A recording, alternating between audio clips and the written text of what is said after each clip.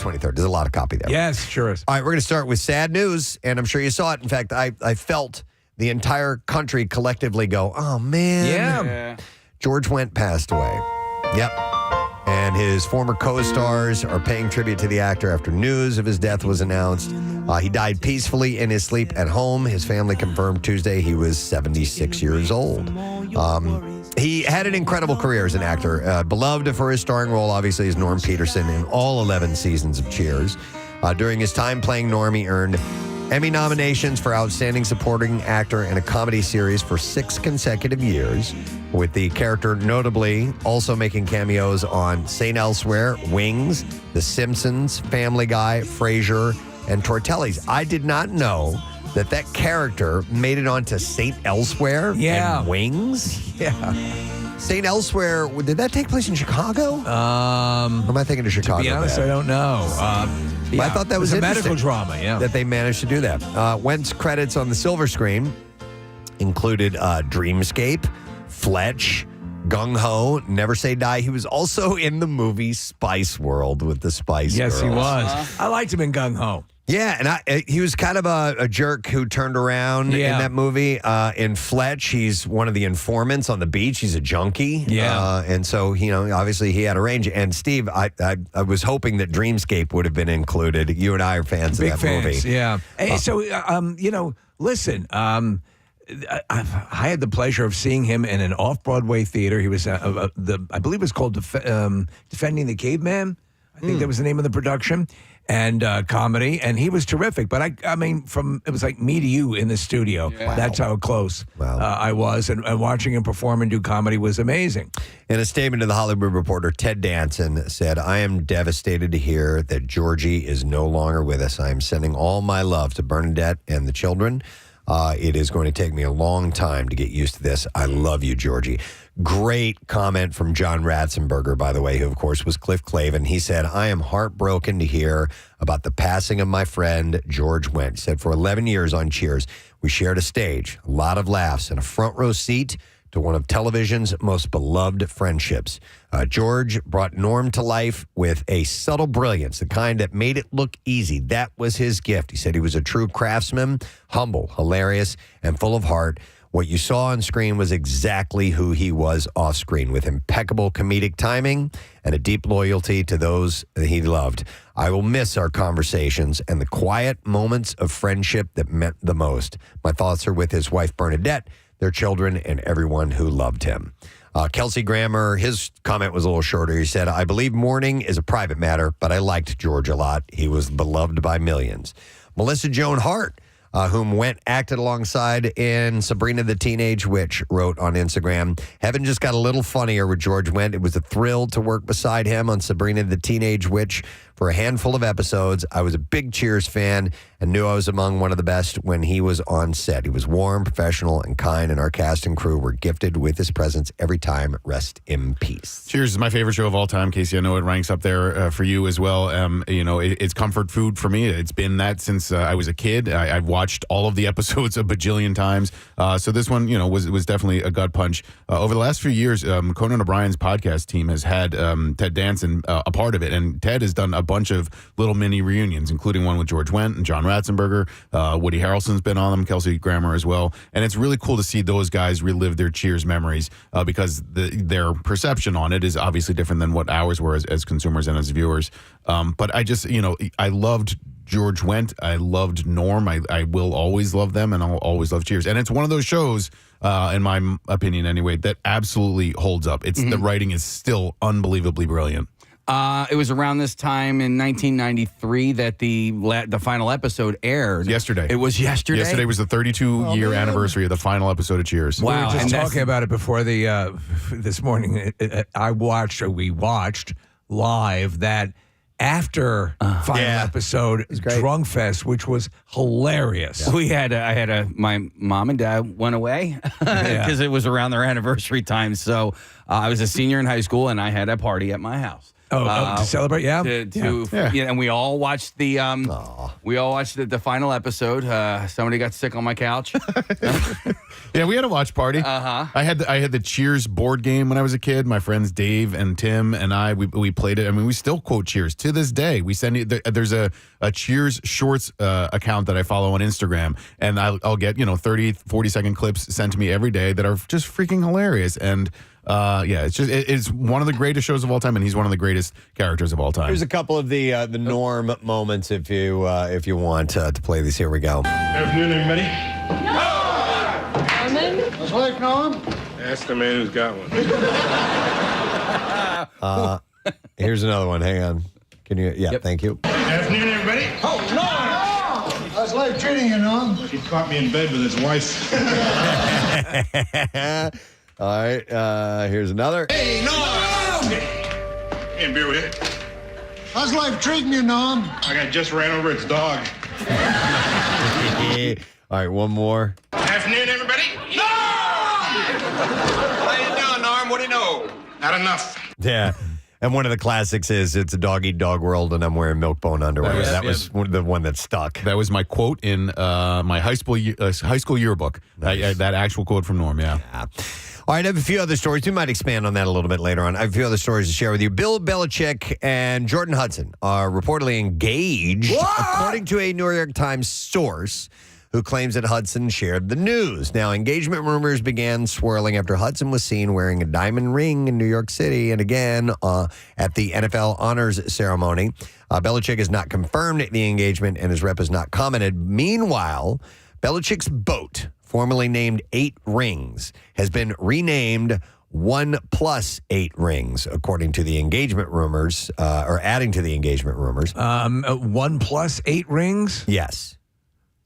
What is that? One more ring? One more ring. Oh, So new graphics on the boat show 8 rings around the letter R and 1 additional ring at the top, leading people to think that it symbolizes an engagement ring. Others think it may represent Hudson's national cheerleading championship. I don't know. You don't think it has to do with his new C ring, do you? I don't think so. Now, NFL Films, this is an interesting follow-up, was rumored to be interested in filming Hard Knocks. We heard about this for UNC football.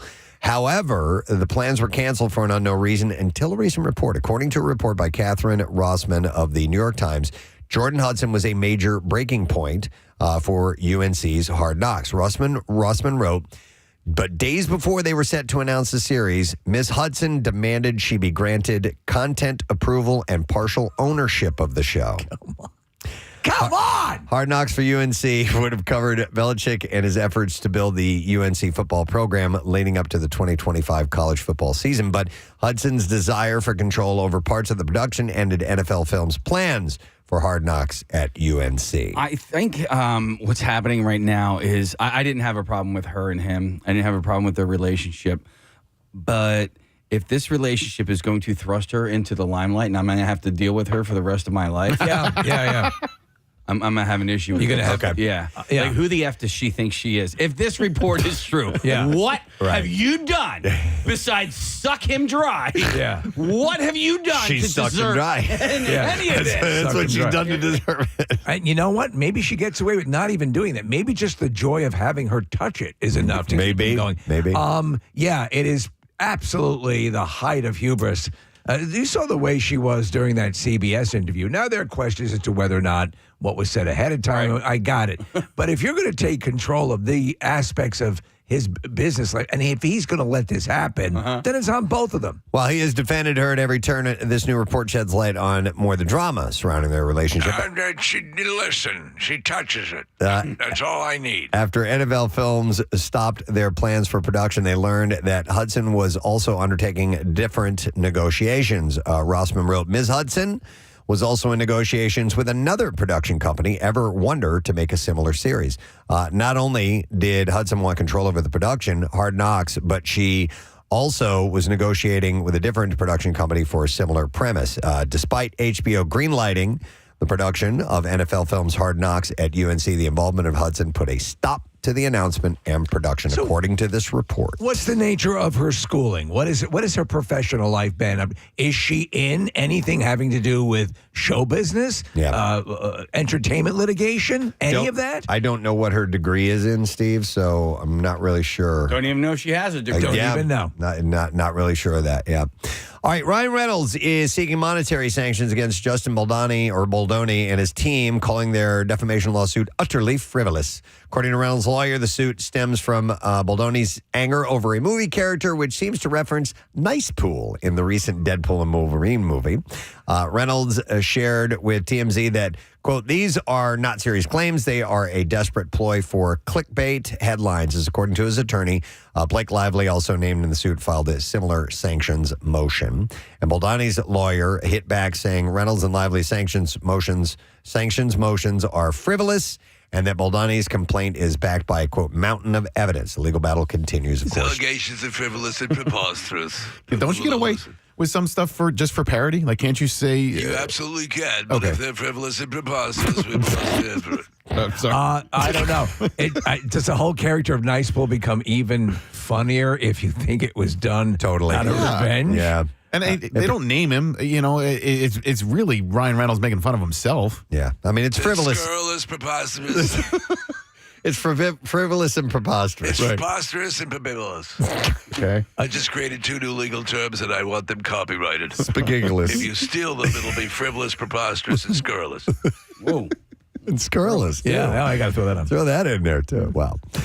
All right, let's see. All right, their partnership has produced 5 iconic films, but it appears we may not get a 6th. Spike Lee explained to reporters at Cannes Film Festival that his successful run of films with Denzel Washington may be over. He had said, this is the 5th one we've done together, and he was referencing highest to lowest, and he said, it's been a blessing, this body of work between us, doing films that people love, and I think this is it. He's been talking about retirement, but 5 films together, he said, that's good. They stand up. They had seriously been working on Malcolm X and the Masters of the Universe. And I, for one, would have loved to have seen that. Would have been cool. Could you imagine? Yeah. With him, with the power of Grayskull and all of that. The power of Grayskull didn't land on him. Yeah.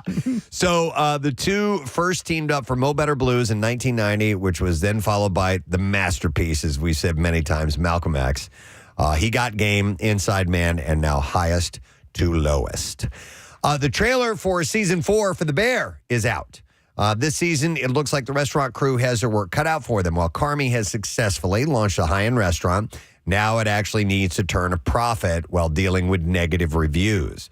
Jeremy Allen White, Ayo Edeberry, Ebba Moss Bacharach, and more star in the hit show for FX, of course. And the season 4 will hit Hulu and Disney Plus on June 25th. That's not too far off, less than a month. Oh, I'm very excited. When you watch the trailer and you know that every year it's entered into the comedy, there are moments of humor, but it is a dramatic show. Yeah. It is a very dramatic show, and I love it. It is fantastic, but it is not a comedy. Oh, you have an issue with the Golden Globe thing? Yeah, the whole Golden Globe thing. And just the coming attractions here, what they highlight, it's so tense and it's well done. Yeah. Some of the best TV you're going to see. There's a clip with Jamie Lee Curtis. Yeah. So she's back, and she says, she's talking to, I don't know if she's talking to Carmi or whatnot, but she says, sometimes work family is closer than family.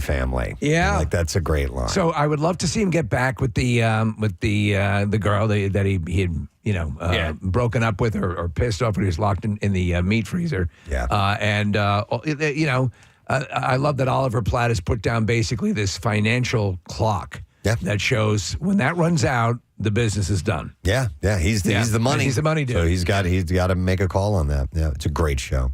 The next Spider-Man film, Spider-Man Brand New Day, is more than a year away, but we may now know who Spidey will be up against. An Instagram user named Chris Hagashi was at the Disney Blockbuster Consumer Production presentation in Vegas this week, where not only was the web slinger's new look unveiled, but the villainous cast of characters he'll be taking on as well, according to this post. Okay. It's been taken down now, but footage was shown at the presentation that showed images of Spider-Man foes Scorpion, Tombstone, and Boomerang. Okay. I don't know any of that. I only know Scorpion. Yeah, Scorpion I'm most familiar with. I don't know Tombstone and Boomerang. I know Boomerang keeps coming back. For more. Yeah. funny. But I know It's mainly the Spider-Man foes I know from playing the video game. Yes. I don't know. Yeah. I didn't dive deep into Spider-Man in the comics. I think Tombstone's a frozen pizza, if I remember correctly. Yes. What do you exactly. want on your tombstone?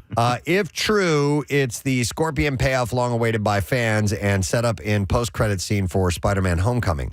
No official word on any of this. Spider-Man Brand New Day hits theaters July 31st, 2026. So are there plans to go ahead with Spider-Man Pleasant Family Gathering? Ooh, I would hope so. I don't know. Hey, Press. On a side note, Project Hail Mary. Yes. They had some sort of thing at one of the Con Fest or whatever, where they showed like a teaser trailer, and that still has not seen a light of day on social media anymore. Correct. Any teaser trailer I've seen for it has been a fake. Yeah. You know how they make fake trailers from time to time. They'll take clips of stars that are in other movies and make it look like they're creating this movie, and that's the only thing I've seen. Yeah, so I'm But it's curious been about that a because couple Ryan of Gosling's months. going to star in it. Yeah.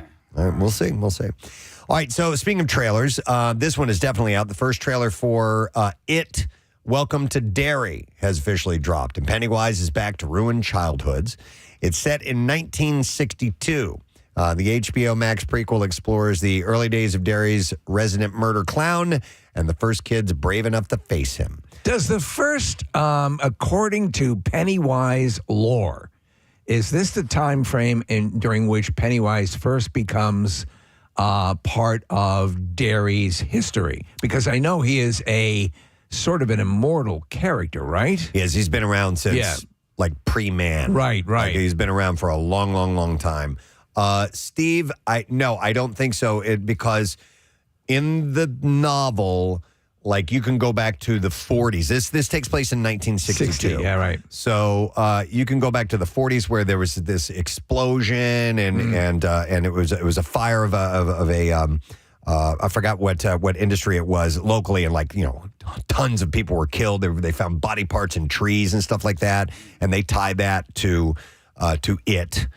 To Pennywise. And so, I don't think it's the actual origin of when the terror in Derry begins. starts. The teaser, but this is the first time when kids realize what's going on and they start mounting, a campaign against him. The teaser introduces an African-American family moving to town, only to be met with cold stares and even colder mysteries as local children begin to vanish. Bill Skarsgård returns as the nightmarish clown, and It director Andy Muschietti is back to write and direct the episode, so it should be pretty solid. Yeah. So, again, I'm pretty familiar, but our kids are hyper aware of Pennywise on another level, or just simply because they're the ones being victimized? Not all kids. I think, Steve, it almost floats with, so in a lot of Stephen King novels, you've heard of The Shining before. It's this ability that people have to detect certain things, or they have special abilities of some type. And I think that when a certain group of people get together, like the Lucky Seven this power surfaces amongst them. So it's that type of thing, where you can't quite put your finger exactly on what it is. Is it true that it was not initially The Shining, it was The Gurning? The Gurning. Where their faces were What's wrong with that kid's face? Pennywise is a clown. He just sucked his own lip into his face. The clown must be near. The Gurning. What the hell's happened to your face?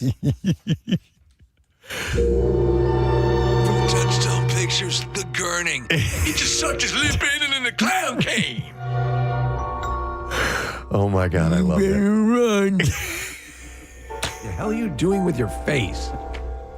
It's not nearly as scary as a clown. You can't hide. The hell is that? Get your lip out of your nose. I mean, it's uncomfortable. It's not scary. I'm leaving, Gary. Because of the clown. I just don't like looking at that. Yeah. Scary because it's a warning. When you see the gurning, you know that the clown's coming, right? Right. Oh, it's foreboding? Yeah. So the kid's faces change as Pennywise is near. I missed that plot point. Oh, no. Pennywise is near. Well, he just inhaled his lip. So the gurning is a harbinger of The Shining. Yes. I got it. Exactly. All right. My apologies. All right. Let's see. Is there anything else to mention to you guys? Yeah, I'm going to mention two more quick things. The mobile game Clash of Clans is getting an animated series on Netflix. The mobile game, Cash. Yeah. Wow. It's like, you remember how they made a movie out of Angry Birds? So, Yes, yeah. It will apparently follow a barbarian who is determined but in over his head as he tries to defend their village. And the series is said to be set in the world of the Clash of Clans and Clash Royale games. Will it use the sound effects from Angry Birds? Maybe. They first launched back in 2012 while Clash Royale came out in 2016. They've been downloaded over 4 billion times. So these games, I've people who play them, the complaint I always hear is that to really play it to its fullest level, you constantly have to be purchasing upgrades. Right. Like their in-game purchases that they hit you up for all the time. I can't stand that. Yeah, I don't like that either. One last thing, it was in a move that was no surprise. It's been announced that the Showtime Paramount Plus series Yellow Jackets will be coming back for a 4th season. The hit drama's 3rd season was the most watched season of the show to date, with the finale the most watched episode in the series history, and it has received 10 Emmy nominations. I didn't know that. In its 3 seasons. Yeah, it's really good. So I watched the first season, and I don't know why I got distracted. I did like it. Yeah. I wasn't fanatical about it. You're saying get to season 3? I mean, by the end of season 1, I'm like, oh, we're all in on this. And it gets, you can't believe some of the stuff that is happening and what these women are doing. It's wild. So no word yet on when production for season 4 will begin. All right, we're ready for clips. 9 Perfect Strangers will premiere with their 2nd season. In this clip, Annie Murphy compares her character to herself and talks about her relationship with King Princess. Imogen is like a real know-it-all and likes you to know that immediately and thinks that that's how she's going to kind of gain friends, and it never works out. King Princess, who's also in the cast, I didn't realize I had that part of me in me. It was immediately like little sister vibes. We were pushing each other's buttons, and it was her first time on set. What the hell are you talking about? First 2 episodes of 9 Perfect Strangers airs today. That's on Hulu. Here's our next clip. Lilo and Stitch is getting a live-action remake, and in this clip, Maya Kaileigh is telling audiences that they have to have an imagination when seeing Stitch in live-action form. I would have to say you have to be a big imaginator to realize, like, oh, maybe I should pretend that he is real so I can be like, yeah, I got this. You gotta be like, you gotta imaginate it. Shut the fuck up! An imaginator. The kid is cute. That's adorable. I have heard at the advance, and then there's an embargo, that this is the best of all the live action riffs. No kidding. They say they got it. They realized what was so endearing about the animated movie and parlayed that in the best of ways. Okay. And that's from a couple of different sources. All right. Again, not official reviews, but out of the theater reaction seem to indicate they got a home run. I have not seen any renderings of this yet, of the live action take on it. So I got It's to. pretty close. And Okay. I think also, again, it has that lighthearted, spirit. You know what bugs me about it is the cartoon was great. I really like the first one. I like the animated version of it.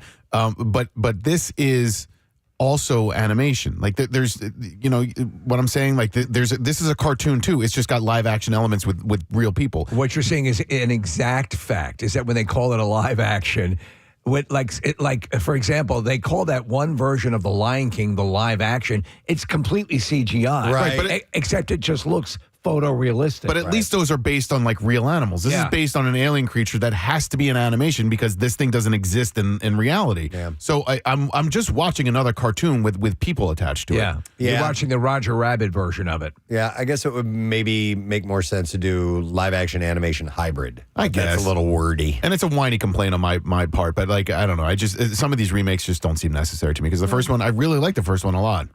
All right, well, anyhow, that is your entertainment report, my friend. We got to take a break. It's already 8 minutes after 7 o'clock, so we're going to do that very thing. By the way, Shipley School, the upper school in Bryn Mawr, you guys get to vote for the coolest teacher of the year, and we want to hear from you. So here's what you have to do. You got to text the word teacher to 610-660-9333. So send you the voting link. Make sure you let them know at the school that this is happening. You can go to WMMR.com or PrestonandSteve.com to get the details.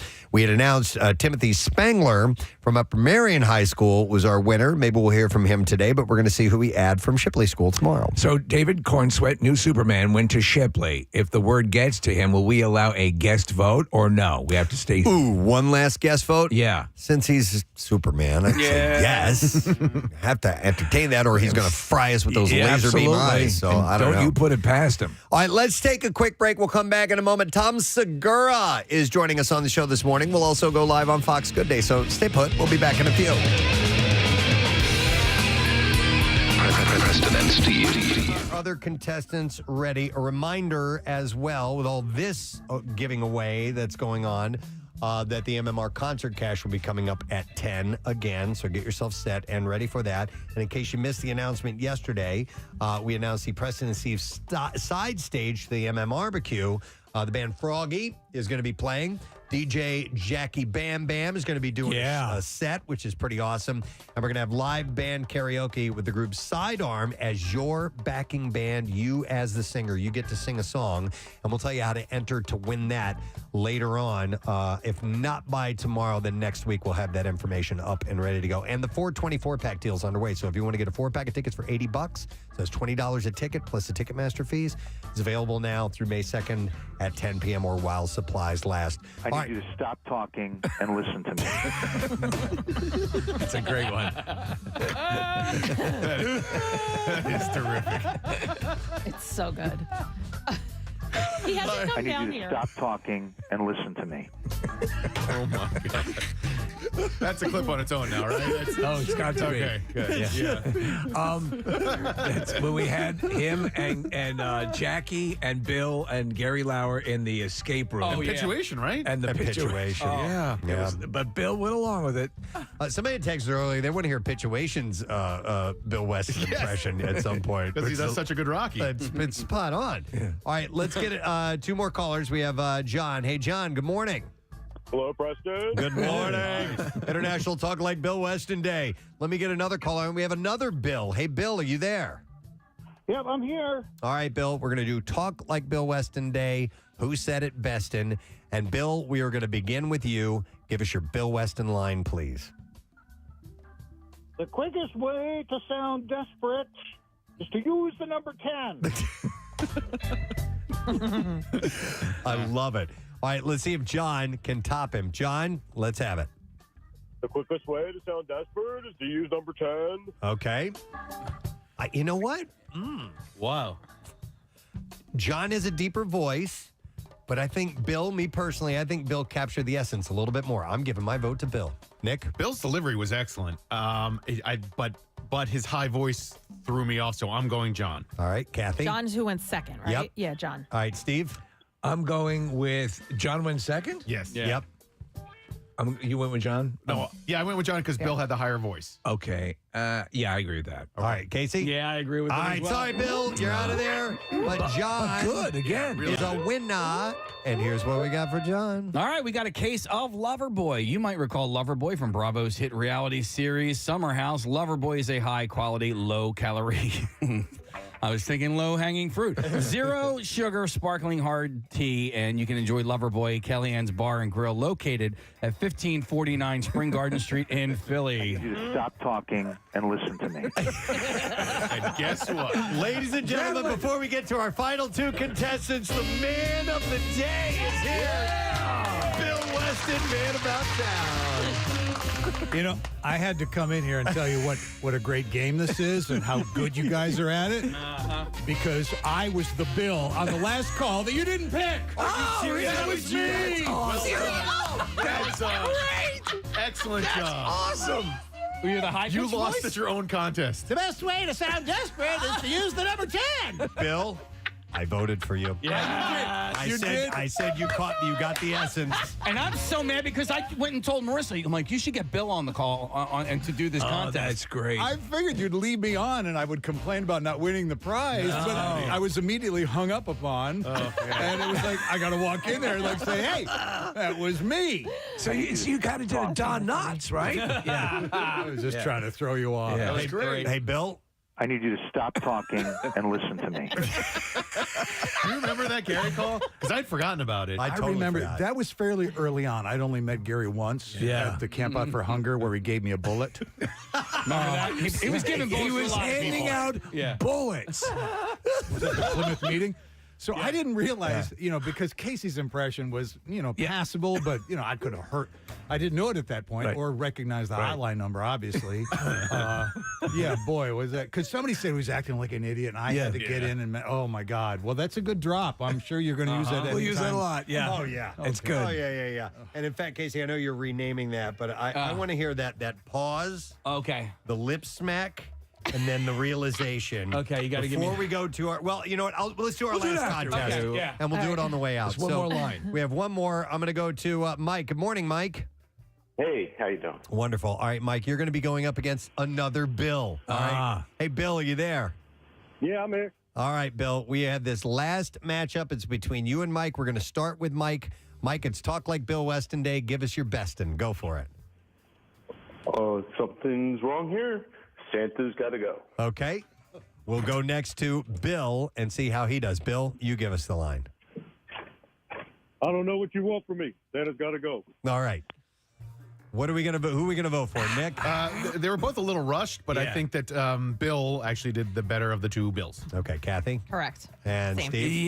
Yeah. There was an improv on the one performance. So. Casey? Hasn't come to known as, but I go with Bill as well. And I will go with Bill, too. And we got our winner, Mike. Thank you for calling in, bud.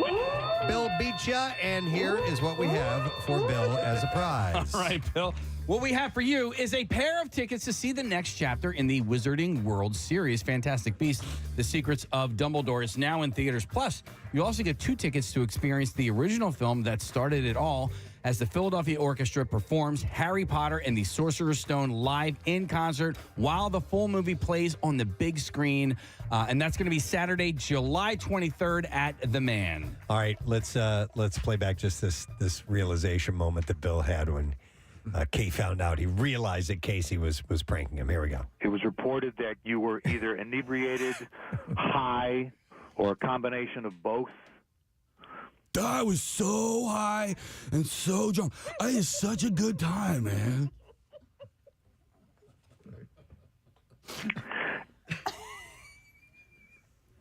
Is this Casey?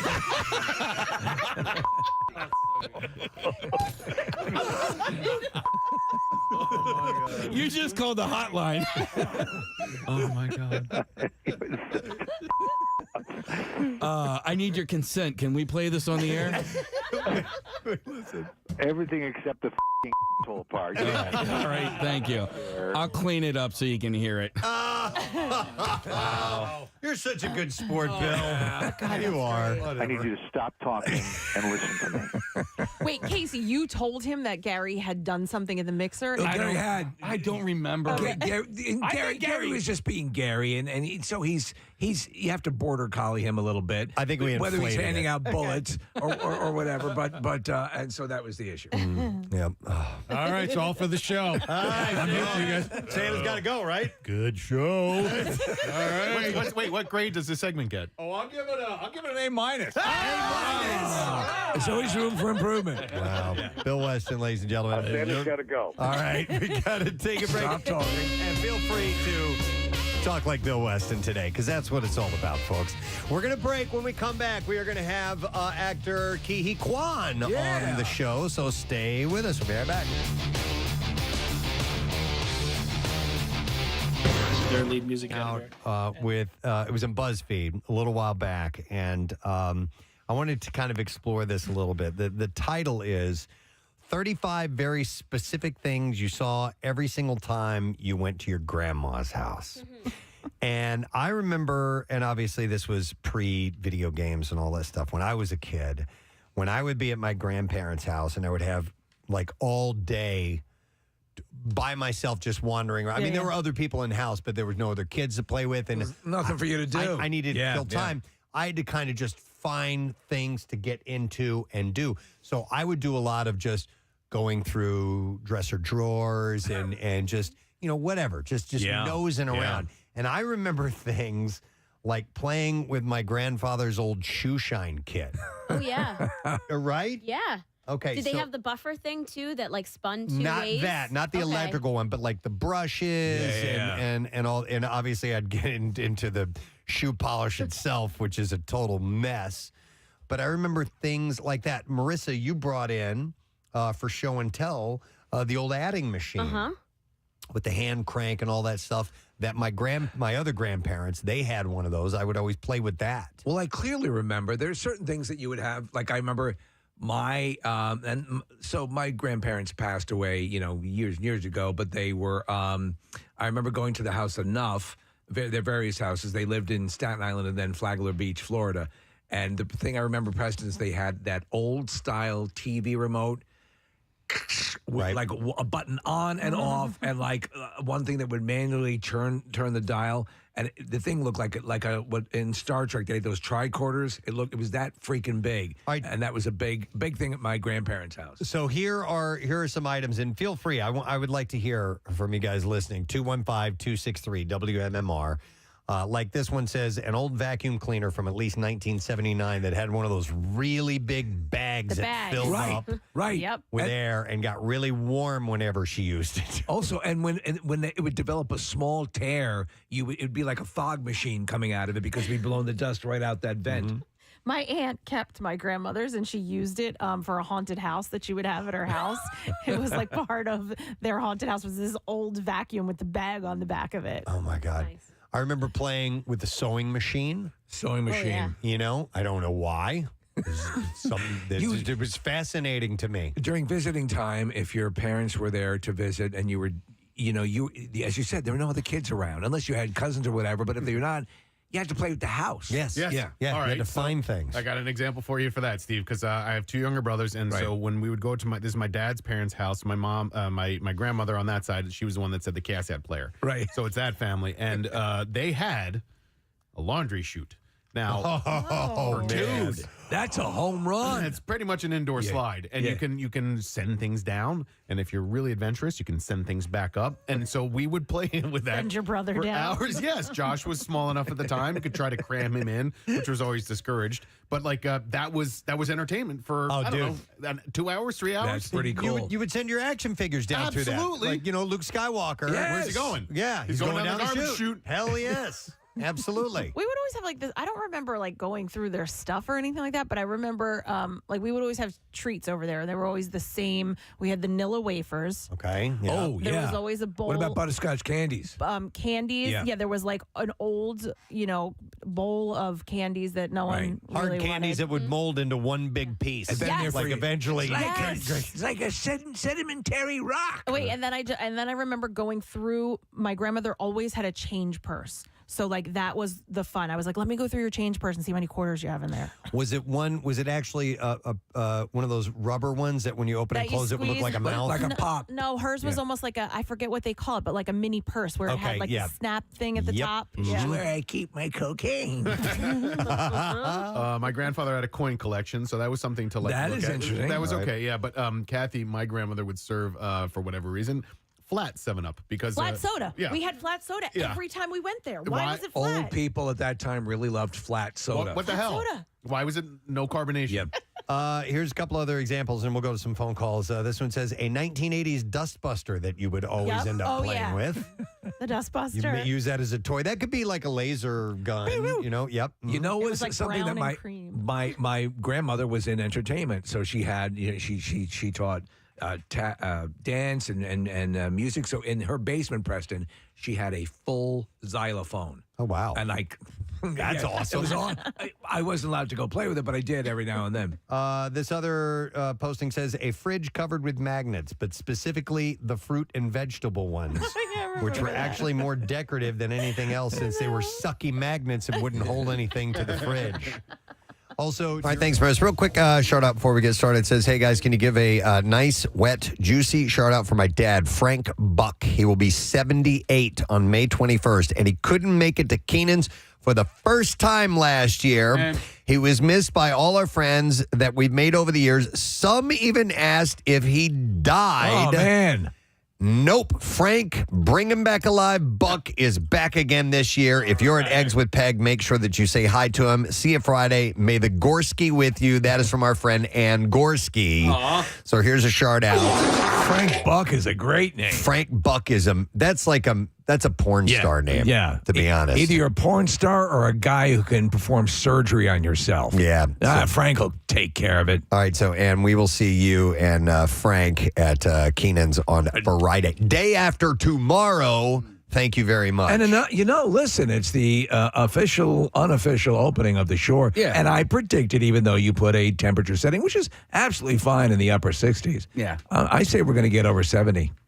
Degrees? Absolutely on Friday. And I think it's going to be great. Yeah, even in the 60s, I'll be okay with that. But 70, I would love that. I'll get it done. So I've had a ton of people ask me, and I can't remember what time do they open the doors. So they to open come in? it's 6:30. 6:30. Okay. Yeah, and then, we're doing the entertainment report, and then people start flooding in. Yeah, and they flood in. And that's what I was going to say. You Once- see a legitimate flood of people come in. Once they open the doors, the line goes. I remember like last year, Case, I was looking down. I was trying to get something to work right on my board, and I looked down for about 2 or 3 minutes. I looked up, and the room was packed. Yeah. What? Well, listen, the line, even though it goes around the block and down the street, once they open it up, they can fit like 2,000 people in there. And we do. And so it moves very, very quick, and you'll get in no problem. And we got great prizes. We've got cash left and right. Our friends at Stake 'em Up have given us that, and Maurice Pierce prizes. And we have those bikes from Zippy's Bikes in Wildwood that we're going to get. Everybody can register for that. We have his and hers beach cruisers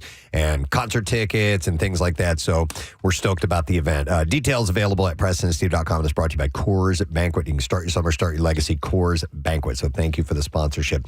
I wanted to go back to the fact that George Wendt passed away, Norm from Cheers, which was just sad to hear. It's such a lovable, awesome character. And supposedly George was a super, super nice guy, too. You know what we forgot to mention, by the way, is that he was essential to that DeBears bit on SNL. Yeah. You know, with Chris Farley and, that whole collective. It was great. Yeah, he was, even though he was not an SNL cast member, right? Yeah, they brought him in for that they bit bring him in, regularly. I forgot about that, yeah. And we should also mention that he's Jason Sudeikis' uncle. That's true, right, too. yeah. Yep. So I got an email from a guy named Bill Paris in Reading, and he said, hey, in light of George Wendt's passing, he says, what were the best ongoing gags in sitcoms because everyone would yell Norm, and then he would walk in and he would give a funny line. And it was like, was that every episode, Nick? Or if not every episode, like at Close least enough. every other, it seemed like. And I mean, it really started in season 1, and Coach and Sam, and then Diane, when she ended up working there, like they would all yell the name, and Diane would always say Norman. She wouldn't say Norm. She would say Norman. I think there, and you could hear it in the clips we were playing. That was her thing. I think he always had a part of the episode where he came in. What I loved, Preston, is according to the lore, and I was just thinking of this episode. The episode began with a guy who had not been to Cheers in like 25 years, and he's talking about, it used to be paneling over here in green carpet, and they changed the wall color behind where Norm sits. So Norm had been going there for that many years. For decades. So there was also a side conversation we were having off air of favorite secondary characters, not necessarily the stars. So Ted Danson and Shelley Long were the stars of the show, and then you had all the other players. So we can dive into all this stuff, but I'm going to give you a couple of the examples that Bill sent in about running gags on sitcoms, and these are older, like 1980s sitcoms and 70s as well. And I'll start with one from an earlier day, Steve. The Cone of Silence bit. Oh my God! On Get Smart. Do you guys remember this at all? I didn't watch Get Smart. Get Smart was Mel Brooks and Buck Henry. They created this series, which is a parody of at the time, the Bond movies were, huge and in their full stride. And so at a certain point, Max would say, this is very sensitive material. Yeah. Maxwell Smart to the chief, we need to employ the Cone of Silence. And the chief would always roll his eyes like, no, oh, Max, no. And the Cone of Silence, while it kept people from outside hearing what you were talking about, people inside couldn't hear what they were talking about. It was this big plastic dome that they would put over each other, and they would start talking, and invariably something would go wrong with it. They couldn't hear each other. And it was a bit that ran through the whole series, and it was great. Here's another one on MASH. Radar, knowing things before they happen. Yes. This is, of course, where he got his name. And also, Steve, you'll remember this one if you guys are regular MASH viewers. 5 o'clock Charlie. 5 o'clock Charlie. So he was a North Korean bomber. Yeah. He flew this airplane, and he would drop a bomb out of the aircraft, and he would always miss what he was trying to hit. And they would take bets on where he was going to drop the bomb. I completely forgot about that. Yeah, I loved earlier MASH. I loved the earlier vibe because it was closer to the movie. Now I'm thinking of that one. I'm going to go way back to Gilligan's Island. Did they have a couple of times Wrong Way Wainwright? Was it Wainwright? I thought it was Wrong Way Wainwright. It could be, yeah. Or were you going to say Wrong Way Feldman? That's what but could be. Okay, but that was a recurring character. Yes, it was. They had a couple of different characters, yeah. Right. All right. Also, Bill had said Larry, Daryl, and Daryl. Always introducing themselves when they entered the room on Newhart. Yeah, that was a good gag. I like that. Yep.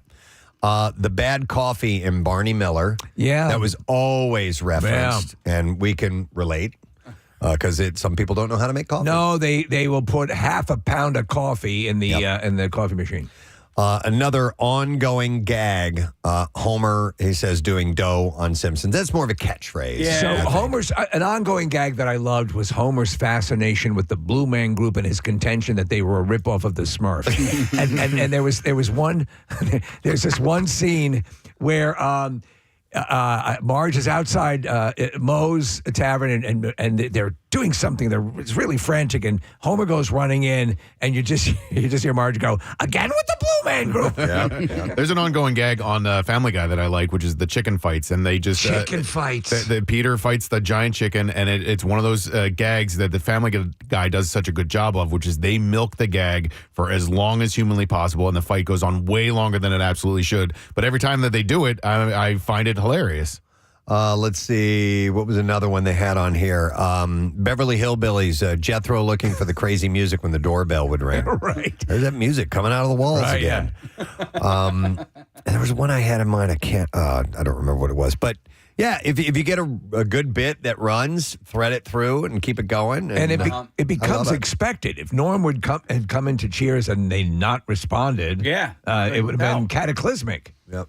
So catchphrases are not running gags? It depends. It depends on how they're employed. I think it's all in the eye of the beholder, so to speak. Did I do that? Yeah. Exactly what Is I that was what you were thinking? thinking? Yeah. Yeah, because not only is it a catchphrase, but it also is a catchphrase that references something that he did wrong. Yeah. You know? And so... What are some of the side characters that you guys were? I tell you loved? one that I think is, and I love The Office, but to me, if you take Dwight Schrute out of The Office, it's just not the same. A tremendous amount of my guffaws come from secondary character Dwight Schrute. When they do the 5K, and he starts the 5K with a revolver, with a Colt 45 revolver instead of a Star Wars. Forgot about that. And I love he had an ongoing thing about what beats what, Preston. So bears. What kind of bear beats the other kind of bear? And then the ultimate thing would be, could any of them beat Battlestar Galactica? What? Yeah, I know. Yeah, but it was a Dwight Schrute thing. Okay. That's a show I wish I would have gotten caught up in, but it just didn't take with me. Some of them don't. I know. It's not for everybody. Are we just sticking to sitcoms? Whatever. Well, Ben and I had 2 long drives in the car over the weekend, and so we were talking about our favorite shows of all time, and the Breaking Bad, Better Call Saul universe is an incredible one, and the characters on that show beyond Walter, Mr. White and Jesse are so good, and that's, in my mind anyway, what makes that universe so worth mining. Like who'd you put it? Who outside of Lalo? Lalo's an incredible character. Obviously, Mike. Mike Ehrmantraut is amazing. But Gustavo Fring, Steve, we talk all the time about you have to have a great villain. Yeah. He was an incredible villain, and his story arc, which shows up again in Better Call Saul, he's not the star of that show, but Breaking Bad and Better Call Saul aren't nearly as good without Giancarlo Esposito. He's the guy that was in the wheelchair. Gustavo. No. You're thinking of what show? You were just talking about Breaking Bad and Saul. You're thinking of Stephen Hawking. No, I'm thinking of the guy who could only ring a bell. Yeah, you're thinking of the uncle. Yeah. And I'm drawing a blank. Right, Gustavo owned Los Pollos Hermanos. So that was Giancarlo Esposito. Yep. Okay, Yeah. Gotcha. I'd forgotten the character's name. One that I wrote down, I did not watch X-Files, but the Smoking Man was one that people always wanted. They were, for some reason, fixated on. You wanted to kill him. Really? And it turns out that actor actually didn't smoke, so they had him smoking these, lethal cigarettes. Really? Yeah. Okay. But he was always smoking. I just always think of the annoying neighbors, like Kimmy Gibbler, and I love Gladys Kravitz on and again going back. I don't mean to go back to these classics, but on Bewitched, she was a Karen before there were Karens, and she was. There was a great episode where she gets caught up in a spell, and she gets whisked back to the Pilgrims. Because they're, it's a Thanksgiving episode, and Samantha convinced you're just dreaming, and you cut to a shot of her later on, like churning butter, and she goes, "I don't like this dream. It's too much work." It just cracks me up. Speaking of ongoing bits and also characters, there are sometimes on TV shows characters that you never see. You will either hear their voice or they're just referenced. So I'll give you an example. Yeah. Friends, the naked guy. Yep. What was it? What did they call him? Ugly naked guy. Ugly naked guy. Yeah, he lived across the way. On Andy Griffith, there was Clara. Yeah. Who was the operator. So anytime they had to make a phone call, hang on, I got a phone back there. You got it right there. Clara. Yeah. My candlestick phone to be Clara. I need to make a call to Mountain Pilot. Can you get Barney on the line? Yeah. And so that was another character. And then Steve, I think this might have been from Rhoda. Carlton the doorman, right, was another one, and it was Frank Music. You only hear his voice, yeah, but you never see him. Yeah. And speaking of George Wendt and Cheers, Vera. His wife. Vera's wife, yeah. We never saw her, right? Yeah, there was one episode where they threw a pie and it hit her face, and you heard her voice every now and then, but you never met Vera. And so she had her face was obscure. It was the Thanksgiving episode where they have the food fight, and she comes walking in, and somebody launches a pie right across and hits her right in the face. Yeah, it's literally what you're pointing at me. That's literally what I was going to say. Yeah, Vera. In fact, I wanted them to the final episode have her come and come to the bar, come on, Norm, come home, and her just be an absolute knockout. That would be a great That would bit. have been a good gag. I'm going to go to, by the way, 610-660-9333 if you want to jump in. We're going to talk to Eve, who is joining us on the phone. Hi, Eve. Good morning. Good morning. How are you? Awesome. All right, Eve. Gadzooks. Gadzooks to you. Who do you want to chuck in with these characters we're talking about? Well, now I got two because one triggered a memory. But first of all, was Wilson from Home Improvement. They always hid his face behind something. Yeah. That was always a classic. So he was not only hidden, and that was kind of a gag. He was just a great side character. He was a terrific side character. They actually paid homage to him in Last Man Standing, the other Tim Allen series. I forget how they did it, but it was the same sort of thing where you couldn't quite see him. Yeah. If you're talking about characters you don't see as well, Preston, Wolowitz's mother in Big Bang Theory was always an off-camera voice. Okay. Yeah. And then, Eve, we triggered another memory for you? Steve just mentioned it. Oh, there you go. Yeah. Was Mrs. Wolowitz. She was awesome. She was terrific. Yesterday. Yeah, great character actress. And then she passed away, and they did a tribute to her on the show. Yeah. Aw. All right. Well, thank you for your call. We appreciate it. Have a great. You too. All right. Besides, on that show on Cheers alone, Cliff Clavin was a side character, and he's brilliant. Do you remember how they both? So there was that Cheers. There were those Cheers restaurants, bars in airports. I got stuck in one for 9 hours in Detroit. I was flying home on Christmas Eve. And they had basically those statues of those two. They were at the end of the bar, yeah. But for 9 hours, Steve, it was not the worst place to hang out. But yeah, I mean, I said this before, but I had the Cheers board game, and there were Cliffisms and Normisms and like Cliff trivia questions. But Cheers was a great show because of the side characters. Obviously Ted Danson and Shelley Long and Kirstie Alley did great as the leads, but the rest of that supporting cast is what made that show so special. I'm going to go to Eddie joining us now. Eddie, good morning.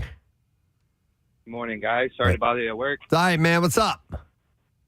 I was just calling in about the TV show Scrubs. I've been watching that recently, and one of the running gags on that is you never know the janitor's name. They just call him Janitor. Yeah, that's right. That's right, yeah. That's the dad from the middle, that same Neil something or other is that character. Flynn? Neil Flynn, yeah. Yeah. a terrific character actor. Nice. All right. Thank you, sir. Appreciate it, bud. We got Craig Lagans joining us. Craig, what's up, man? Are you there? Craig? Wait, no, that was my fault. That was my fault. Let me try this again. Now you're on, Craig. Good morning. Good morning, What's up? Preston. Good morning, guys. I wanted to backtrack on a couple of things that you were talking about. St. Elsewhere was set in Boston. Okay. That's So that why makes sense. They made the cameo. Yeah. Yeah, because Carla even mentioned on an episode that she had 3 of her kids at St. Eligius. All right. There you go. All right. Yeah, that's why I'm here.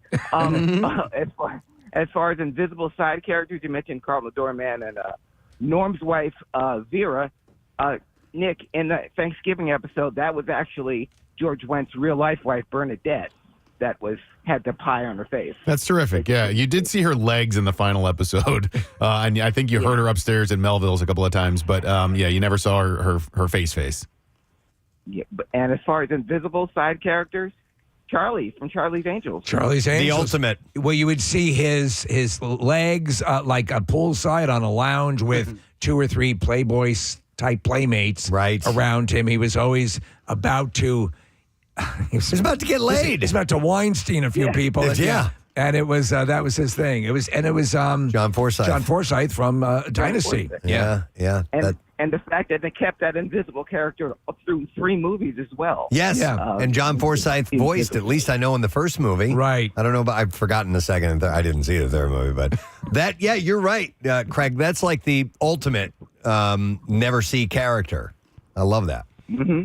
All right, thanks, man. Good to talk to you, bud. If you're talking about secondary characters that, if extracted, would topple, I think Samwise from Lord of the Rings, right, as a secondary character, or would you put him as a co-lead? Well, I wasn't thinking movies, I guess. I guess by the second movie, yeah, he really came into co-lead, co-star, co-lead, whatever, co-manager.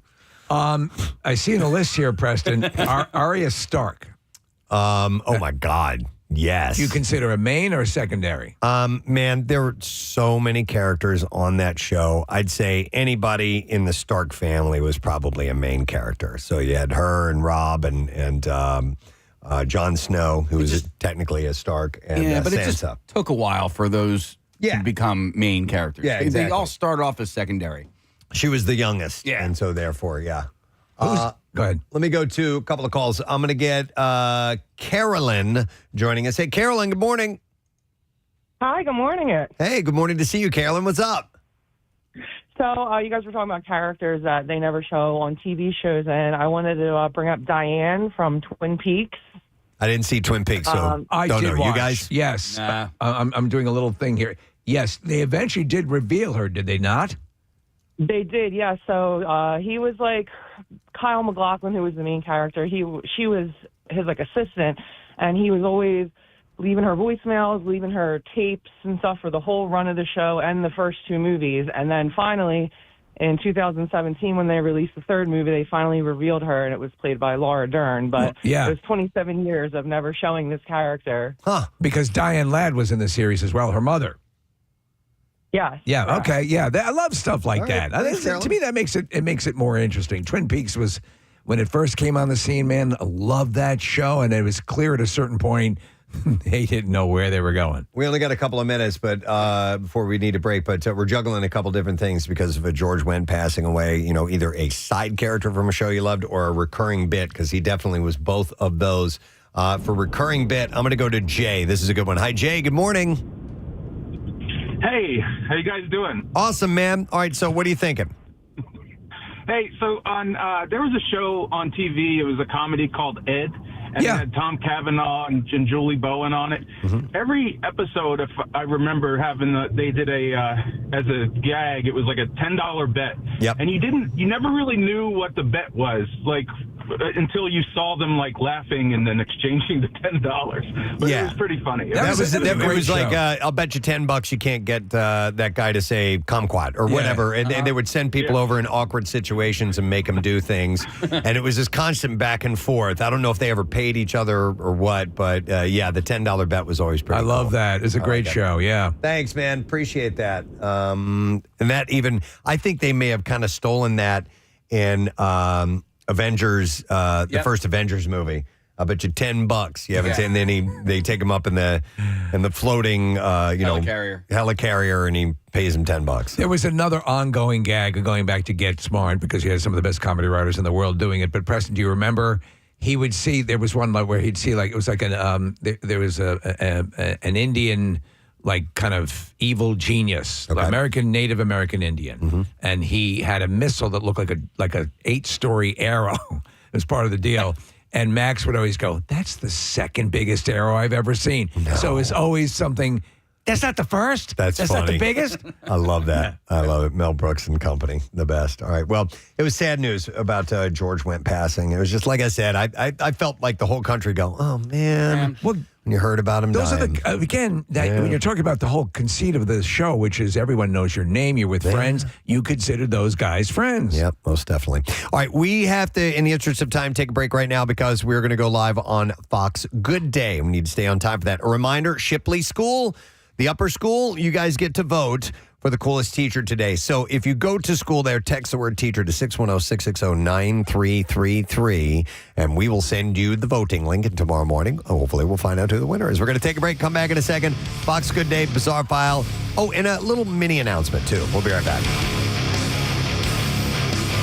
Preston and Steve. The giant wooden spoon and fork. Yes. Some people would have those. Yep. Displayed against on the wall. Yeah, It's kind of an older generation thing. Like with plates. Decorative plates. Furniture covered in plastic has to be on there. Here's another one that says drinks and condiments inside the fridge that had clearly been in there for decades, but that she said were still good and refused to throw out. There's your flat soda. Yeah. There's your flat soda. Exactly. Here's another one. And also in her fridge, grandma's fridge, lots of Cool Whip and Country Crock containers that have all types of food in it except whipped cream and butter. Yep. There was makeshift Tupperware. Yeah. When my mom passed away and we were clearing out everything in the house and just kind of giving a big clean, She would take Carvel ice cream containers and she would make gravy in advance because she was a Southern cook. And we had like 10 Carvel containers of frozen gravy in the refrigerator. It was hilarious. At my grandmother's house, she always used to do the Folgers instant coffee because it was just her. So she would make 1 cup at a time. So all of those Folgers cans turned into what the nails went in. Oh, there you go. All the bric-a-brac. Yeah, I went remember into coffee those. cans for nails. My dad had that. Yeah. Let me go to Michael. Hey, Michael, good morning. Hey, good morning. You guys rock. Thanks, man. What's up, Michael? Well, 2 things. Well, one about myself, but one as part of my profession. I've been a nurse for over 30 years, specialized in geriatrics, worked at, like, say, the Philadelphia Corporation for Aging for years, and always would go into the seniors' homes and ask if we could look in their medicine cabinet, and there was always a standard. Okay. You had the rusted can of Barbasol. Oh, yeah. Yep.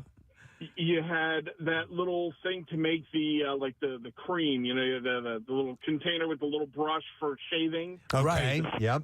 The straight razor with the screw bottom with the rusted blades still sitting there making a stain inside the Rust cabinet. is big with the the older community. People don't remember those kind of razor blades where you actually had to take the blade out and then screw it back in. Mm-hmm. Exactly. My favorite was when they had the very early electric shavers that looked more like instruments of death than they did something that we would use nowadays. The blades just were scary. Yeah. But that, and then of course my favorite was the medication with hand-typed labels that had been in there so long it had gone from pill to powder to a mist, back to powder, and back to a pill again, like a deadly antibiotic. It had gone through 9 half-lives. Yeah, no, that sounds exactly accurate. Yeah, I love for it. myself, going to see my grandparents who lived in Florida, we always had the hot dogs and the freezer-burned crinkle fries. All right.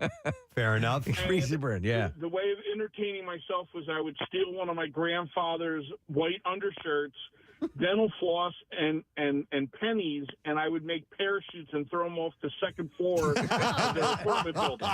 That's great. Yes. Very creative. All right, Michael. Thanks, man. I appreciate it. You know what I most vividly remember, most clearly remember, from my grandparents' house was not anything in their house, but what we used to do over there. And for whatever reason, I was like I was like an actress when I was younger. I like to pretend and all this stuff. And I would make my brother pretend that we were hitchhiking because my grandparents lived in an apartment. So there was where you would park. My mom would let us walk down the street before she got to the main road. And so I would pretend we were hitchhiking and we didn't know my parents. And my brother was so little at the time and he used to cry and be like, "No, that's our mom." And I'd be like, "No, it's not. We're hitchhiking. We're getting in with strangers." So you'd play with the neighborhood. Yeah.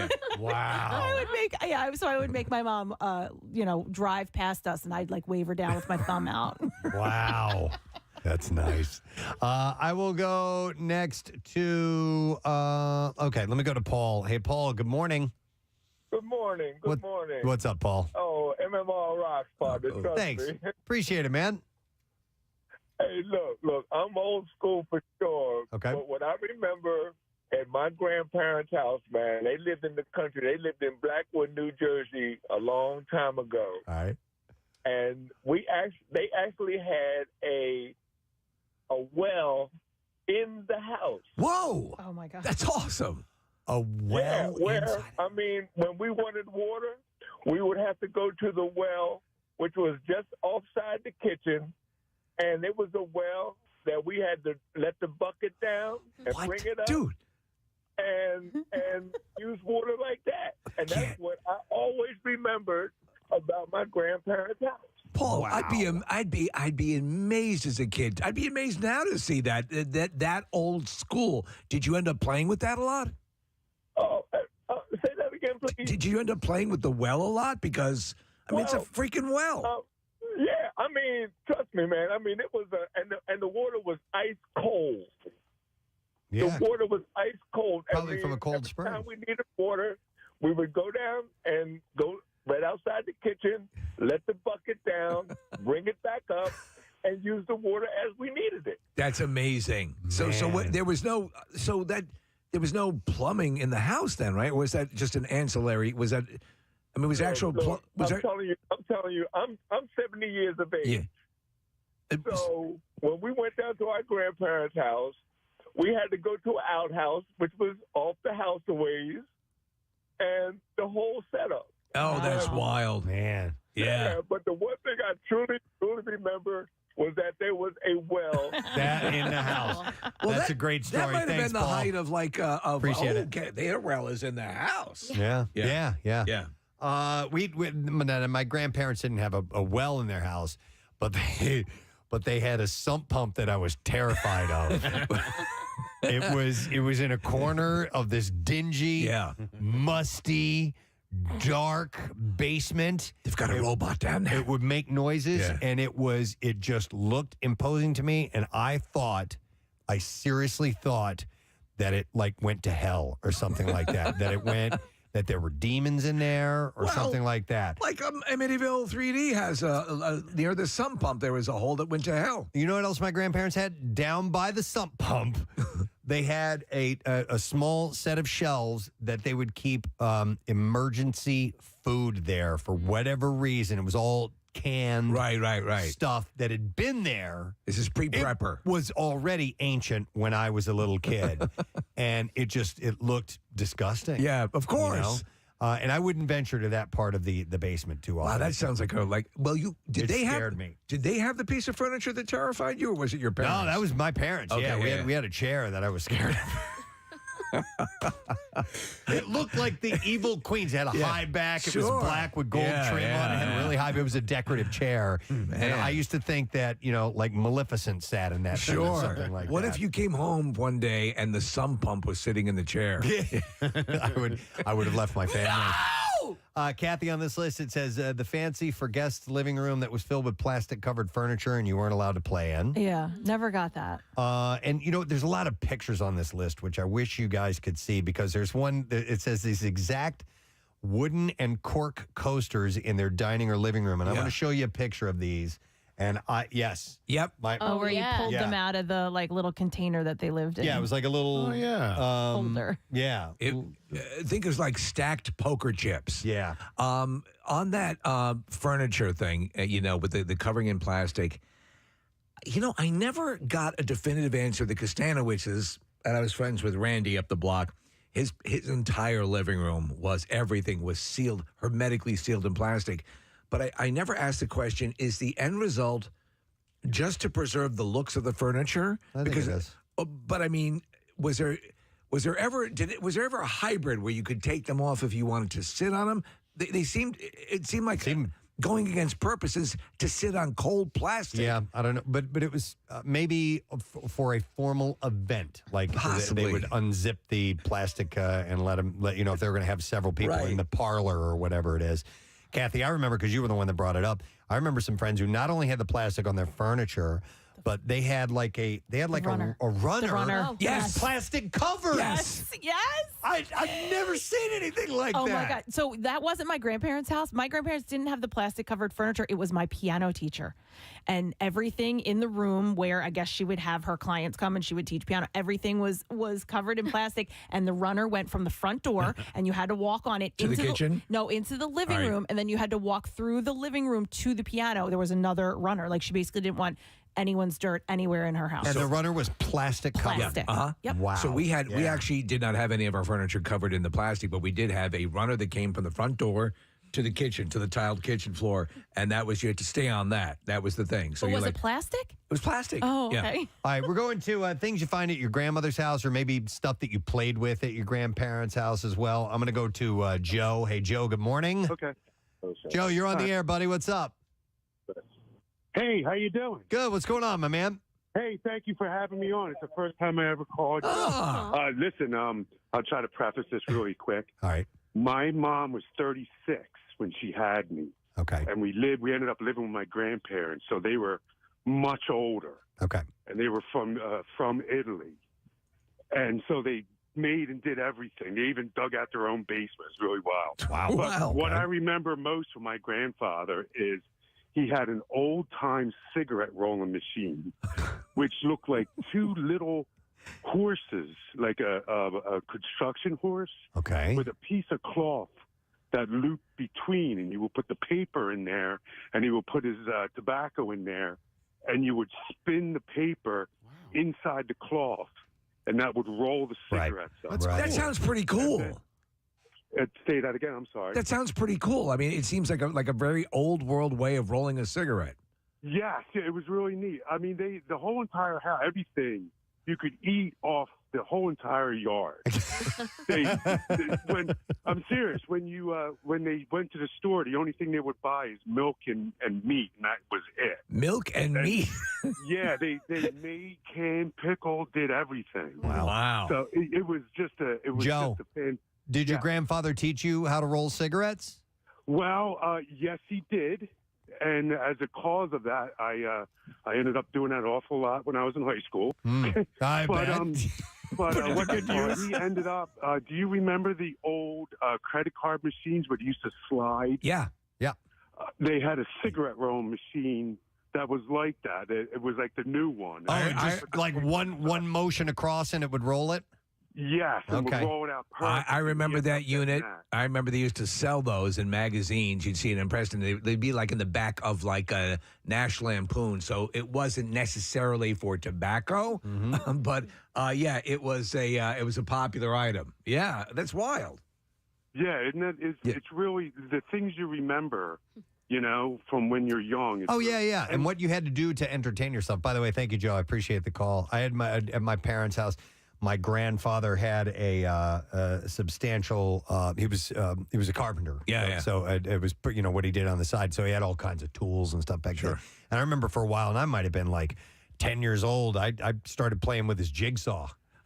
Just finding pieces of wood and cutting it and just doing whatever. And I would play with that. That was kill my some time. toy. Yeah. But you had to find things to entertain yourself with. If there wasn't something on television, like I said, this was obviously pre-phones and actually a lot of pre-video game days. You just had to kind of root around and see what you could find to entertain yourself for a little bit. The houses weren't set up for kids. So normally Marissa tells me how much time we have to go until we go live on Fox Good Day, but Casey is playing that role now because Marissa is doing the traffic in the other room there. So I have a little programming shift that needs to be made. You said about 20 seconds now. Yeah, it was 30 seconds about 10 seconds ago. So Okay, perfect. 15 out. Now we're down to 16 probably seconds. down to about 10 seconds now. 8, 7, 6, 5. All right, Casey's going to give us a countdown. 3. Let's see if the music happens. 2, 1. Hey! Wow! Home run! Okay, Preston and Steve. Hey! Do you think anybody on your staff, I'm talking about the men, could you land an airplane if you're like sitting in coach and all of a sudden the pilots are incapacitated? Could you land a plane? Because a survey just out says 50% of men in the United States think they could land that plane safely. Preston, could you? Without question, I'm your man. Yes. Get me in there, put me in, coach. I'm ready to go. He can do it. I've seen him do it. In fact, they'll invite him up. They say, ladies and gentlemen, we have a guest pilot today. He's primarily a DJ, but he'll be landing the 747 today. I think with the proper instruction from the tower, I can do it. You've seen it happen in movies. I could do it. Where I would serve best a flight attendant. That's if you are down a flight attendant, handing out pillows, blankets, and snacks. Yep. I'm there for you. Yeah. What about you, Mike? Do you think can you could pass out nuts? You think you can handle it? Not a and forget. I know there's autopilot. If they could teach me how to flip the autopilot on, I guess I could land it. But forget the autopilot. Autopilot's been disabled. Could you land the plane? So listen, I used to do that Microsoft flight simulator, and it's all wonderful when you can hit a reset. But if I would freak out and start sweating bullets when that pretend computer plane would go awry. So I know I'd be a disaster. So the reason I think I could do it is I have been behind the controls of an aircraft before, and I've taken it all the way into right before we touched the ground. It was my wife's uncle, and it was in a Cessna, so it was single engine, 2-seater thing. And that was great. And I've also flown a Blue Angels. One time I went up with the Blue Angels, and the pilot let me take control for a while, so I flew that sucker. I've flown a helicopter before, too. I'm your guy. And you flew that raid over Macho Grande. Over Macho Grande? No one's I'll over. never be over Macho Grande. No. Yeah, he's okay. All right. Fly with him, not me. I'm going to fly with Preston. Yeah. Yep. Yeah. What I about don't know if you? I'm going to fly with any either of you. Alex clearly Alex, proves you he's think the you fly the smartest. plane? Yeah. I'm just saying. I'll take the bus. Good call. All right, guys. Thank you. All right, we'll see you later, guys. Now, however, with that being said, as much as as it's cool, I don't think I would ever take flying lessons and really pursue it because you like to drink too much. I like to drink. It's true. But it's too dangerous of a hobby for me. So even though I know that the statistics show it's way safe and the amount of people that fly versus the amount of people that die, it's very, very, very, very, very low, or the crashes that happen. But I still, let me ask you. I'd have a tough time with that. And this is something I've always flirted with. If the delineation was a glider. No. Okay. But I know what you're saying. Like, I think of that as a little bit safer. But my brother-in-law was taking helicopter lessons, and he was enjoying it. But I think there is the law of diminishing returns. Yeah. And I don't want to be in that. Why? I didn't have to take these lessons. Why am I here? By the way, I think I can operate the basic functions of an aircraft. With the with the rudder and the elevators and the radio, all that. No, seriously, the radio is very complicated. Oh, is it? So that's why I was going to say this is because just the flying part of it. I can do that. I can do the basic controls. But when it comes down to the mechanics of the aircraft, of which a pilot needs to know all of that stuff because anything and everything can go wrong and you have to figure out how to do it. The radio is very complicated. Like going through the different bands and the different type of access you have to have between the tower, another aircraft, an emergency aircraft, and things like that. It's way too complicated for me. If you've ever, and I know you have as a video gamer, you've done where say you're in a Spitfire or you're flying or you're in an air battle, you know, and you lose your perspective and you're in the mountains and it is so disorienting. I'm pretty good, but in the height of battle, not that you're going to be leading a commercial jet into battle.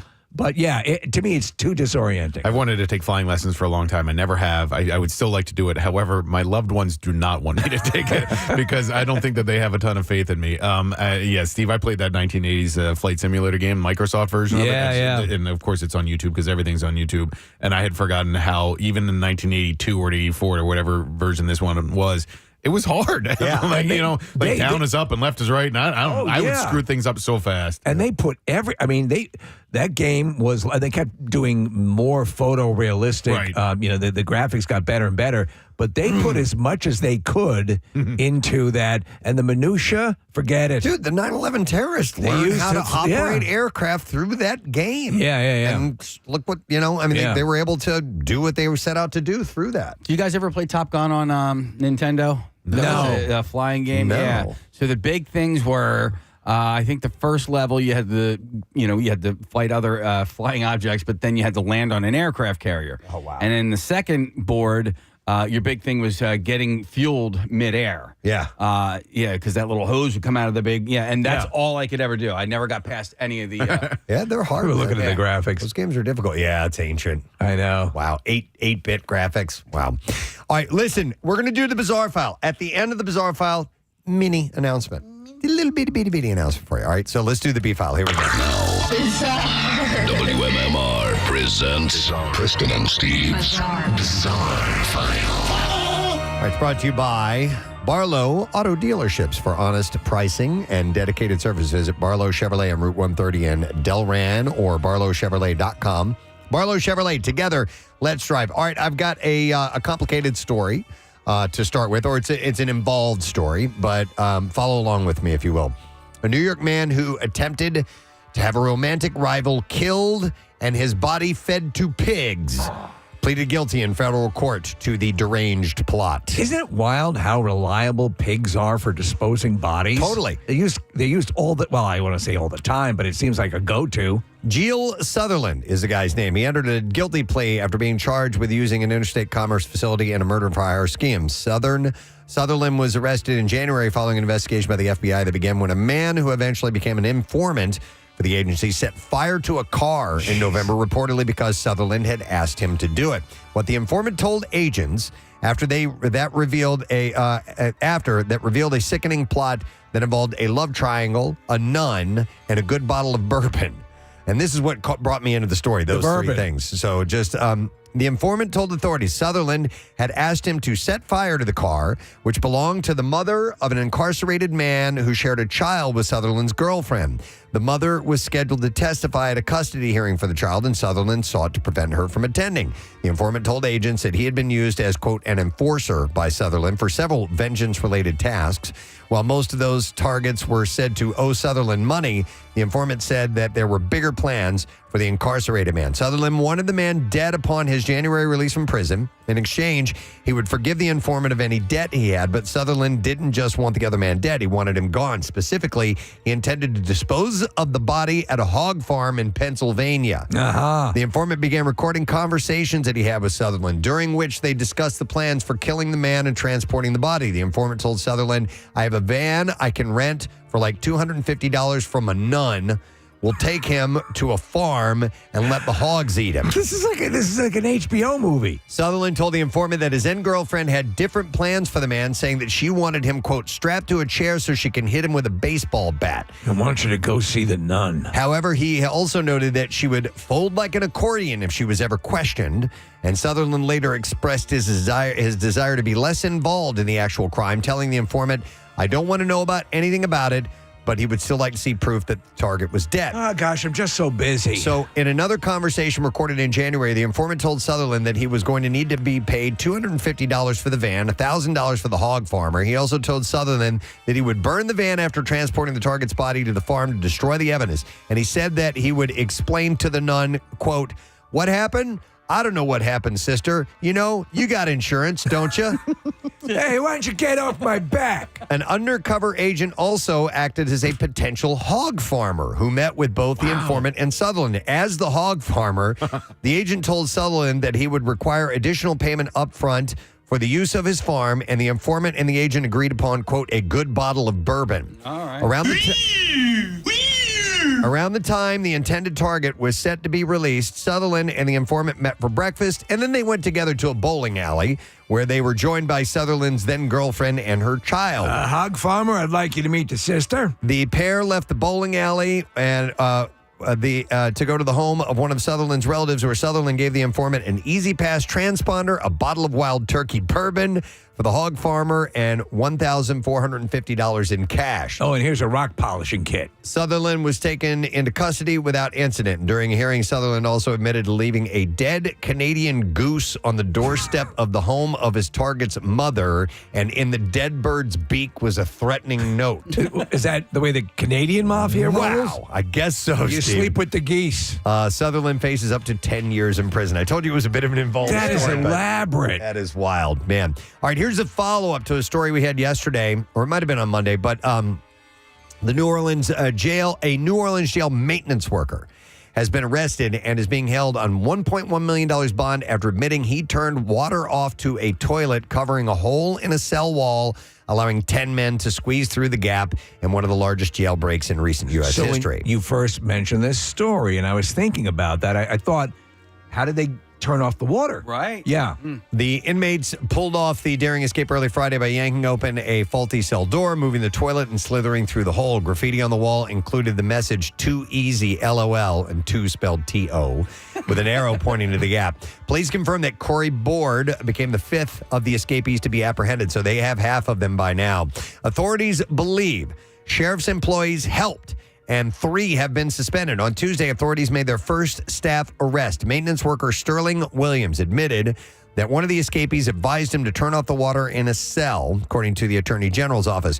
Williams is charged with 10 counts of principal to simple escape and 1 count of maleficence in office with $100,000 bond per charge. He intends to plead not guilty. Now, Williams said that one of the escapees had threatened to shank him if he did not turn off the water. Well, thank you. Another tried to take Williams' phone and attempted to get him to bring a book with Cash App information. The Attorney General, Liz Morrell, said Williams, quote, made some bad decisions and should have brought the threat and escape plan to someone's attention.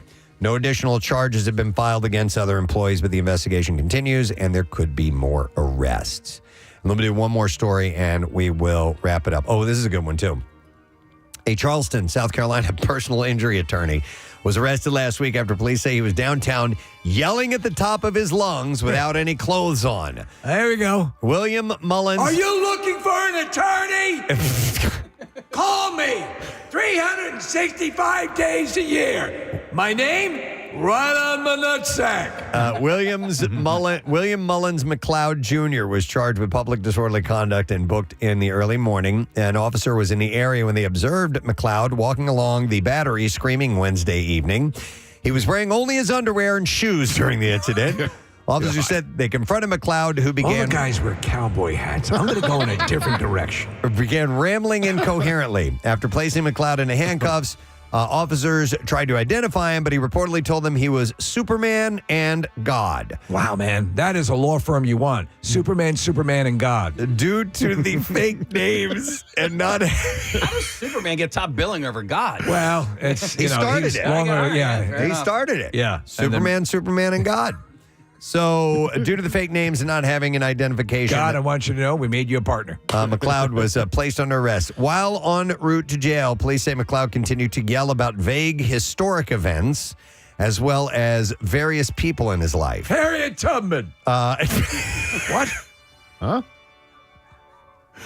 On arrival, McLeod reportedly refused to exit the vehicle and said that he wanted to sleep inside the vehicle.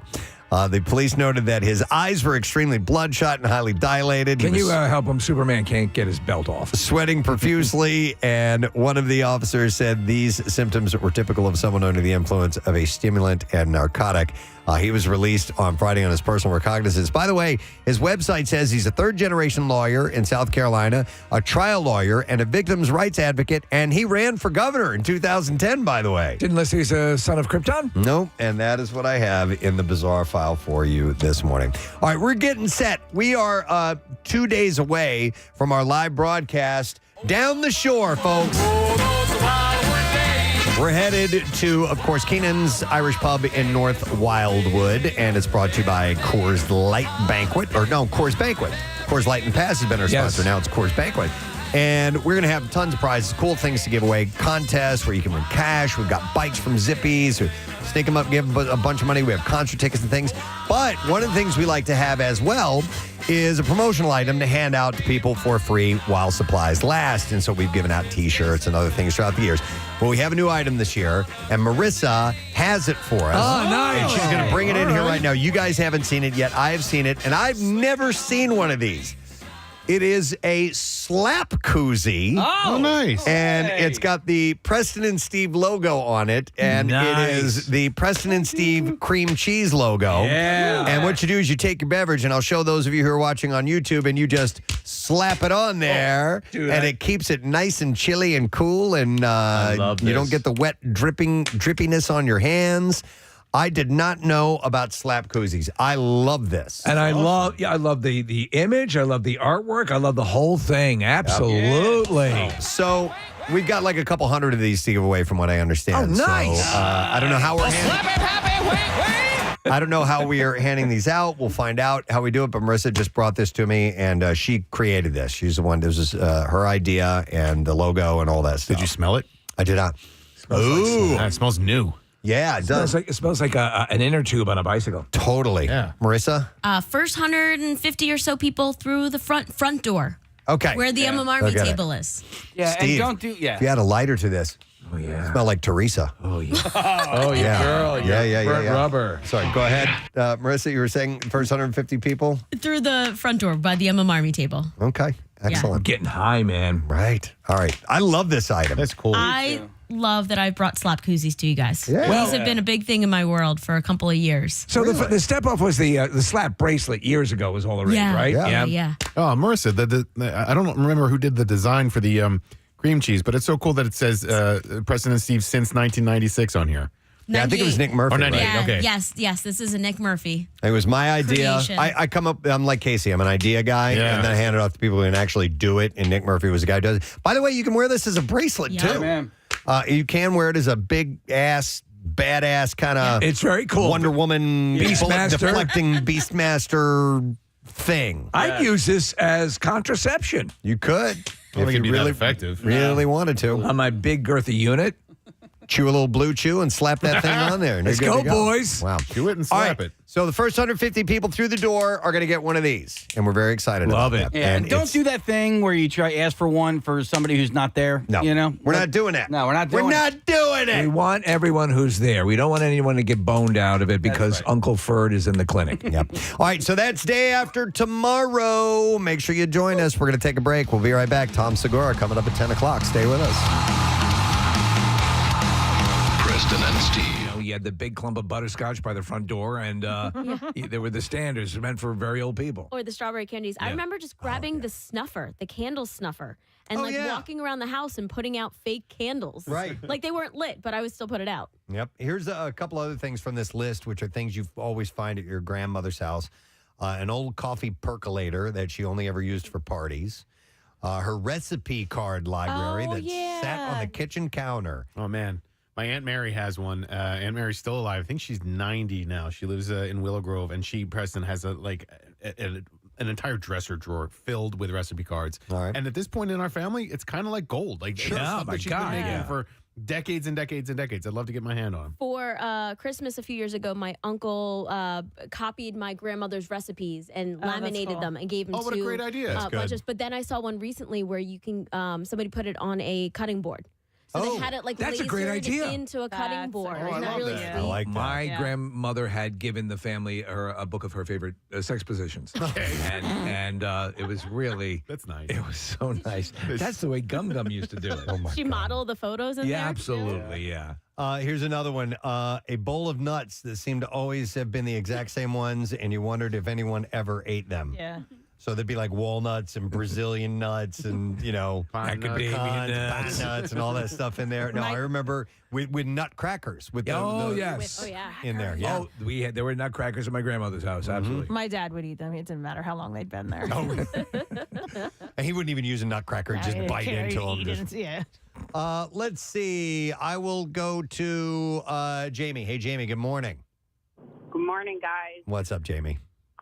So my grandfather's favorite candy was a Fifth Avenue bar, and he used to keep a bowl of them in a china cabinet that had sliding glass doors. And it was nearly impossible to get those doors open without anyone realizing or hearing the glass doors clanging together.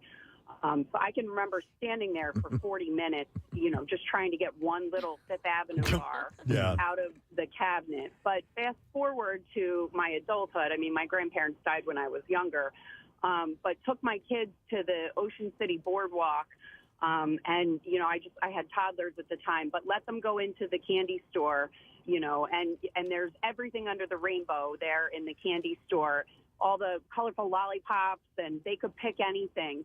And my 2-year-old picked up a Fifth Avenue bar, and, they don't have very fancy wrappers, just a plain brown wrapper. But that was what he chose in the candy store. And it felt like my grandfather was there. Oh, that's great. My kids, he could have had anything, and he chose the Fifth Avenue bar. I like that. Nice. All right. Thanks, Jamie. Appreciate it. Thanks, guys. Here's one that I remember doing when you were looking for things to do at the parents' house. I'm going to go to EJ. Hi, EJ. Good morning. Hey, guys. Hey, what's up? So actually, this is going all the way back to my great-grandmother's, who had a row home in Kensington. Okay. And so her stairs were just at the right angle, and they were carpeted.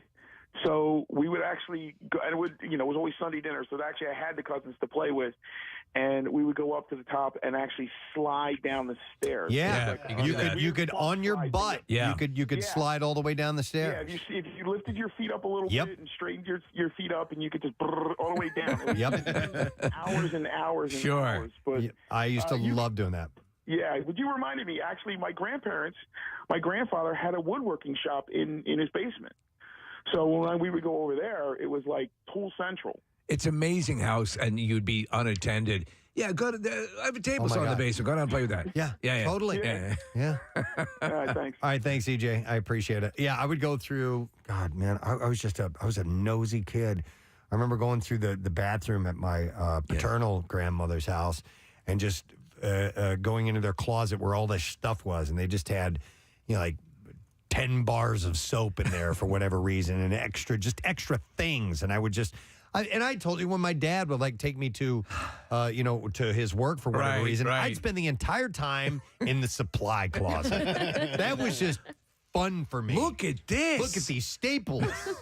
Like tons of staples. Or the staple remover. Oh, yeah, you could put They're your like finger on it. sharks. Yeah. They were you can pretend it was a mouth or whatever, a little monster. A little barracuda. You can find stuff to play with. Paperclip jewelry. You do that too? Yeah, absolutely. Let me go to Terry. Hey, Terry, good morning. Hi, Terry. I'm sorry. There it is. What's up, Terry? Grandparents had a corner store in their basement. Okay. And we could go down there and get anything we wanted. What do you mean by a corner store? They did that they were literally selling things, or you're just referring to it as a corner store? No, they literally owned a corner store. The little Dagobah that you. So they lived above it. They lived above it, and they owned it, and they lived on Dagobah out of their home. They were living where Yoda lives? Bodega. You said Dagobah. I know, Dagobah, which is Yoda's home. This is a story. And we could literally go down there and get, candy and toys. Oh, that's cool, man. Deli meats right off the slicer. Yeah. Oh, my God. The lightsabers. Learn the Force. Like your liver wish you do. They had all of that stuff. Yeah. I love that, man. He missed this in Yeah. No, he's just smart, and he's just going forward. He's not that smart. Sorry. He lived on Dagobah. I got it. I'm a Star Wars fan, too. See? To have a store like that in your basement would have been like heaven. That's awesome. So, Terry, did they allow you to go down to just take the stuff you wanted, and they'd take it out in inventory later on? Yeah. The only thing we couldn't do is we couldn't actually slice the meats on the slices. All right, Probably that good. makes sense.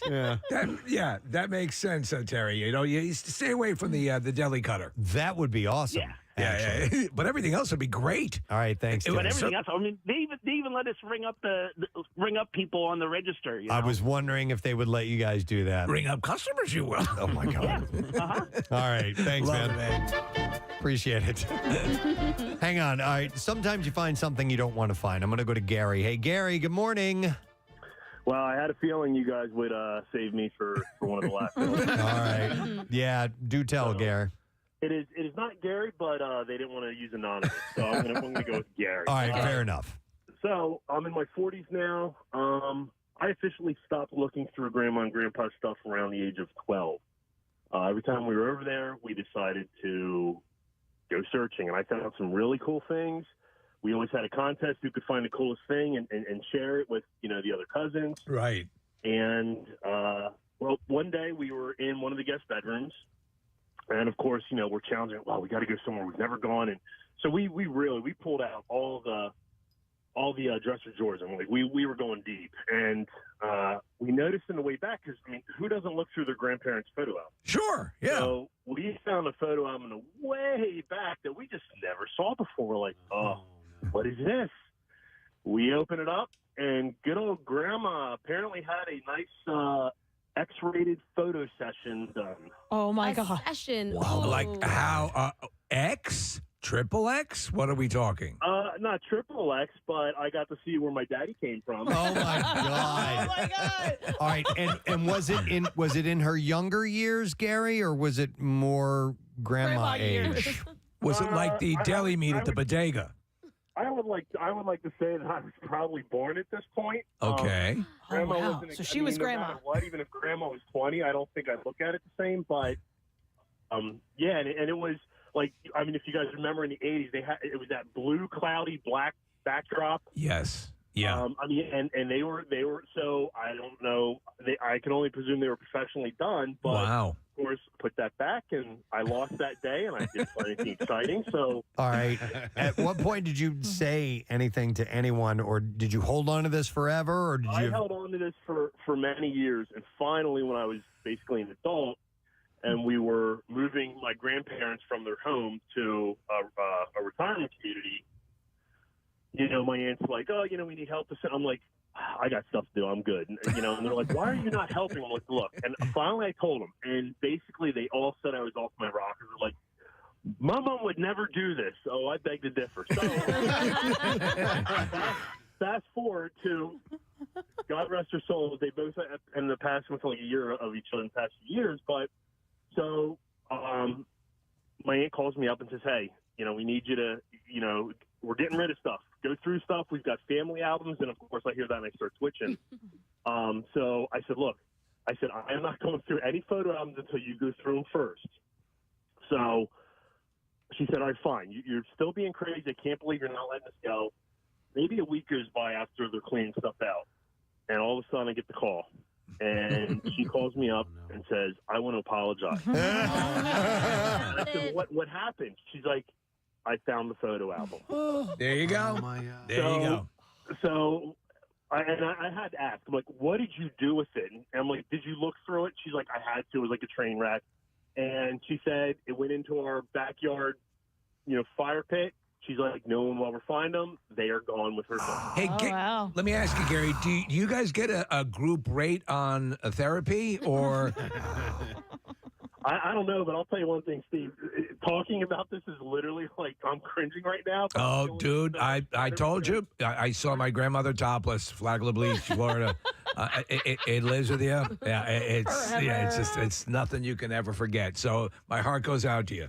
Wow. I appreciate it, guys. Thank you. All right. Good luck with that, Gary. Wow. Can you imagine that? No. Grandma's shoot. And I guess they had to destroy it. I mean, she was gone, Yeah. I don't know. Yeah. Would you save it, Kathy? She'd save one picture. No, I mean, well, like for the photo album, the family photo I album. guess what the hell do you want naked pictures of grandma for? I don't know. What if you find We out have that no- your relative, as you're going through things, is actually that large African American gentleman sitting on the edge of the bed? Seriously, Yeah, seriously. that's it. See, we don't have very many pictures. Like, my mom was never good at taking pictures, saving pictures. Likewise. I told the story before, but she destroyed all my dad's pictures of with other girlfriends that he had. He was engaged before, and I always wanted to see what they look like. And he's like, "Oh, your mom made me get rid of them."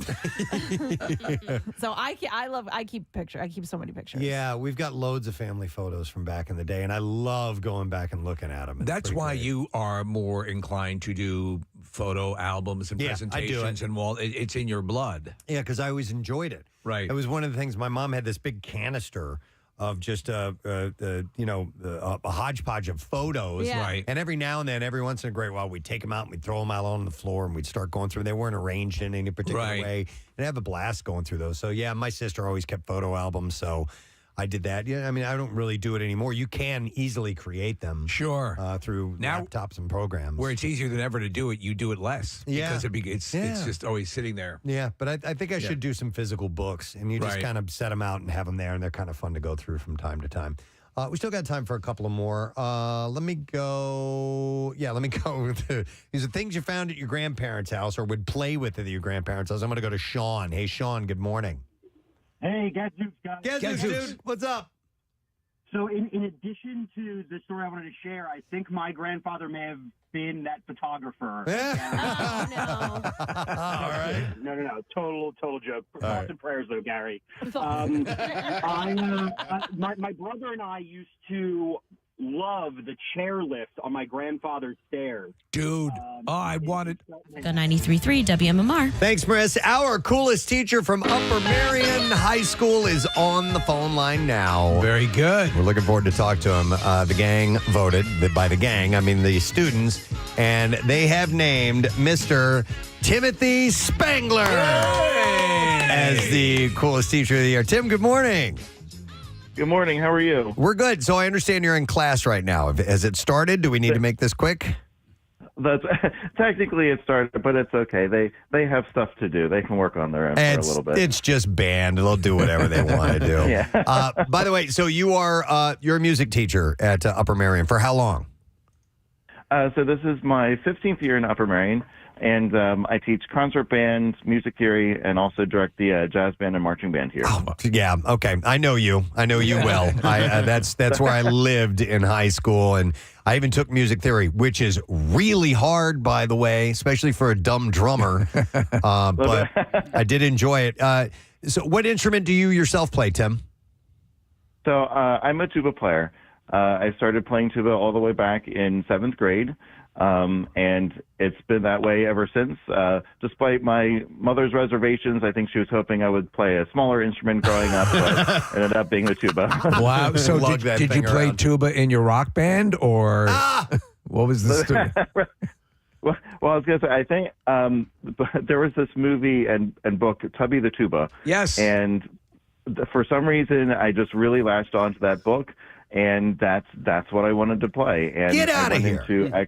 Yeah. And in 4th grade, I walked into my band director's room and said, I want to play tuba. And he said, all right, you're a little small to play tuba in 4th grade, but we'll get you, in 7th grade. And like I said, it's been like that ever since. You know what? That's funny that you mentioned that, because tuba is usually the instrument that they have to throw at somebody and go, oh, by the way, Right. you're going to play. We need a tuba player. You're going to be the tuba player. Steve wanted to play drums. They wanted him to play trombone. Oh, yeah. And unfortunately, that's something that happens in school music systems from time to time. Right, Tim? Yeah. And I think, I guess I will say I'm guilty of that in some ways myself. In fact, one of my first years at the high school, I looked at a new student to band, and I said, you look like a tuba player. And so he played tuba, and he really enjoyed it.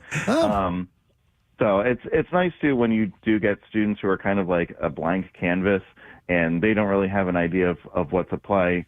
And you have them try out a couple things and say, I think this is an instrument that would really fit you. Tim, would you recommend that line at a bar if you're trying to meet a woman? You look like a tuba player. Yeah, right. I don't know if I'll try that one out at a bar. So, Tim, obviously the students like you. That's a really cool thing to pull off as a teacher. Does that come pretty easy, or do you sometimes have to work at it to connect with a group? Because you are a little bit different in the regular classroom. These people have to work together as an ensemble, and it's kind of like a sports team in a different regard, but it's not the same as just teaching people a certain thing. They then have to perform together. So is it tough to make a connection with the entire group? To be honest, I don't find it hard at all. Good. I think one of the amazing things about music is that it kind of naturally builds that sense of community, and particularly with band.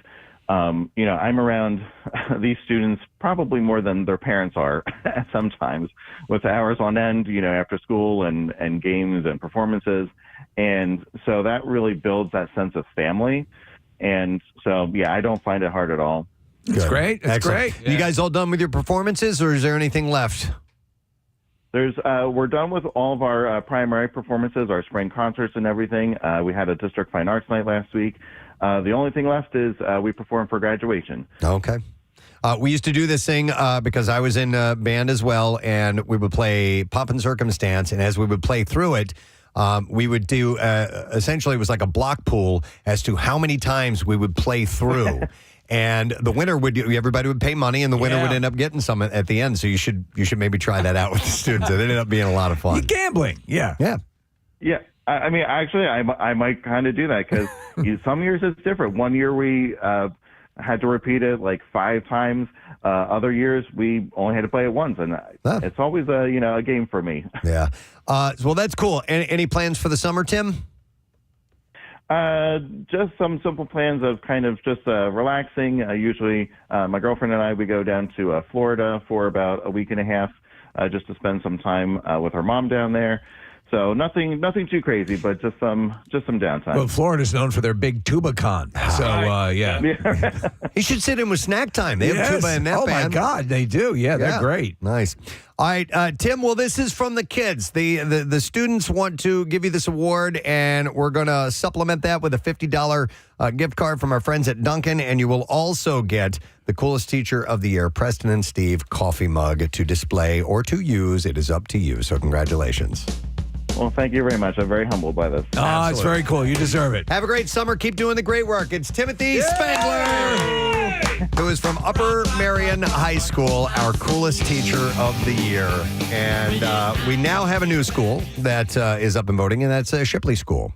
The upper school, the high school part of that, the 9 through 12 for Bryn Mawr. We go with the upper register of the, and I know there are so many great elementary school teachers and middle school teachers and all of that, but we'd like to wait till, kids are getting towards the end of their school, right? And they want to vote for, and they have easier access to phones and things like that, and it just makes the most sense. But we appreciate all teachers in all forms. Real quick before we dive into anything, I have a couple of shout-outs to do. I got this from Leanne Rago, who said, good morning, I'm hoping to get a 22nd birthday shout-out for my daughter, Jillian Rigo. On the 23rd, we will be at Keenan, so I'm doing it today. Nice, yeah, because it's going to be pandemonium on Friday. Live broadcast on Friday for the show with her big sister, Rachel. I introduced them last year to the Keenan show, and we had a blast. Hoping this will be our new tradition. Love you all, longtime listener, Leanne Rigo. So there you go. Wait a second. We'll shout out for her.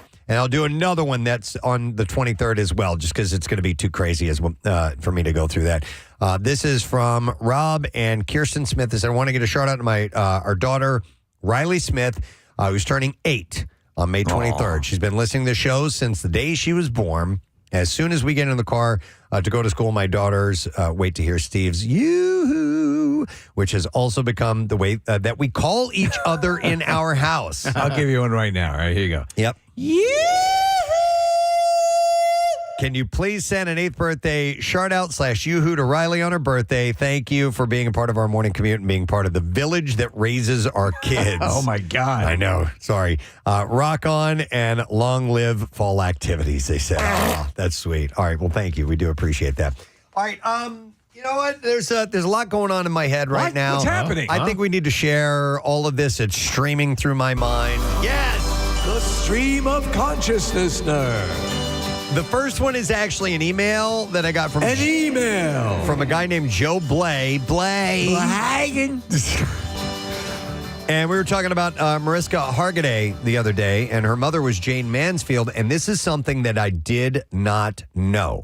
Did you know that there is a car part named after Jane Mansfield? I'd heard this, yes. Yeah. This is what he says. The bars on the back of a tractor trailer are called Mansfield bars, and they were put on to stop cars from going under and killing people, like what happened to Jane Mansfield. Happened to her, yes. So I did not know. I need to find out if that, Nick, can you look up Mansfield bars? I did not do any research on my own. To be honest, I thought that was kind of an apocryphal story. No. But is it? It's right, yeah. Wow. So it's also known as an underride guard, and it's that steel bar that Preston's talking about. It hangs down on the rear of a semi-truck or other large vehicle. I always thought that was just a stepping, for people to get up into the back of the vehicle. Yeah, I forget who was a truck driver that I knew growing up or whatever the story was, but that I knew early that's the purpose of that, because smaller cars can easily run right under the back of a truck, and decapitation, death, whatever is certainly going to occur if you get cleaved off at that height. Was not aware of that. Another interesting name for this is an aviation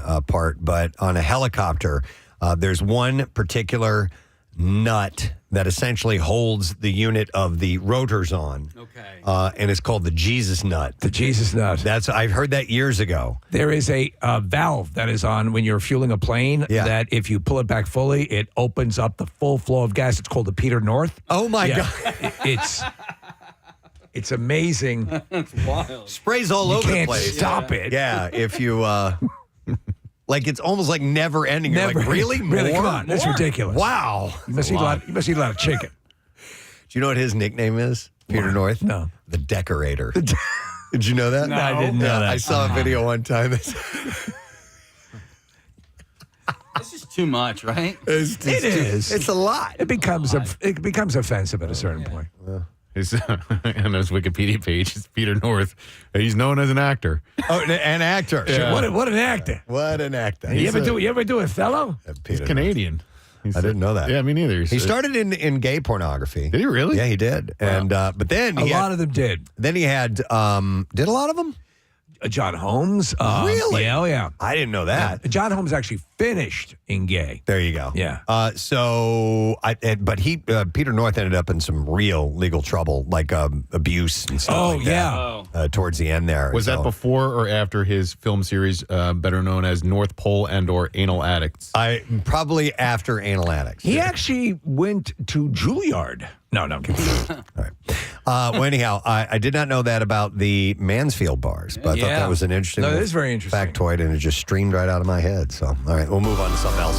The stream of consciousnessner. So we're headed down the shore. Yes. And I thought it might be nice to pass along some information about things that are happening down that away. Just a little bit. It's a whole other character. You're the beachcomber, right? The beachcomber, the beach bum, or whatever it is. It's a synthesis. Yeah. I thought about it. I couldn't find enough stories, Case, to fill out the beach bum, but I was hoping this music would pop up. Part of the joy of this, and I was thinking about this, what makes Keenan so good is just the getting to say hi to everyone, because the audience is right there, and you get to socialize, and it's such a good, vibrant atmosphere, and it's such a positive. And just to say thank you to people for all the support. How many years we've been doing this? Yeah. And what made me think of it, Preston, you said, a family tradition or a generational thing, or people who've raised their kids and then they're 21 and able to imbibe and they come out to the event. To see that happen over the years, it's been an honor to be a part of it. But it's just, it's just exciting that it's like the opening of the summer. Yes. And so when I was walking through, best. When I got to MMRBQ a couple weeks ago, I'm walking through the parking lot towards the venue, just that vibe. It's like, oh, it's here. The spring, summer is here. And so when you get down the shore, it's just even more so. By the way, can you play the music again? I know this is radio, but I want to do the twist. I feel like twisting. By the way, I watched the other day.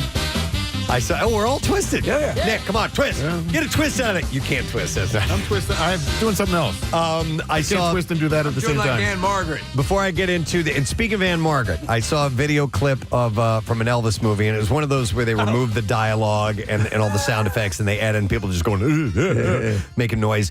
The dances of the mid to late 60s were horrible. Other than, the twist, which is pretty simple, but it shows these people having spasms on the dance floor. So did you see this too? Yeah. I've seen. Well, I don't know if I've seen exactly what you're talking about, but I know what you're talking about. If you can call up video of it's Adrienne Barbeau doing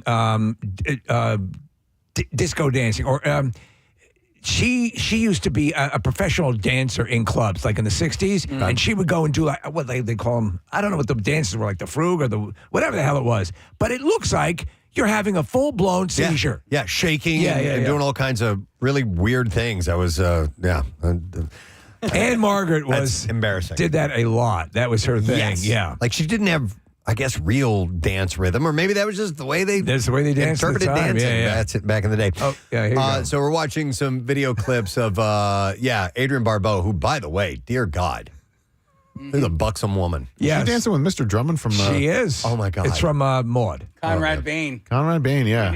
I like his ascot. I like his penis. Nice ascot. All right. Well, anyhow, back to the shore. Yes. If you don't mind, thank you. All right. So after last year's Memorial Day weekend at the shore was marred by gangs of teens that brought violence and vandalism, several communities are ready if it happens again. So NJ Advanced Media spoke to police chiefs, mayors in 3 Jersey Shore communities, and here's what they had to say about preparations to handle unruly crowds of teens. So did you guys notice anything last year? Was it you guys said you heard stories? But you didn't witness it, or we don't hang out at the boardwalk. Not at night. No. I mean, it's just like there's tons of people. It's not my scene. I like going there in the daytime. Even when it gets too crowded in the daytime, I kind of phase out. Yep. But so anyhow, here's what Seaside Heights Mayor Tony Vaz said. Over 100 police officers are expected to be available for the upcoming Memorial Day weekend. Said if something happens, police from neighboring communities and the Ocean County Sheriff's Office can also be called to respond. He said that the borough has plans in place should gangs of teenagers show up. Gangs. He said, come down, have fun, but if you're looking for trouble, you're going to be in trouble. In Wildwood, anyone under the age of 18 cannot be out in public past 10 p.m. unless accompanied by an adult. The city intends to fine teens violating curfews or other laws. Are they judging adult by legal parameters, 21 and older? 18. Under the age of 18. An adult and accompanied by an adult? Yeah. I think it's anybody over 18, right? Yeah, so last year my daughter was down in Wildwood for senior week, and they were on the boardwalk. Now, my daughter is like an angel, right? So, like, they were literally just having some pizza and going on some rides. And my daughter was over 18, but she was with somebody who was not, and they made them all leave the boardwalk. okay. So even though this girl who was 17 was with somebody who was over 18, it didn't matter. Interesting. Yeah. So the city intends to fine the teens violating curfews or other laws, and they have banned backpacks from the boardwalk as well. Police will monitor social media for pop-up parties being planned to take place in the city. One such party caught the attention of Wildwood Police just this past Wednesday. The city has installed lighting along the boardwalk from 26th Street to Burke Avenue and surveillance cameras. And occupancy limits will also be enforced to prevent overcrowding at rental homes as well. Mayor Ernie Triano Jr. said, "We're not playing games when it comes to the safety of our boardwalk and the families who come here to enjoy themselves. You break the rules, you deal with the consequences, plain and simple." And in Ocean City, there will be an increased police presence, particularly along the boardwalk. That's the Ocean City way. The department will have 60 full-time and part-time officers working Memorial Day weekend. Ocean City has a ban on backpacks on its boardwalk as well, and that helps stop underage drinking and shoplifting. In some cases, teens have been caught using backpacks to smuggle fireworks on the boardwalk as Fanny well. packs still acceptable? Don't know about that. In case you were talking about different vibes for the summer, and when you get a vibe when you head down to Keenan's and the Jersey Shore, and the vibe that you get when you are at the parking lot for Emma Barbecue. It's really funny to me, and just an interesting observation, how many different shore towns have very different vibes from one another. Like Sea Isle is vastly different than Avalon, which is a little different than Stone Harbor, but those are both different than the Wildwoods. I've never spent a ton of time in Seaside Heights, but that's the Jersey Shore town of the town of the show Jersey Shore, and it definitely has its own vibe, and they're not that different inherently in geography or beach or whatever, but they are so different in vibe. Yep. All right. So if you're headed down, they plan on doing that mainly for teenagers, but several bills meant to address gangs of teens and young adults coming to the shore are under consideration by New Jersey. I need you to stop talking and listen to me. They're just bringing a guy's named Bill. Several bills will be here today, to try and Which town is the youngest? I get town? off the boardwalk. Which town is the youngest town? The youngest? Yeah, like where the youngest crowds hang out. Is it Wildwood? Would it be Seaside Wildwood? Heights? Probably. Yeah. Wildwood, yeah. Yeah, maybe Seaside Heights. I really don't know that. Or maybe Sea Isle City. At all. Yeah. Sea Isle to me is like a 20s vibe, or at least it was when I was in my 20s. I don't know if it still is or not. I'm 49, and so for me, like the Cape May vibe is where I like to go. I like that it's chill and it's a lot greener and whatever. But yeah, the vibe that you got in Sea Isle was always like, this is a cool party town if you're in your 20s. Right. The bills, by the way, range from new training to help police address pop-up parties, and another increases penalties for the parents of guardians of a juvenile. A bill making inciting a public brawl a fourth-degree crime. So you can't start a melee in public? That's illegal? Was conditionally voted by Governor Phil Murphy, by the way. Inciting a public brawl. So I don't know how that, who's to blame for that. All right. Marissa brought me, actually, we can continue with the beach bum. Oh. All right. So, by the way, we're doing the twist every time that song plays, just for those of you who hear a little pause in the action. We can't help it. No. So just in time for Memorial Day weekend, Airbnb is cracking down on partying at their rental homes.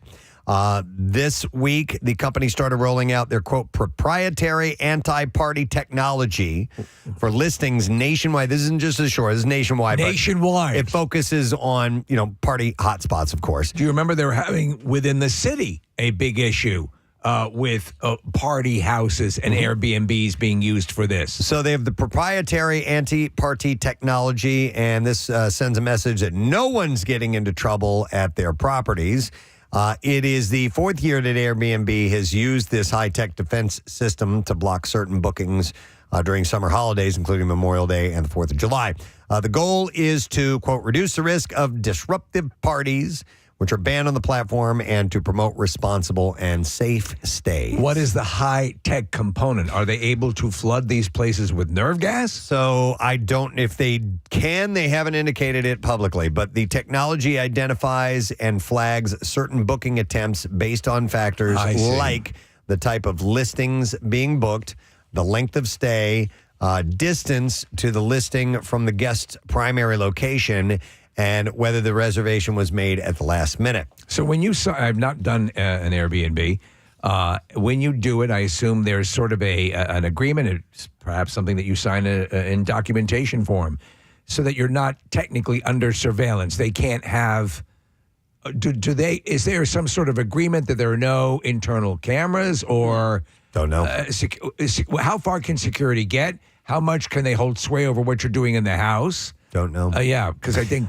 I've only used I'd it be curious. I've only used it one time. In fact, I used Verbo or VRBO or however you want to say it. Nick had suggested that to me. Here's my issue with what I've experienced so far, and I stayed at a nice place and everything. But Nick, when they have and you've rented from there too, Casey, when they have the dollar amount on there. On the app? Yeah, of how much it's going to cost you. And then you go and you say, all right, you're going to book this. And then it goes up by like $300 or whatever. Oh, I didn't have that happen. Oh, I've every time I've gone in, it gives you an estimated amount, and then there are all these added fees that come on to it. Okay. Yeah. Have you haven't No, experienced it? It's always been that, if it's $150 for the night, that's what you end up paying. What are the itemized fees, Preston? I don't remember. Yeah, I mean, to answer your question, to me, when I've reserved them online, that's usually what I end up paying.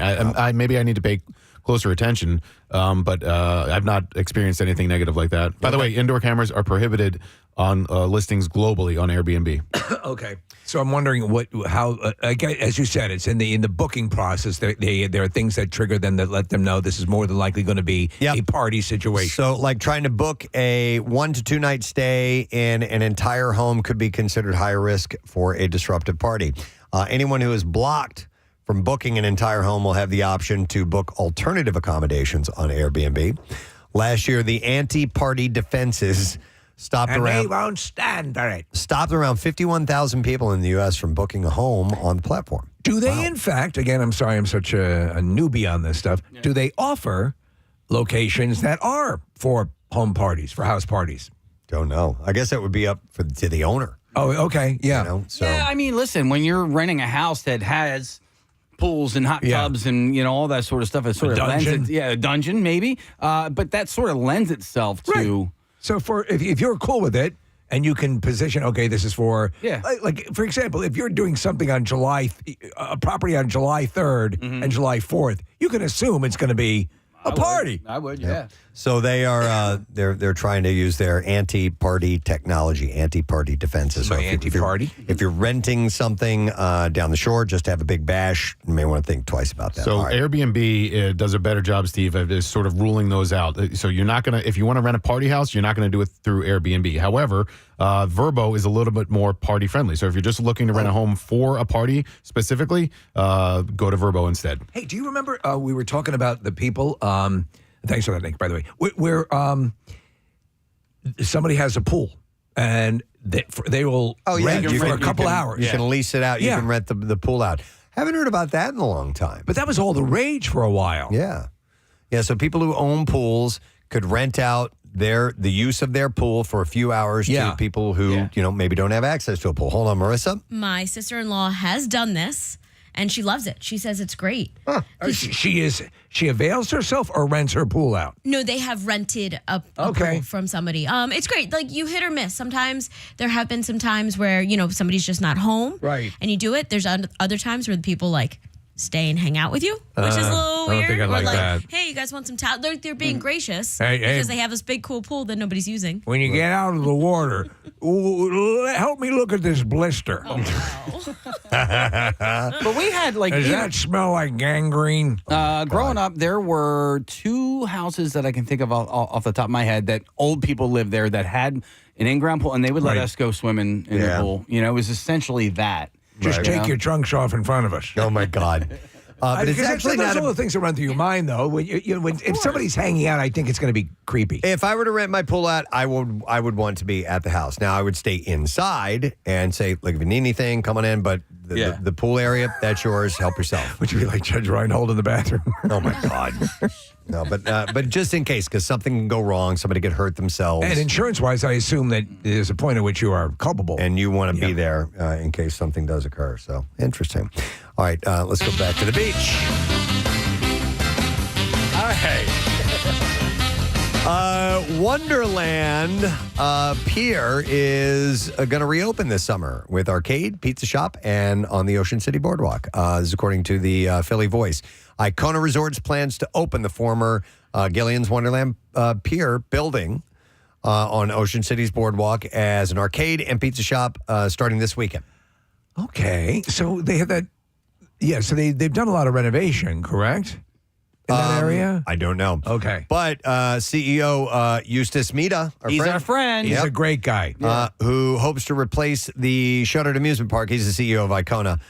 With a 250-room hotel, said Friday he plans to debut the new look over the Memorial Day weekend. He said, we want to do what's right for this city. We don't want a dead zone on the boardwalk. That's great. None of the old rides from Wonderland Pier will be running at the new venue this summer, but Mita bought new arcade games and pizza ovens for a shop that will be called Ocean City Pizza Company. So they did away with the Harry Truman? I don't know how big it is, but Playland's Castaway Cove, the only remaining amusement park on the Ocean City Boardwalk, and then the article runs out. I don't have the rest of it. But you said it all. They're doing something. Yeah. And that war in Iraq is taken. Sorry. They got stuck in the printer, but there's a lot of people who are dead. It says, the only remaining amusement park on the Ocean City Boardwalk, and then there's going to be something more. But that's the wild. The gunman screamed, "I'm not coming out till..." That. I don't know. Well, he was upset. I know that. Well, Castaway Cove is the only one that's left after Wonderland, and there is a Wooder Park.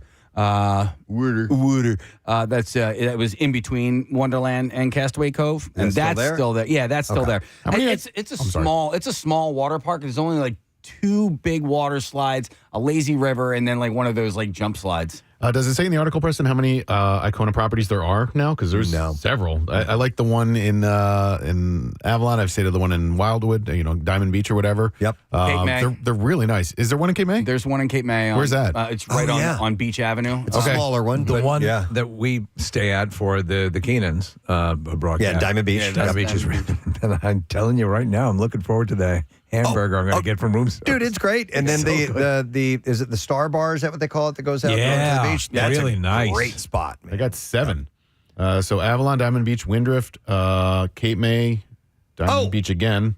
Windrift is North Wildwood. That's no. Windrift is Avalon. Oh, yeah, that's where basically Avalon and they're Stone right Harbor next to each meet. other. Yeah, okay. The Icona Avalon and the Windrift are right next to each other. Yeah. I was thinking of North Winds, correct, which is where we used to stay, which is now like a condo. And now it's like a condo, right? Yeah. Oh, condo hotel. They redid it. Yeah. And then they're nice people that work there. Oh yeah. And then they also Nick, you have up there the Mahalo resorts. There's that one Mahalo. It's basically right next to where the Icona is. Yeah. So I guess they're interconnected. It's across the Peter North. Yep. Yeah, right next to that. Can't miss that one. Nope. The fountains big always white running. splotches. Yeah, you'll see the fountains are running all the time. It's so stupid. All right, let's go. Come on, everybody. All right, so as we head into Memorial Day weekend, an article from the Inquirer, our friend Michael Klein wrote that Chickies and Pete's continues their tradition. They will pay the Atlantic City Expressway tolls, cash and Easy Pass for motorists headed east through the Egg Harbor Toll Plaza between 4 and 5 on Friday. So 1 hour, they'll pay for everybody who's going through. Enough time for 4 or 5 cars to get through. I don't know, man. 1 hour in the rush hour on that Friday? Oh, true. Yeah, it's going to be stacked, of course. I'll tell you what. I heard this story about a guy who spent $38 for a bucket of those crab fries. Well, you'll be happy to know that they're going to host a festival, Steve, on Friday from 10 a.m. to 3 p.m. at Farley Service Plaza with free crab fries, a car show, and exhibitors including the Funny Farm Rescue Sanctuary, New Jersey State Police Canine Dog Team, and Atlantic City International Airport's Fire and Rescue Equipment. I love that. They did that last year, did they not? That I don't know about. I mean, they did the tolls, but I don't know about this little party at the Farley Service Plaza. So, and this year, by the way, we know that a number of the bridges, a number of the toll booths are now not there, and you have those gantries, right, in place? Not in Jersey. No, it's still the booths. predominant. Okay, all right. Yeah, I mean, there's Easy Pass lanes. Yeah, but they still have the booths all set up there. All right. One more thing. Did you want to add I something? had a question about Easy Pass because I rented a car and drove my daughter home from Michigan, and then when we got to the Pennsylvania Turnpike, there was no option. It was pay by plate, and I was like, I don't know what the freak to do here.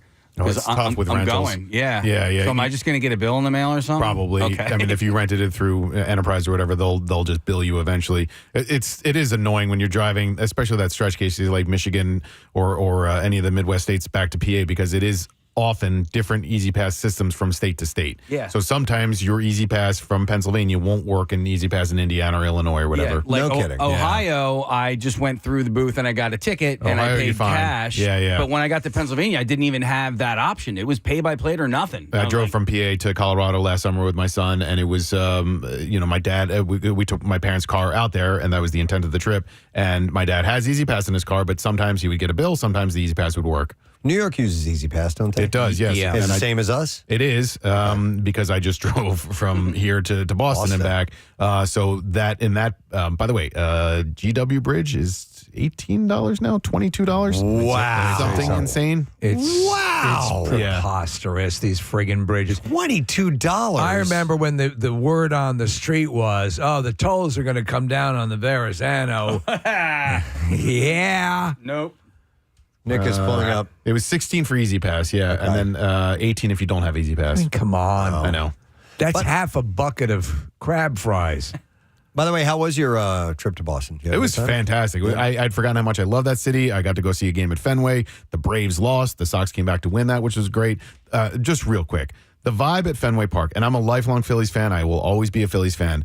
But being at Fenway and being in that vibe and hearing them sing Sweet Caroline, and when they win a game, they sing Dirty Water. It was a Saturday game in May, and it was so much fun. It was so joyous. It was this collective vibe of just people having a great time. You know why I think part of that is, Nick, because I've been there too, is because it's smaller. Yes, there's 37,000 or something like that it seats. And they had to get up to 37,000. Like they added those green monster seats. Yeah. There's some in right field up above.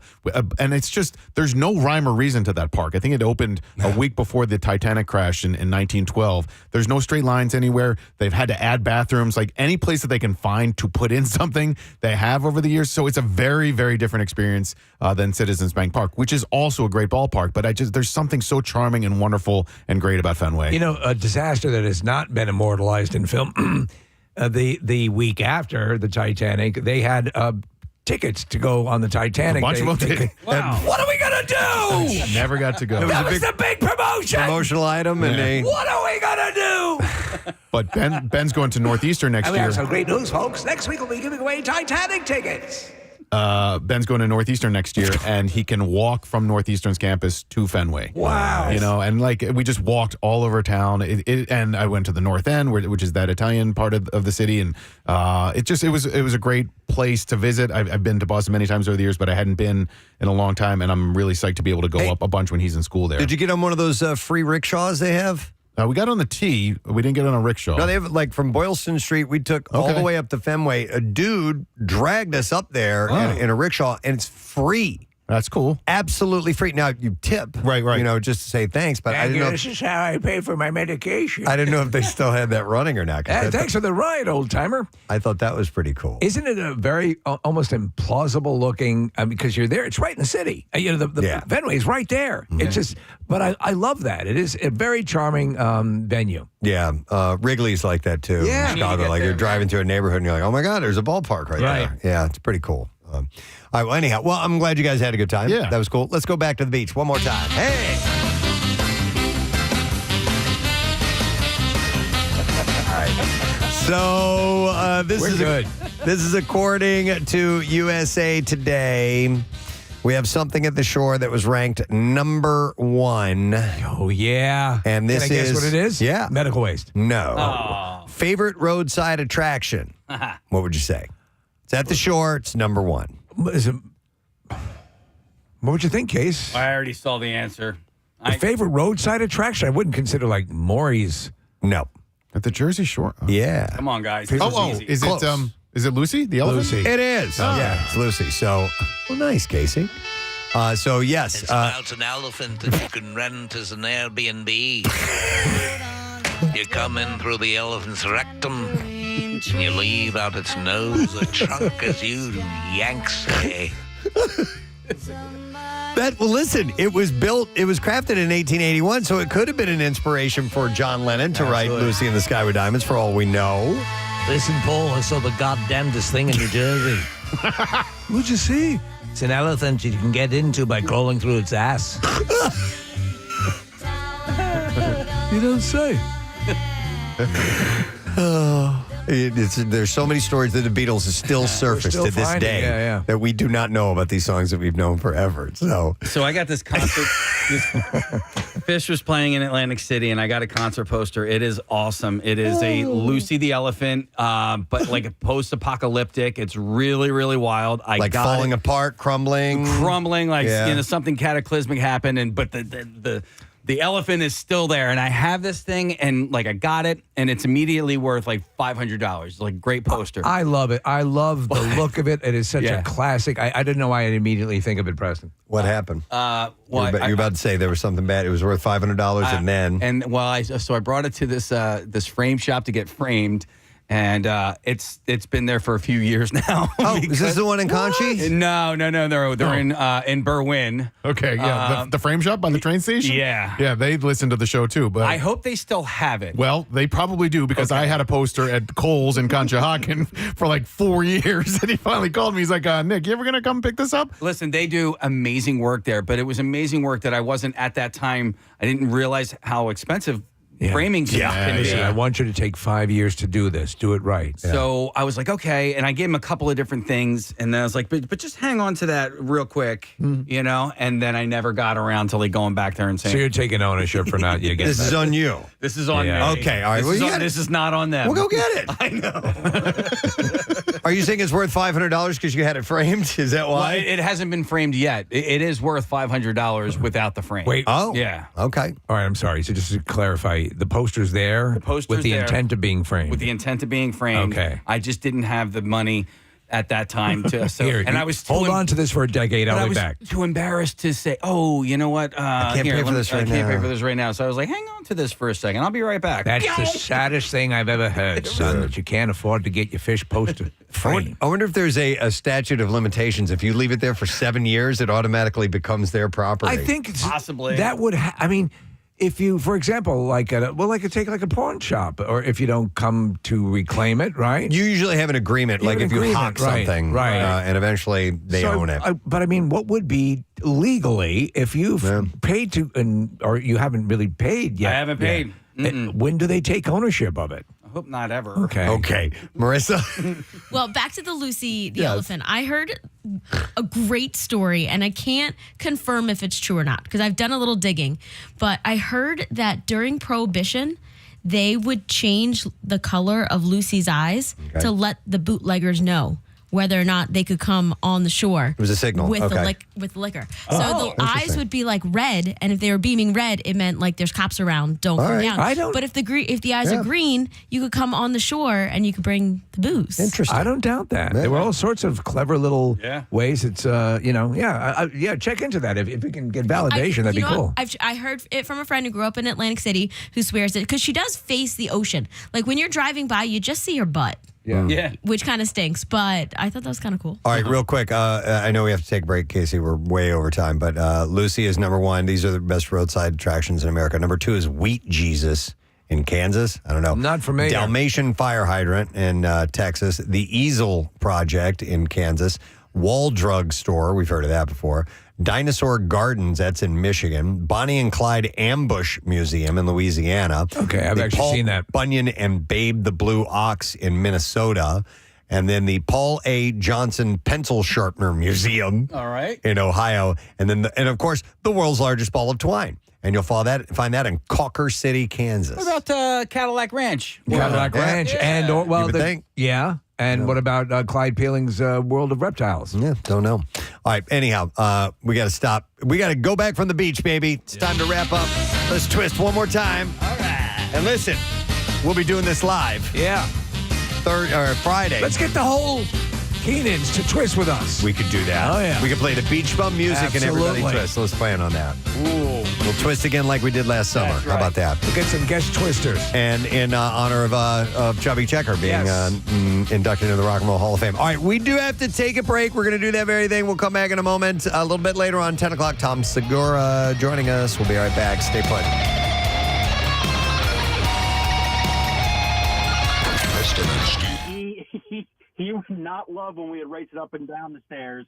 He also did not like when we would commandeer the remote control so that when he would get like 75% of the way up, we would have him go back down and jostle him up and down a bit. Sean, I kid you not. One year I remember asking Santa Claus for one of those chairs.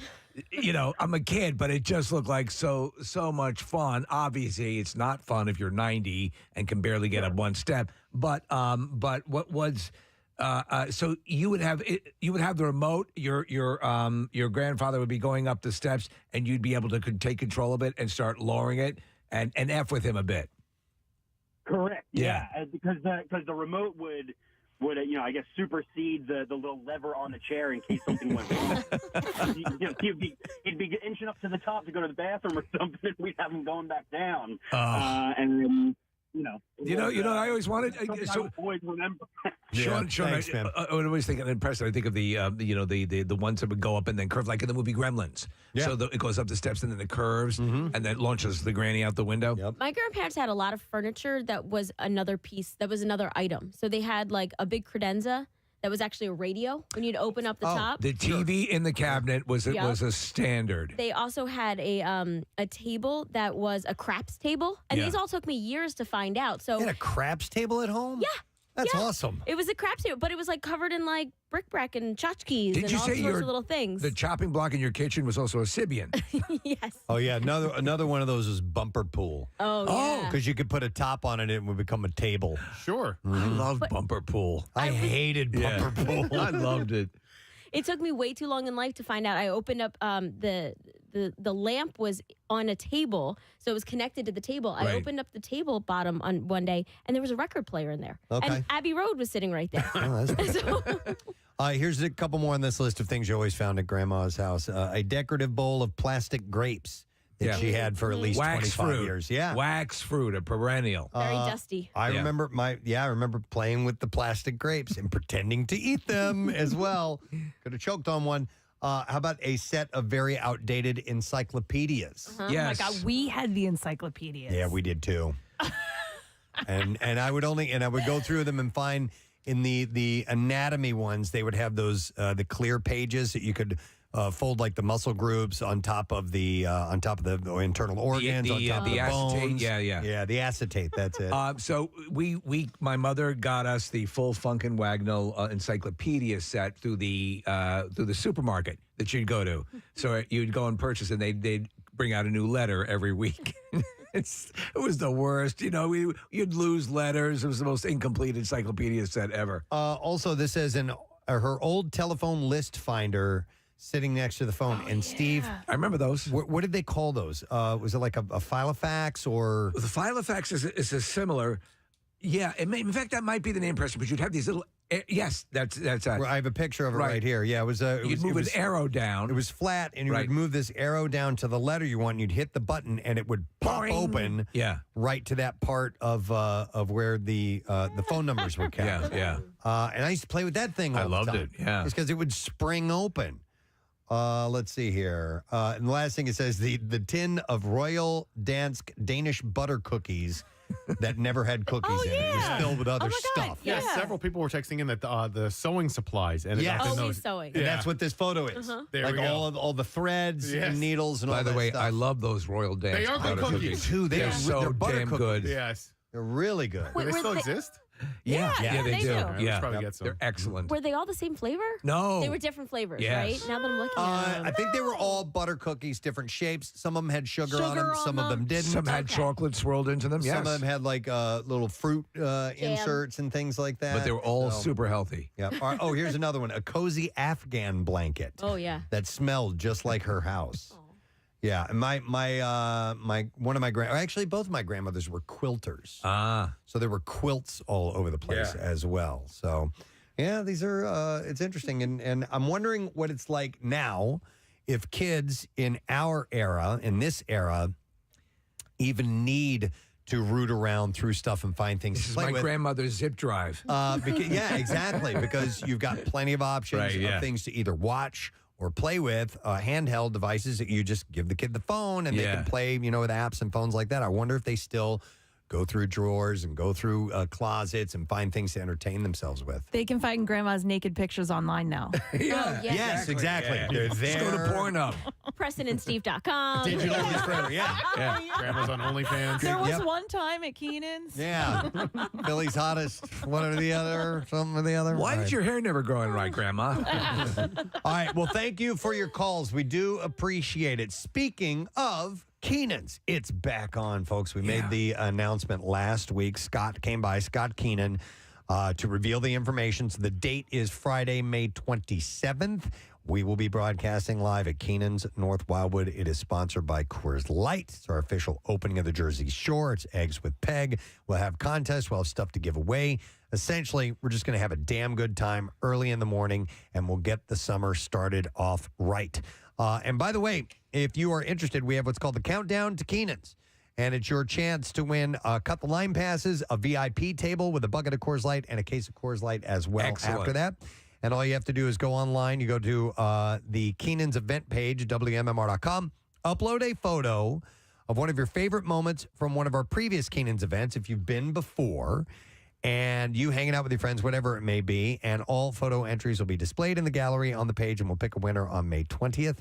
And we'll also have a chance, if you haven't been and you haven't taken pictures, been there, we'll have a chance to win starting this week. And each Friday we will give one of those VIP passes away. And get Some great photos on here already. This is cool. Oh, really? Yeah, there's one, Steve, you just mentioned getting the head shaved. There's a contest we did called Rock, Paper, Clippers. And then, people just putting up group shots and stuff. It's neat. Let's see if we shave some heads again this year. I don't know. We'll talk about that. All right. We're going to take a break. We're going to come back in just a moment. Don't forget, we have in about an hour from now, Concert Cash, your chance to win. We'll be back in a moment. Preston and Steve. On 93.3 WMMR. WMMR proudly presents Kathy's Cuts, benefiting wigs for kids. And you can walk on my team. You can participate and be a part of this if you donate and sign up for Team Preston WMMR. You get a team T-shirt. We will actually get to walk on Lincoln Financial Field. If you've always wanted to be down there on the field. Pretty cool. Chance to do that. Swoop will be there, Eagles cheerleaders, and not to brag or anything, but I'm this year's media honored hero. Wow. So I'm getting an award. So thank you, everyone. Please quiet down. No, and you can hear my call late in the night. Whatever it is, I can't make that noise again. And that's me. So anyhow, it's coming up on the 12th of June, and it's for Crohn's and Colitis Foundation Research, Education, and Patient Support Services for those suffering from inflammatory bowel diseases, which are insanely painful, gang. So if you could help out, that would be great. And sign up for the team. And just go to WMMR.com and click on events, and you will find the info there, and would love to have you on the team. Preston, I got a text yesterday from Giovanna Pisano. Giovanna won our Isolation Idol contest. Remember that from 2020, right at the beginning of the pandemic? Her band, Dinah, is going to be playing at your event. So she's she saw the information on the website, and she's like, "Oh my God, I get to see Preston." She was on our show via Zoom, but never got to meet us. Yeah. So Giovanna and her band are going to be there at that event on June 12th, which is really cool. They always have several bands in different parts of the concourse playing as you're walking along, and there's usually, like superheroes and things. It's really cool. But it's cool also. You've had to do it in a more mitigated way over the past couple of years, and this is sort of a return to what everyone everyone loved about the event. All these upcoming events are Yes. finally going to be what they once were. Yes. Which is great. So participate. and them. If you can. We and them. All right. I got this email. It was a little while back, but better late than never. I thought this was an interesting question to pose to people. So I got this email from Brian, who lives in, is it Lewis, Delaware? Is that how you say that? yeah. Lewis, Delaware. Yeah. L-E-W-E-S. Lewis, Delaware. He said, hey. He said, I had an idea that I thought might be interesting. Recently, I learned that my in-laws have a garbage disposal, and they refuse to use it because they don't want to break it.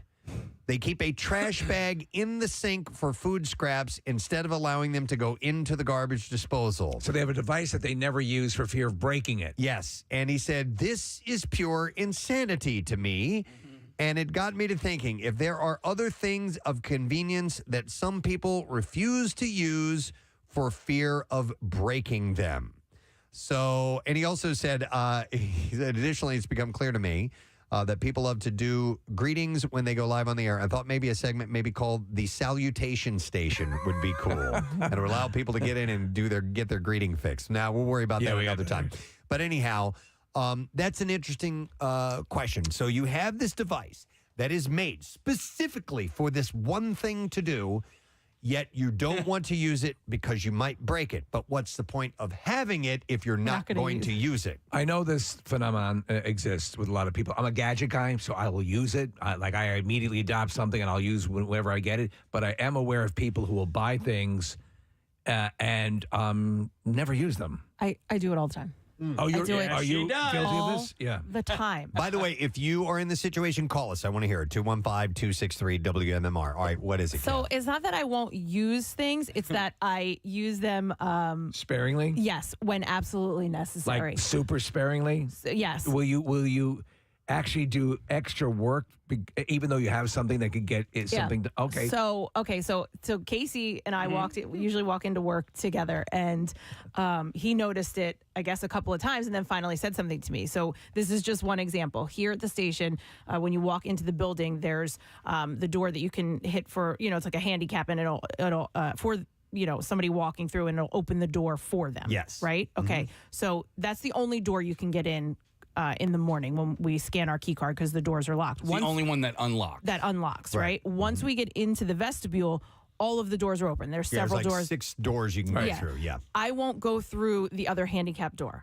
I won't open that handicap door because it's automatic. It's and the door I'm straight using, through, yeah. So I'm using that door opener. It doesn't need to be. So I'll just go over to the one that I pull with my own hand and open. Because you're afraid if you open it too often, it's eventually going to cause this to malfunction. Correct. Okay. I do it with my garage door opener at home. You don't use your automatic garage So door I will opener? go out my front door if more often than not, because if I use the garage door opener so much, eventually it's going to break, right, guys? Oh, wow. Meanwhile, wait, hold on. I had to have it replaced because it did break after 13 years. 13 years. It's going to happen anyway. 13. Yeah. 13 years. Yeah. I got 13 years out of it, but maybe did I get 13 years out of it because I used the front door? Is this why you were asking about a garage door? Yes. Oh, all right. Yeah. Okay. Yeah. So, the garbage disposal, though, that I will use. Like, I'm not worried about that one. Okay. I know. So my on my wife's side of the family, one of the in-laws, forget who it is. Anyway, yeah, I'm trying to figure out how you classify this person, but dishwasher doesn't use it.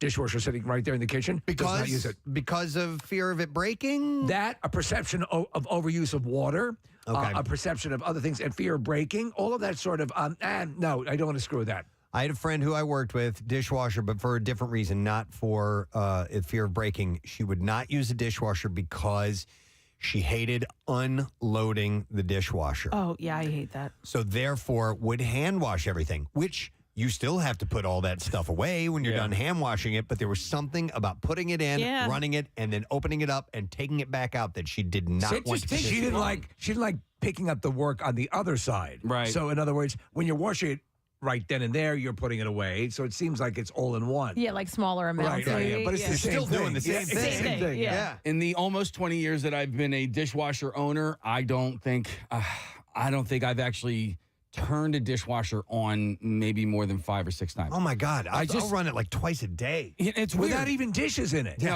Traffic on 93.3 WMMR. All right, thanks, Marissa. It's a story that we kicked off the news with this morning. It was an incident that took place in South Jersey. I think it was Woodbury, New Jersey, and a dump truck.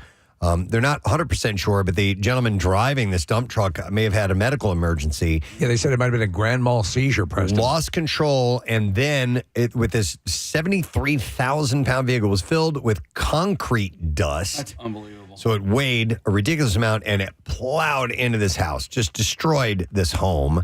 The guy gets stuck in the vehicle in the house for 3 hours. They couldn't get him out because the house was crumbling around this truck while he's inside of it. So I have found out there was a guy in the house who was trapped, and the truck driver was trapped as well.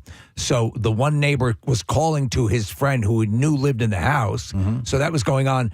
You look at this, Preston, as we said earlier this morning, the fact that no one died and that they're relatively in good shape, both of the people, is amazing. There is another bit of footage that I haven't seen repeated. I was watching the news yesterday evening. It was from someone's Ring camera. And you see the point of the collision when the truck hits the house. You see it literally shift off its foundation. The whole house. The whole house. Man, oh man. So now they had eventually, get everybody out of there, and now now the aftermath happens as far as what the hell do you do after this? And so we were going to throw it out to those listening who may have had not necessarily a dump truck come running through your living room, but some kind of cataclysmic event that has happened to your house, a fire, or some type of destruction where, okay, now what do we do? You know what I mean? Where do you go from there? We had to piggyback on this, some neighbors of ours, they live in just like a mile away from where we are. So they're very close to us. On their street, there was a house 2 homes down that caught on fire, burned down. Over 2 years ago, they are just now rebuilding the house because they had to go through all the insurance loopholes, or jump through all the hoops to figure out how to get the money and have it start construction. So they've been living in this rental place for like 2 years. So it is a nightmare. My friend Eric, who's done stuff for the sprinkler system for my house, he had his house set on fire. It was a washer dryer, I believe a lint thing, might have been in the basement. By the way, our number is 610-660-9333. Sorry. Just only now is he, getting close to the point where they can take full occupancy of the home. The nightmare of paperwork and stuff that has to take place. And he knows he's got his, he's savvy to this stuff. My question is, in this collapsed house or in a fire or whatever, they said it was it was too dangerous. It couldn't go anywhere. How do you go about getting some of your stuff? Yeah, getting it out of there. I mean, can you get some of your stuff in a fire? Or, I don't know. I don't want to know from personal experience. But for those who have gone through it, I heard somebody one time say sometimes toxins are released in fires. Yeah. And that your stuff may not be what can be taken out. What can you get your hands on? And I wonder about this house that's falling apart. Yes. Clearly that maybe before you get your stuff out of there, they have to knock it all the way down and destroy more stuff. And that's going to destroy more of your stuff. You just have to go through the rubble. Yeah, maybe that's what it is. For this one, didn't they demo it last night? I guess they did. They had to, Nick. It was structurally nowhere near sound. Same thing goes for these tornadoes that have been popping up. Yeah. In St. Louis, there were houses that were taken out, and some of them just structurally damaged, and you have to, I guess, leave it for a while before they determine if it's safe, and then if it isn't, then they just tear it down with all your stuff in there, and then you go in and pick through the scraps. Yeah. I don't know, man. I think. When you're looking at your stuff, and there's, and I know it's just stuff, but there's important stuff or memory stuff. And I know my inclination would be like, I don't give a rat's ass. I want to get in there and get some of this. Yeah, so there was a house not too far from where I live now that was just completely demolished, right? But that was planned, right? So they could go in and they could take all of their belongings out there. Now, when I was growing up, there was a house that was 1 block away where The father was in the basement. He was excavating in the basement, maybe a little bit too close to the foundation, and ended up like the side wall had come crumbling in. Wow, And so they on all him? had, no. Luckily, nothing cataclysmic happened, but it happened so quickly that they all had to get out of the house. And I don't remember exactly how it all shook out with those guys because all their belongings were still in the home. By the way, we have a few callers who have had trucks crash into their home. What? Holy hell. So let's go to these calls. I'm going to first start with Cindy, who I believe is on the line. Hi, Cindy. Good morning. Good morning. Hey, sorry to bother you guys at work. That's all right. So you had what crash into your home? I didn't. Actually, a trash truck blew up in front of my house 2 years ago. On Juneteenth, it'll be 2 years. A trash truck? Green energy, clean energy is propane tanks, which make them bombs, basically. Oh, okay. All right. So a trash truck blew up outside of your house? That's correct. At the bottom of my driveway 2 years ago, June 19th, my son ran out. The kids had just gotten done school for the summer and were home, and we were supposed to go to the pool.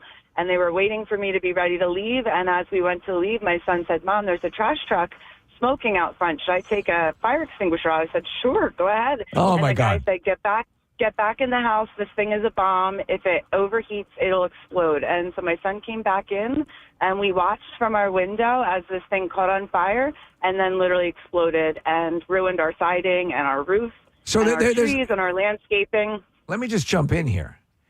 Sure. You know a truck is going to blow up in front of your house, and you're watching it from the other side of glass? Yeah, so right. So that's kind of right. So it was far enough away where we were safe, but we couldn't go outside because the trash truck had these fumes. I mean, it was toxic.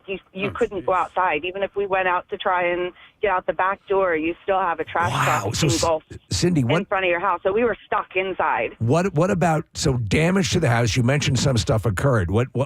How much? I mean, obviously you have insurance, but how much damage was done when everything was all figured together? Yeah. Well, the crazy part is, guys, that you're talking about this. My husband and I had for 2 years. Waste Management, the director, came and said, this is entirely our fault. We'll take care of this. Go through your insurance company, and then, we'll pay for it. We know this is our fault. He reassured me. We had just had our landscaping done, our driveway repoured, our walkway done. We spent tens of thousands of dollars, and maybe a month later this happened. And I cried in my driveway, and I said, listen, I don't know. This is devastating. And he said, we'll take care of it. We'll take care of it. Here we are. 2 years later, we just are now possibly getting approval to get this fixed. 2 years later, when you hear 2 stuff years, like that, yeah, it we just had to- drives you crazy. We've tried everything. We had to go through our insurance company. Our insurance company said they were the holdup. It's been back and forth for 2 years, and now we're coming up on statute of limitations. So I called the other day and made my feelings known about the situation and said I'd go to the media if I had to. Yeah, no. What town is this, Cindy? This is Bristol Township. This is Waste Management in Bristol Township. So it's Tullytown is technically where Waste Management is, but it's Bristol Township. I hope it works out for you. Yeah, I mean, because you definitely owe that. Too. Yeah, and thank God you weren't It's been an hurt. extremely frustrating process. Yeah, we have video of this. I mean, the whole thing. I'll have to send it to you guys. It's insane. Yeah. I mean, if you saw it, you'd never believe that it was just the siding and the roof. So you have video of the Yeah. explosion? Yeah, I'd like to see that. Yeah, we have tires blowing up off of the trash truck directly at our house. Wow. It was intense. Yeah, we got to Yeah. see that. Yeah. All right. Sorry about that, Cindy, but thanks for I'll sharing. send Good it over. luck. All right. All right. All We'll right, see you have later. a great day, you You guys. too. All right. Next up, I'm going to go to Kim because she had something happen as well that involved a big truck. Hi, Kim. You're on the air. Good morning. Hi, guys. Good morning. So this is probably going back a good 35 years. I'm the same age as like Casey and Nick.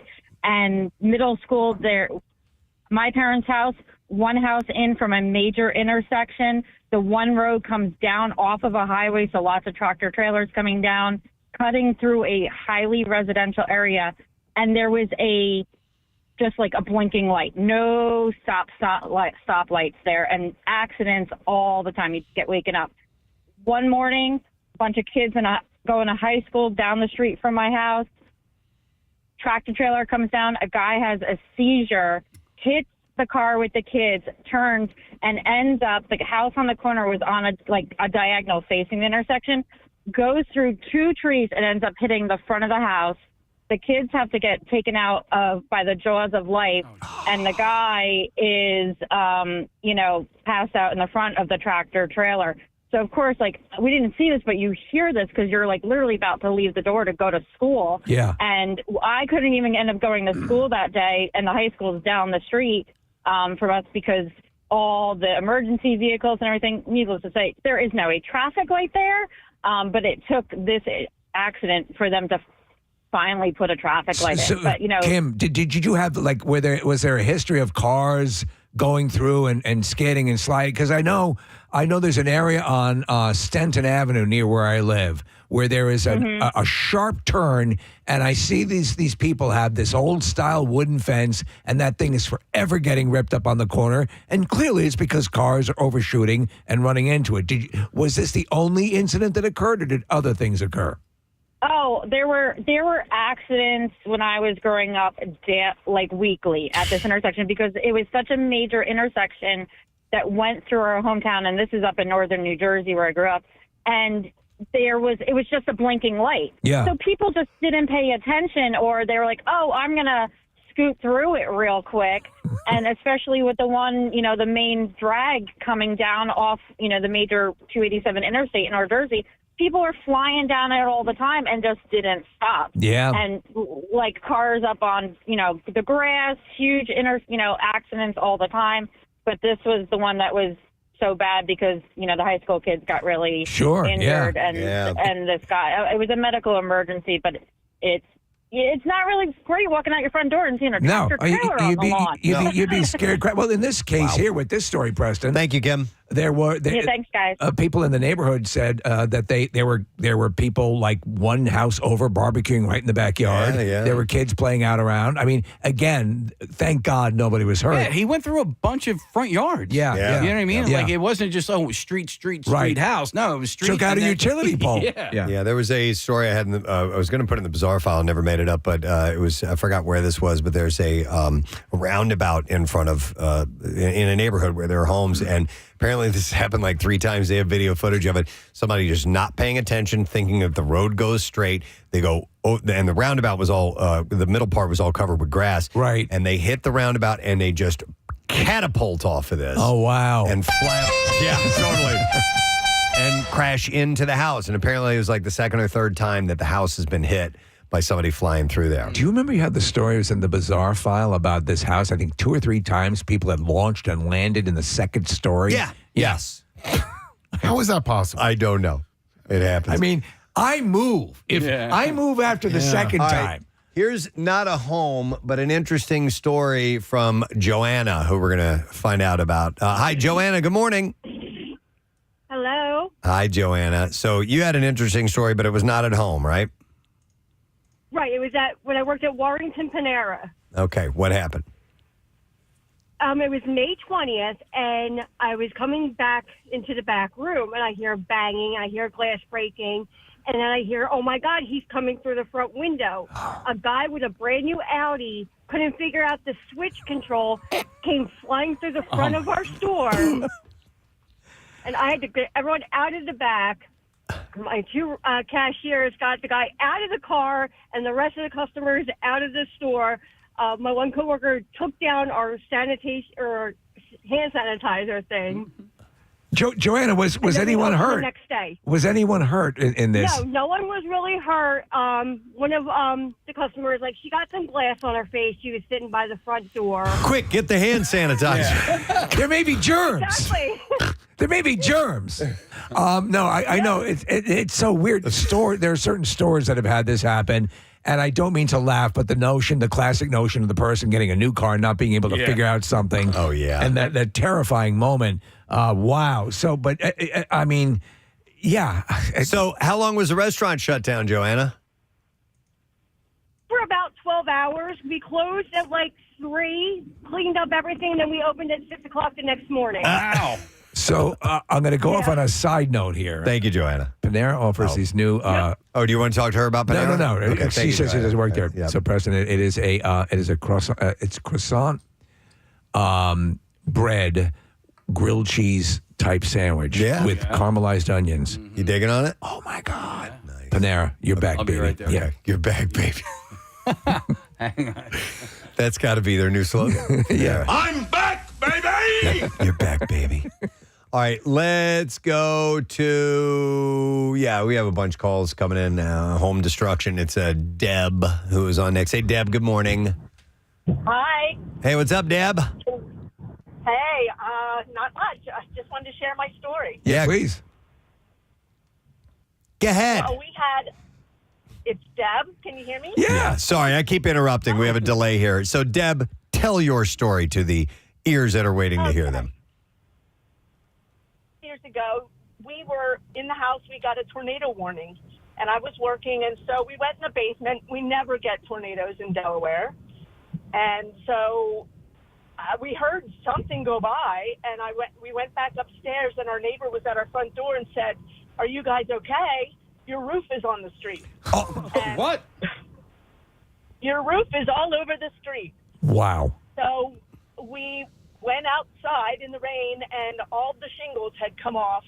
And then throughout the day, water just poured into our house, ruined the ceilings upstairs, and it was quite a mess. We didn't lose a lot of things, but it was a nightmare, and it took quite a while to get it all taken care of. So I wonder let me ask you this, and maybe you know, for purposes of insurance, so you have massive water damage from a tornado, do you have to declare everything totaled, all your possessions totaled for the insurance to go through properly?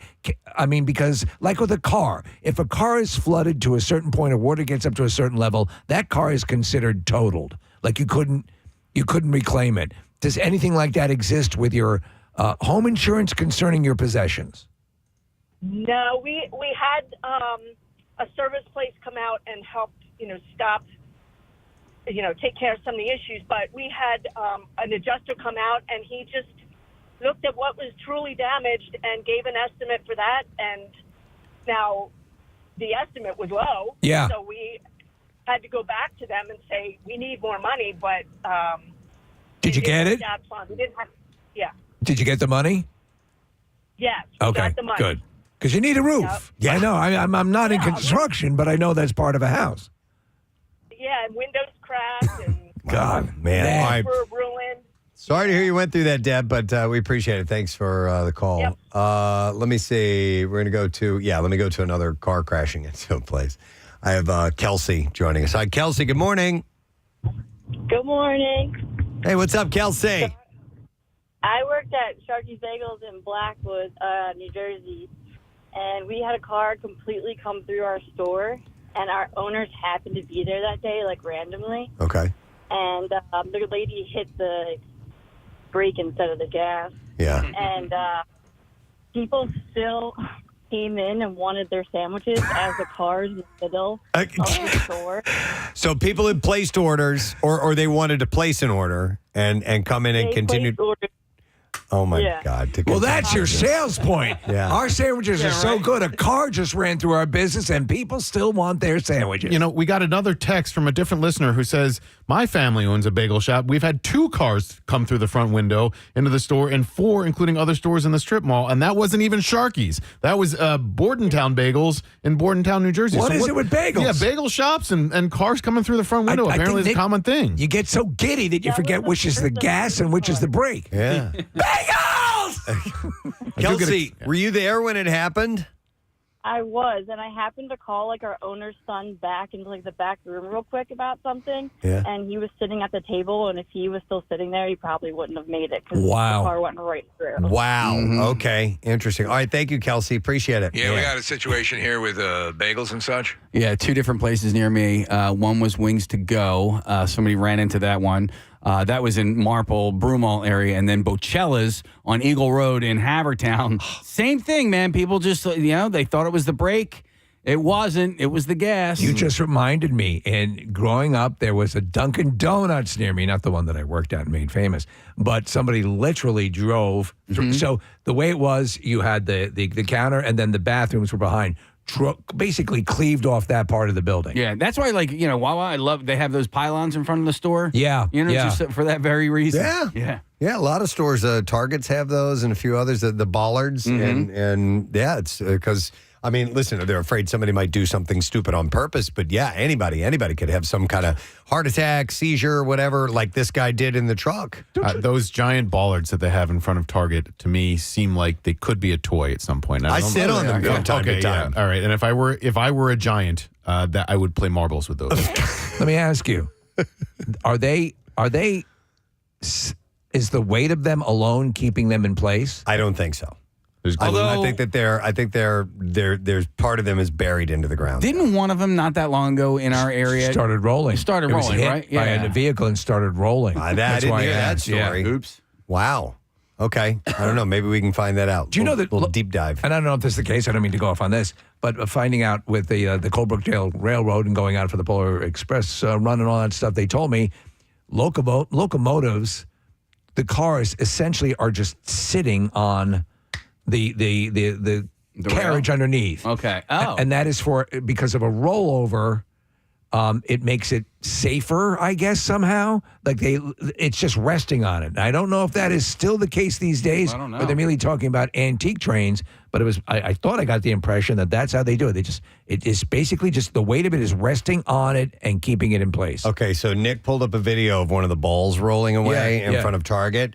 Casey, looking at this, you see this pole that's bent? Yes. So a pole goes into the hole in the bottom of the Basic ball, biology. holds it in place, but it is not essentially buried or attached into the ground, but it does have a support there. There's a ball hole. Yeah, there's a ball hole and a shaft that goes in the hole that holds it in place. You know what, though? It's funny. That's how babies are made. It's funny. That's not the only one person. There's one that happened in Chicago, too. There's more than one video of the giant ball in front of a Target rolling away. Wow. All right. Well, anyhow, it's a very interesting story. And like Steve was saying, it is it's very lucky that no one was killed in this incident in South Jersey where this dump truck went through a house. But thank you for your calls, guys. I apologize if you've been on hold for a while. Apologize. But we'll chat again some other time. Apologize. But thank you for checking in. We do need to take a break. We have a few things we're trying to stay on time with. We have the Bizarre File on the way next. After that, we're going to talk Tom Segura this morning. He's got a new special out on Netflix. We will return in just a moment, so stay with us. I just don't feel like the dishwasher gets the dishes clean enough. And it doesn't. And I think it's just because the way my kids load it, it just gets overloaded, or they won't rinse things out. They'll like listen, the commercials lie. You can't put a full-on spaghetti dinner into the dishwasher, and the dishwasher's going to clean it up. It just doesn't work that way. So, as far as I'm concerned, the dishwashers, I can do a better job and in less time. So here's the deal. If you're basically halfway there, cleaning off the dishes, may as well go ahead and finish it. Just finish it. Yeah. Right? By the way, here's a text that says, my friend's mom got a brand new $10,000 lawnmower. No. What? It better be a riding lawnmower. I'll buy it from you. For Christmas, and refuses to use it. Uses the old one still because the new one looks too pretty and doesn't want to mess it up. Listen, I get that. I'll do that. I'll use the older item until okay, so here's one, a hair dryer, right? I bought a new hair dryer and they're fairly expensive, but I still have I still have a little bit of use out of my old hair dryer. So I'm trying to get until that completely dies, and then I'll start with the Get new rid one. of it. Yeah. But I understand that reasoning, because when you see a nice brand new work truck. Yeah. Do you know what I mean? From guys that actually use it. It's not like a glamour truck like some of these guys. This is my glamour truck. Well, yeah, I know listen, what you're saying, you have these trucks that just look nice and they never put anything in the bed or whatever. But then you have these other guys that actually, really work for a living and they put everything. It's so funny. It's because I have at home case, I have this Amazon. It's a collection of tools and everything's in this place and it's all very clean. And all the contractors that I know, all their equipment is all effed up and banged up because they're using it. Well, yeah, my friend Bill, he just got this beautiful brand new truck. He showed it to me last year. He's like, oh, look at this. You open the door, the little, the stool comes out, little things you step on. Step stool, yeah. Yeah, I'm like, this is gorgeous. But how long until it's just all dented and scratched? Yeah. Here's a text says, my father refused to use the AC in the car when I was a kid, and still to this day, because He doesn't want to fix it if something goes wrong with it. Yeah. No matter how hot and humid it is outside. But But you're not using it. It may as well not work now if you're never going. I'm at work. Stop calling me. Sorry to bother you, Joanna. What's up? So my mother, they've been going on 15 years maybe, refuses to use our fireplace in the house. Refuses. Is it a She's gas-operated fireplace? It is not. It's regular, but Okay. she's afraid that it's not going to work. That It's not somehow, gonna- even fireworks. though they've had it cleaned, like, they've had it cleaned when they bought the house. They've had it cleaned since. There's nothing wrong. It's a regular fireplace. Refuses. She's afraid that a catastrophe is going to happen. Wow. It's going to break. I'm like, Joanna. "It's a fireplace. How do you Right. break a fireplace? Yeah, exactly. Yeah, exactly. But let me ask you: Does she? If you get her, away from the fireplace and she can talk freely, will she admit to liking a fireplace? Oh yeah, she loves it. Sometimes It doesn't make any sense. We never used a fireplace in our old home. Yeah. Thanks, Joanna. it's peaceful. Yep. Have a good one. You too. Well, we lived there for 10 years and never, and it was the first fireplace that I ever owned in my entire life. Did you not use it because you thought it was going to break? I didn't use it because my wife said we can't use it. Did you ever ask her why? What's that in your mouth? Spit it out. Spit it out. Spit it out. What did I tell you about baby birds? Stop it. I think she was worried about burning the house down, and A lot of people are. Yeah. A lot of people are of fireplaces and just in general. It's what it's made for. Yeah. It's made to put a fire House in can there. set on fire for a multitude of other reasons. But we own fireplaces now that we've put fires in. Okay. Yeah. All right. So they're just outside. Let me. I know. You brought those fires home and then you put them in the fire. in. Yeah. Hi, Terry. You're on the air. Good Fire to morning. go, please. Hey, Hey, what's up, Terry? well, so my husband inherited a really nice and big snowblower from his dad about 7 years ago and refuses to use it. He always has an excuse. There's not enough snow, or the snow might be too heavy, or I can't get it out of the garage. And I just don't understand why he won't use the damn snowblower. And he'll just go out and shovel it instead. Yeah. He'll just go out and shovel it, and I don't understand. Terry, give him the data on how many people have heart attacks shoveling, and try to convince him that way. Because right, I'm trying. yeah. But I know people who will do that with the snow blowers as well. Not enough snow to snow blow. Yeah. Yeah. But it's what it's made for. All right. Thank you, Terry. Here's one that says, my grandmother would turn off her blinker stuck at traffic lights to save the bulb. The blinker bulb. You're supposed to leave that light on. Oh my God, yeah. that's great. And same with windshield wipers. I love it. Said it was more of a cheap thing. Oh my God. So you didn't want the wipers to wear out. Yeah. That's funny. God. Here's one of the things I noticed way too late in life was that if you have with products, let's say like a vacuum cleaner, or something along those lines, and after you go through a couple of them and they fall apart, if you realize that you do the recommended regular maintenance, cleaning things, taking it apart, some of those things will last freaking ever, man. You just have to do these cleaning steps every now and then, and it'll last. That's another thing. You bring up the vacuum cleaner that I do with its charging, the handheld vacs, computers, phones, all of that. Like, I don't like to leave it plugged in and charging constantly. You can actually, in some cases, you can damage the battery. Well, I don't know if that's still true or not. But for the most part, no, you should be fine. So I use the vacuum until it dies, and then I plug it in, and then when I check it throughout the day. If the charge is done, I unplug it. I wonder how the battery is. Yeah, seriously, because I don't want to ruin the battery. Dennis, check the battery on the shark.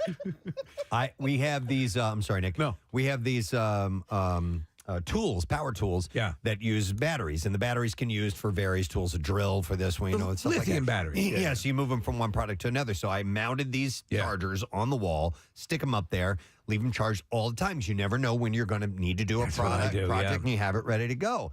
Well, I don't know who was doing it, but every now and then someone would unplug the charger, and I would go and need to use the battery. It was me. I was coming over and unplugging your. You turn it on and go, and I'm like, what? I mounted this thing to the wall and plugged it in. So I have a whole bank of. I use the iWorks, the gardening equipment, from the leaf blower to the lawnmower. They're all electric. And I go in, I have them, Preston, just like you, the bank all along. They're ready to go. Boom, boom, boom. And I go and I go, what is that? And I'm because there's a button you can check to see how charged the batteries are, and they're all powered down. I'm like, what? They were all connected into a power strip. Somebody turned it off. Power strip on. Real quick, Steve, do you keep those in the garage or in the house? In the garage. Now, I've heard that when it gets brutally cold. Somebody told me this too. I brought all that stuff inside for that very reason. And hot or cold. You're told they'll blow up if I know. I keep. What all do those, you do? Yeah, I keep them in the kitchen for whatever. Like there's one cabinet in the kitchen that's not used. So if my mom's come over, she's like, "Where do you keep the glasses?" Like that's actually where the batteries are.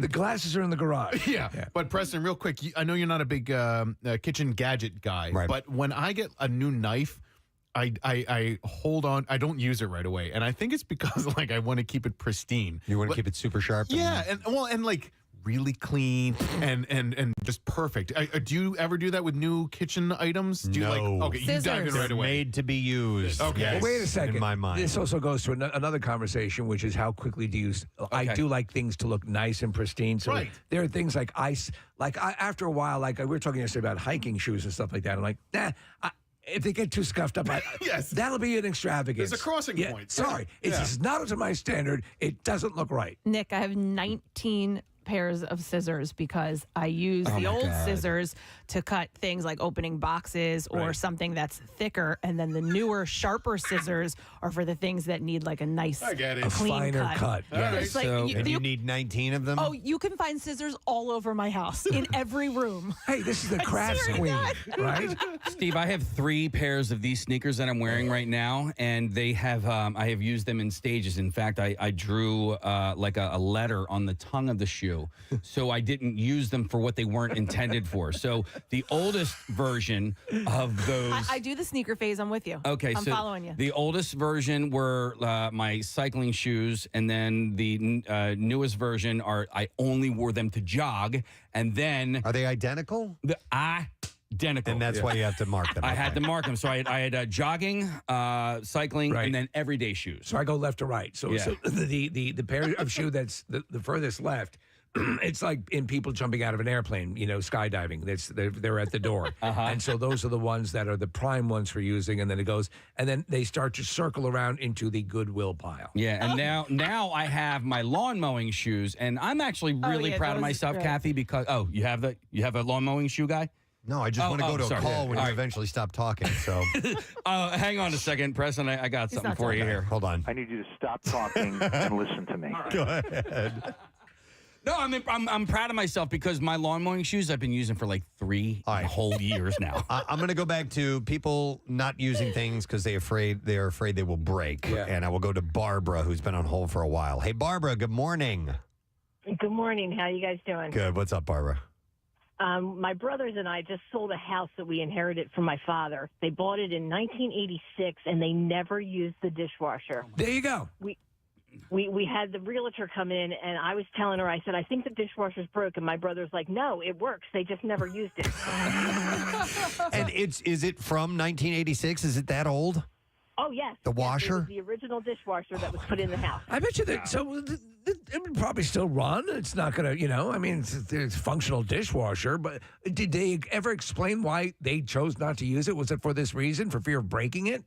Yes, they didn't want to, nothing technical. Like that was high tech back then in 1986 to them. Wow. Jesus. Yeah. That's hilarious. Apparently it's a thing. All right. Thank you, Barbara. Appreciate it. All right. I'm going to go back to an older situation as well. This is Joe, who's on the air. Hey, Joe, good morning. Hey, good morning, guys. How you doing? Good. What's up, Joe?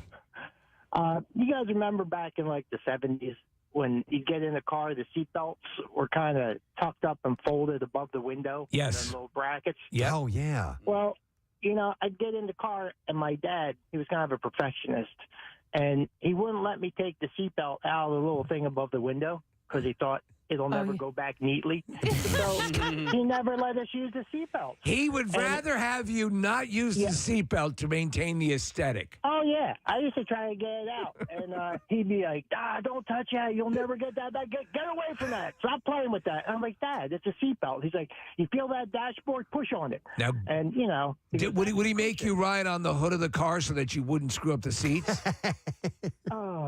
That's crazy. Yeah. All right, so thanks. To this day, Yeah. it's All right. still a joke. Thanks, Joe. I appreciate it. All right, how about this? Let's go to Stuart. Hey, Stuart, good morning. Good morning, guys. What's up, Stuart?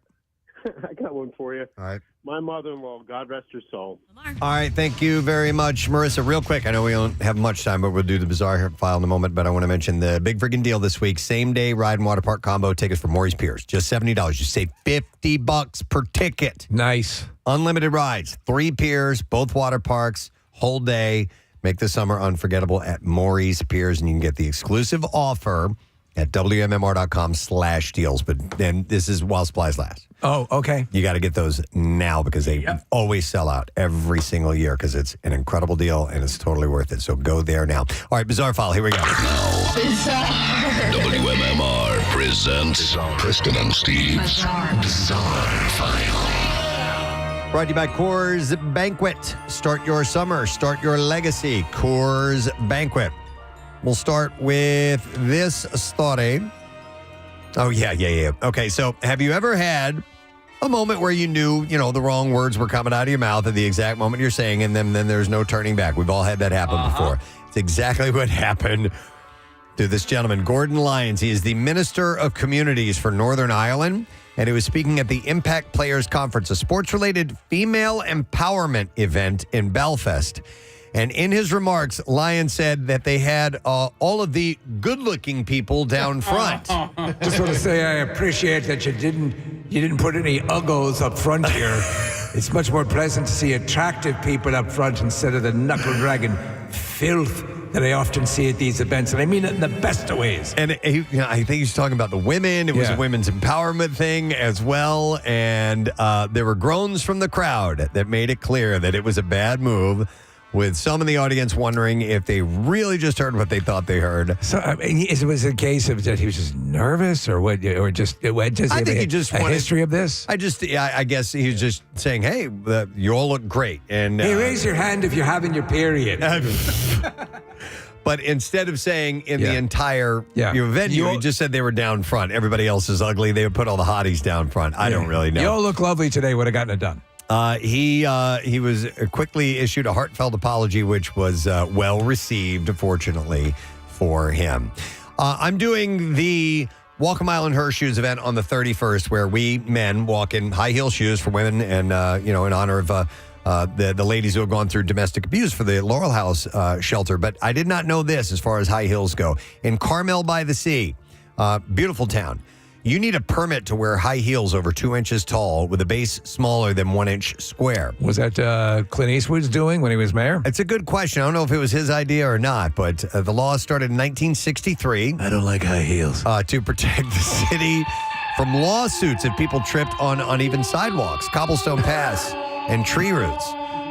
And you can get a permit. It's free. It's at City Hall. Where's your license? You have to go and get that. And so apparently they have bumpy streets, and it's part of the charm. I think it's like cobblestone and stuff like that. They're tired of breaking for broken ankles. Yeah, was not aware of that. All right, here's an interesting one. You got to see the picture of this. And acrophobia-inducing attraction in China is taking relaxing to new heights by allowing daredevils to lounge in a bed which is situated on the edge of an over 320-foot tall cliff. I know they do this. Victoria Falls is one of these things where they have this little pond. It's sort of like a retention pond, and you are right at the edge of a precipitous drop. It sounds like this. It looks insane. Yeah.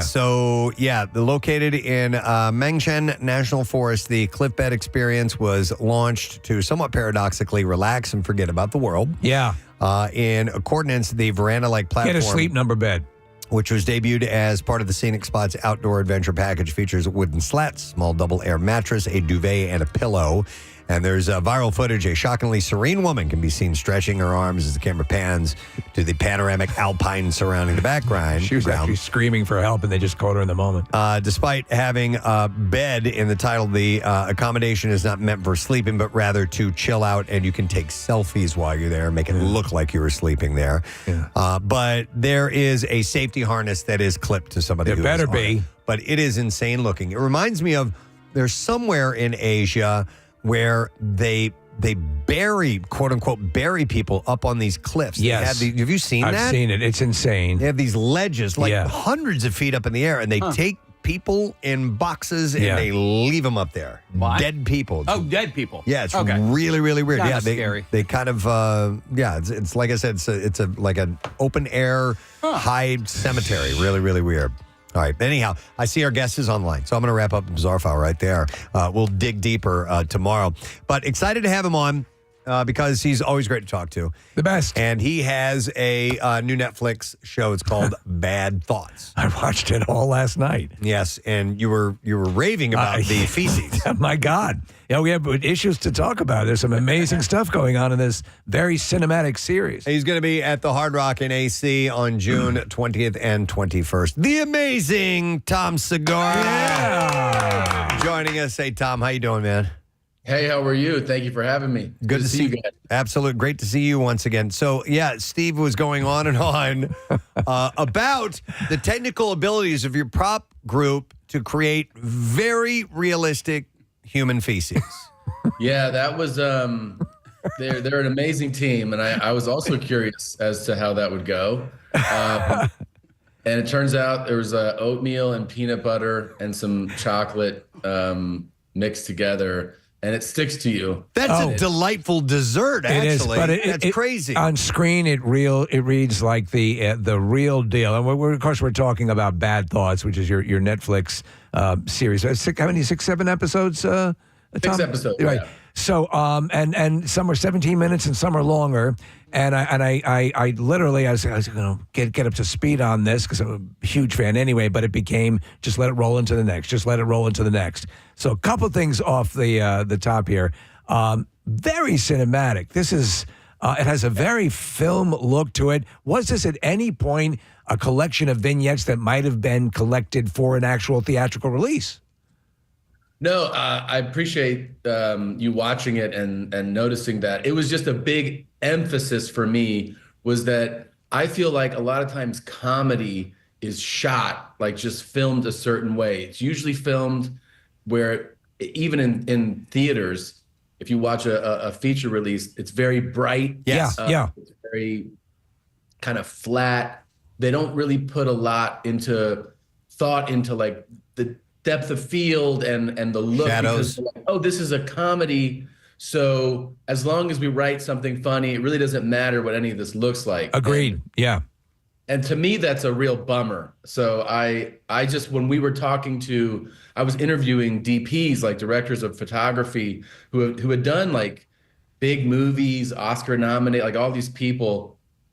I kept saying, the whole thing is, we're writing these ridiculous stories and some of them are totally absurd. But I want it to look cinematic. Like I want these to look like feature films in different genres. So Nicholas Wiesnet was the guy we hired, and he did the whole series. And I thought, regardless of if the content is for someone, you go like, oh, it looks amazing. Well, there is content for everyone, and you're hitting different types of. Now, listen, this is wrong in every right way. So if you are squeamish or you're not, this isn't your deal. Then that may not be for you.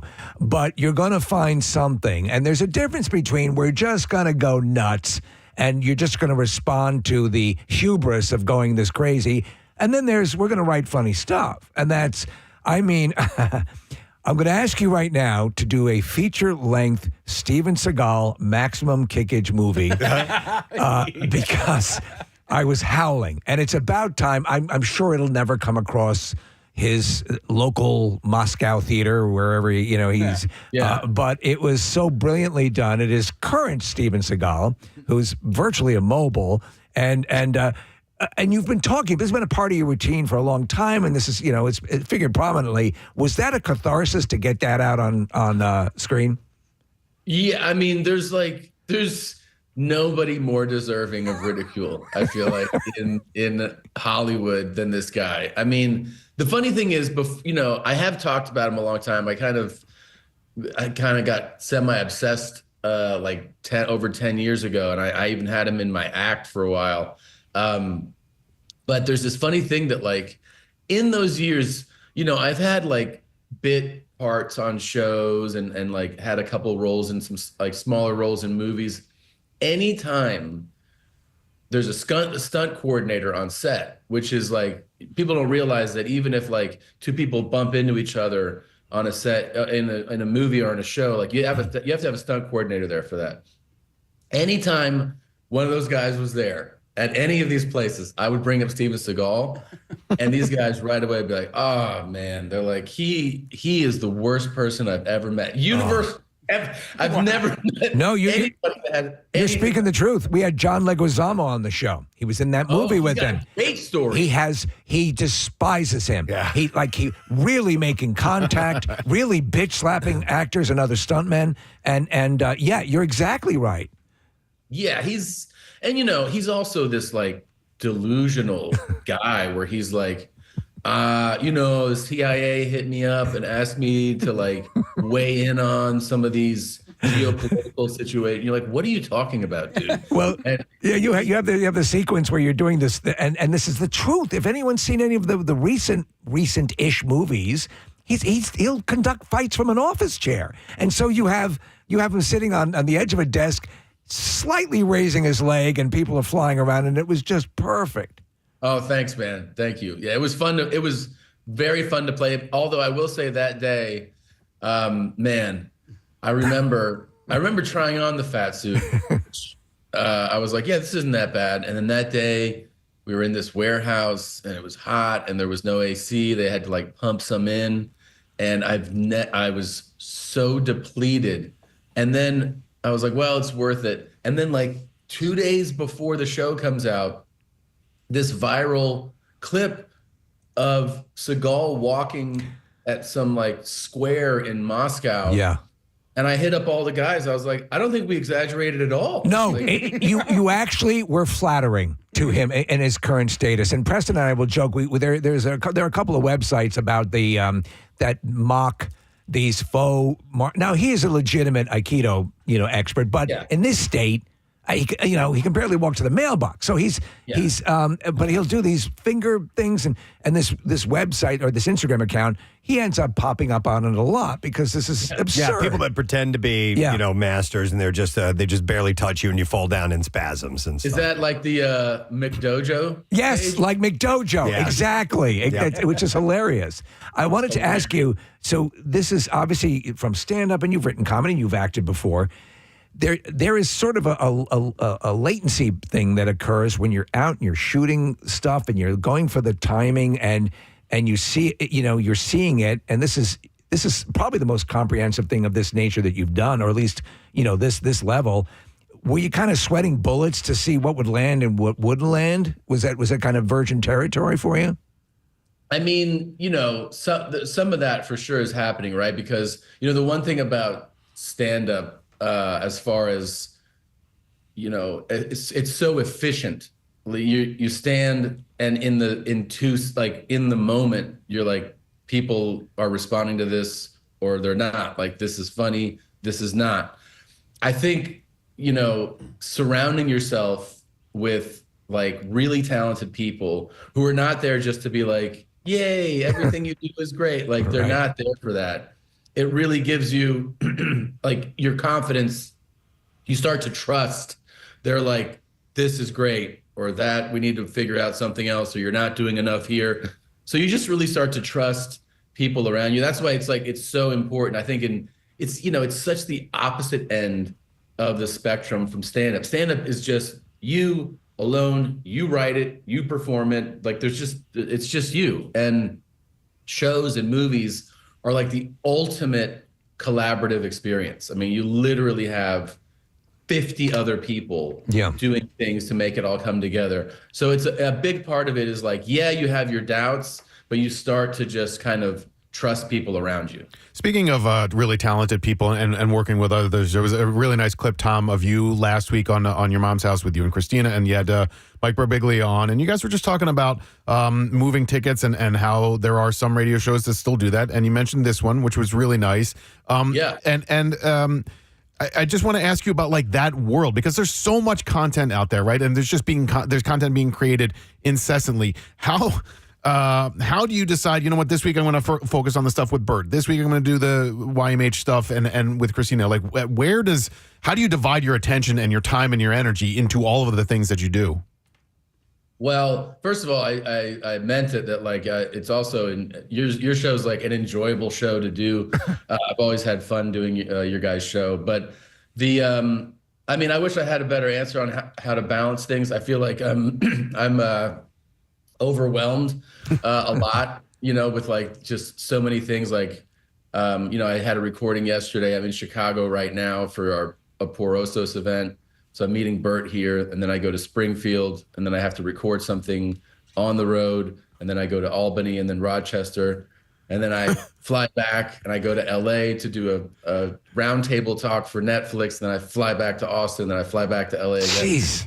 Like, it is stuff like that. I do feel like the one thing that maybe like one of the reasons I embrace the production stuff so much is that, I have like another thing I'm shooting in the summer, is that once you get close to it, you go, hey, I'm out on all the other stuff. Yeah. I can't tour, I can't record. Like these productions, when you're shooting, you're like, you can't divvy up your time, your focus. Like you have to be fully focused on it.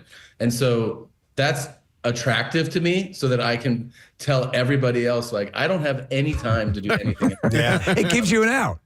It gets you out. Yeah. It's like when you have kids and your friends are like, can you come over? You're like, I'd love to, but I have kids. Yeah, that's enough said. But I would imagine as busy as you are, occasionally double booking stuff, accidentally missing things, that's still going to happen as well. So have you gotten to a level of success and celebrity where if you do miss something, if you do double book something, it's not as big a deal? Bill Murray can just stroll onto a set if he wants to.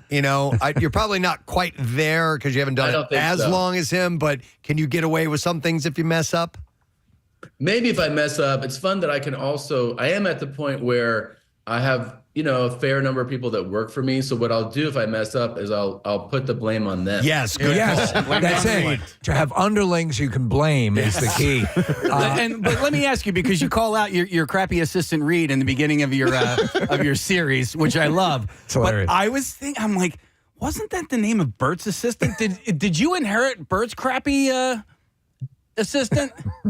No, Bert's assistant is Pete. Okay. Pete, yeah. Peter, and I have Reed, similar letters. That really is my assistant. The guy in there, that's really him. And I would only be able to do that if he was good, right? Because if he sucked, I couldn't be like, hey, you suck, dude. Right. You would just be confirming something that you actually And felt. I was wondering, because, and listen, I know that you wouldn't call him out, especially on a TV show like that, if you didn't actually like the guy and he actually wasn't a capable. But I was thinking about, how do you get to become an assistant? And then how do you get to become an assistant for somebody like Tom Segura or Tom Cruise? Or there's not a college major for that, right? A lot of them come from the same place, actually. Really? A lot of them do. So a lot of them end up working at agencies and like management companies in LA, like Hollywood agencies, and they're assistants on a desk to like an executive or an agent or a manager. So they are in the practice of like that world. They know how general meetings work, audition, like they know the world and they know how to interact.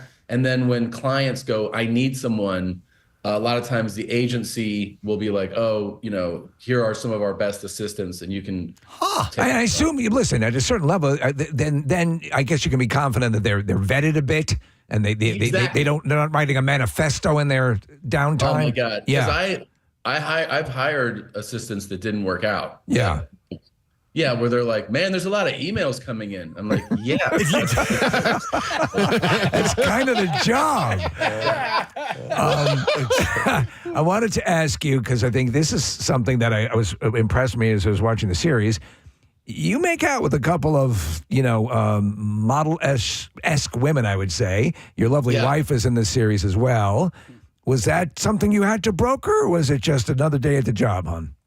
I didn't ask her if I could do it. We just kind of wrote these things. I'm like, well, I guess, because the funny thing is, you write stuff that is really like making you laugh, or you feel like, oh, this is great. And you do feel like, oh yeah, it's not real. Right. It's just like a document.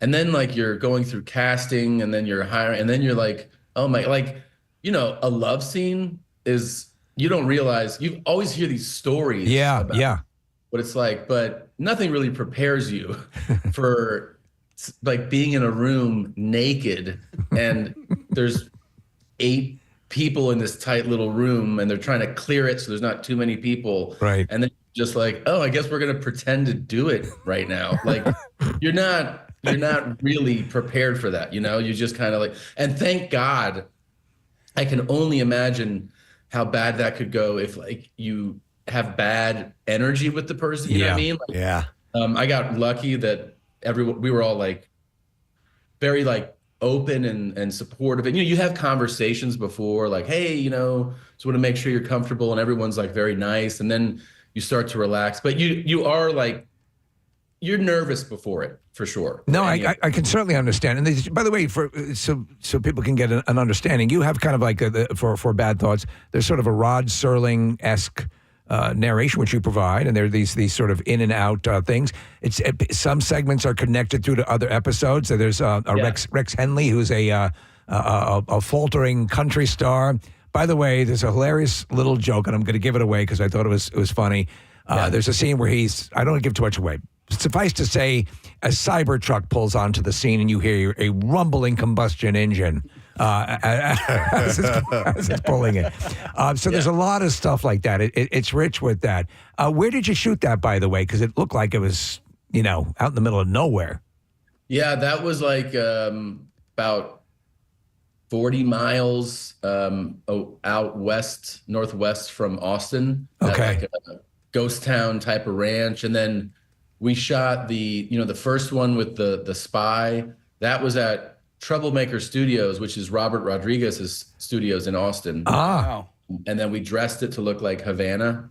And then the black and white one is the same lot, and they dressed it to look like a French town. So like, it looks great. It looks great, man. It really does. And listen, Tom, I'm a huge fan of yours. I love your stand-up. I've seen you live many times. And I'm kind of like, when I see, there's a new Netflix special coming on, I'm like, okay, I'm going to watch it the day it comes out. And so when Bad Thoughts was coming, I was like, all right, I'm going to watch this the day it comes out. And I did. But then also, you're coming to town soon. You're going to be here in Atlantic City in June 20th and 21st. Yeah, like a month from today. So that's got me excited about your next Netflix stand-up special. So is this in support of that? And when can we expect to see a new stand-up special? Yeah. Yes, it is. And I'm supposed to announce it like very, very soon. I don't understand why they haven't given me the green light. It must be that assistant. I know. There's an email somewhere. There's an email. I should be like yelling at somebody.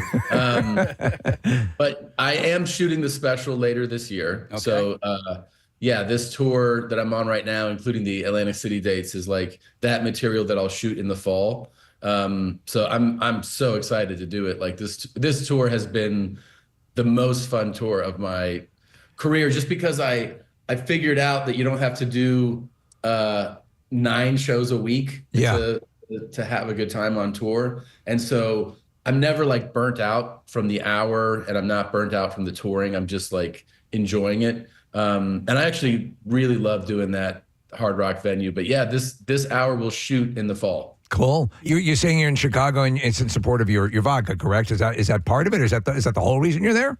That's the whole reason I'm here right now. Yeah. And it seems to be doing well.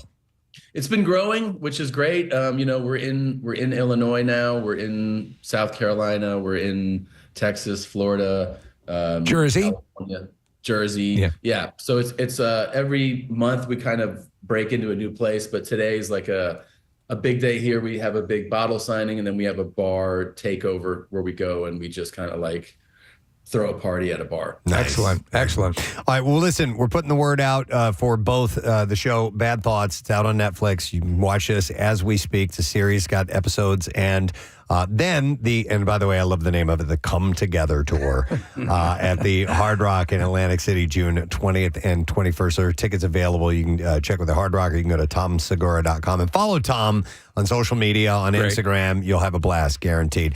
Brother, we got to take a break, but it is great to hear from you. Thanks for checking in. Thank you guys for having me, man. It's really good to see you guys. Thank Anytime, you too. Tom Segura, guys. All right, we will indeed return in moments. We still got to do lesson question, trash, music news, all that stuff. And one of our interns is leaving. I know. We'll say goodbye to him. We'll take a break and come back. Stay with us. Preston and Steve Had an in-ground swimming pool in the backyard. Mm-hmm. She never went in it. She paid for the pool guy to open it and maintain it. And I asked her, how come you never use it? She just told me that she liked looking at it and she wanted waterfront property. Oh, my gosh. But she never used the pool. True story. Never used the pool. Wow. Yeah, All but right. if she's paying for the maintenance, it doesn't make any sense. Yeah. All right, a little bit different than what we're talking about, but that's interesting. Yeah. Well, and this is slightly different as well, but can you go to Steve on line 2, Preston? Line 2. Yeah. All right. Hi, Steve. Good morning. Hey, good morning, Press. Hey, what's up, bud? My best friend to this day, his father back in the 70s, 80s, and part of the 90s, whenever he would get a new car, would pop the hubcaps off and put them in the trunk because he was afraid they were going to get stolen. May as well give them to somebody. Right. You know? Take the hubcaps off. Oh, that's funny. So he would immediately take a beautiful brand new car and make it look like a piece of crap. Yeah. Yeah.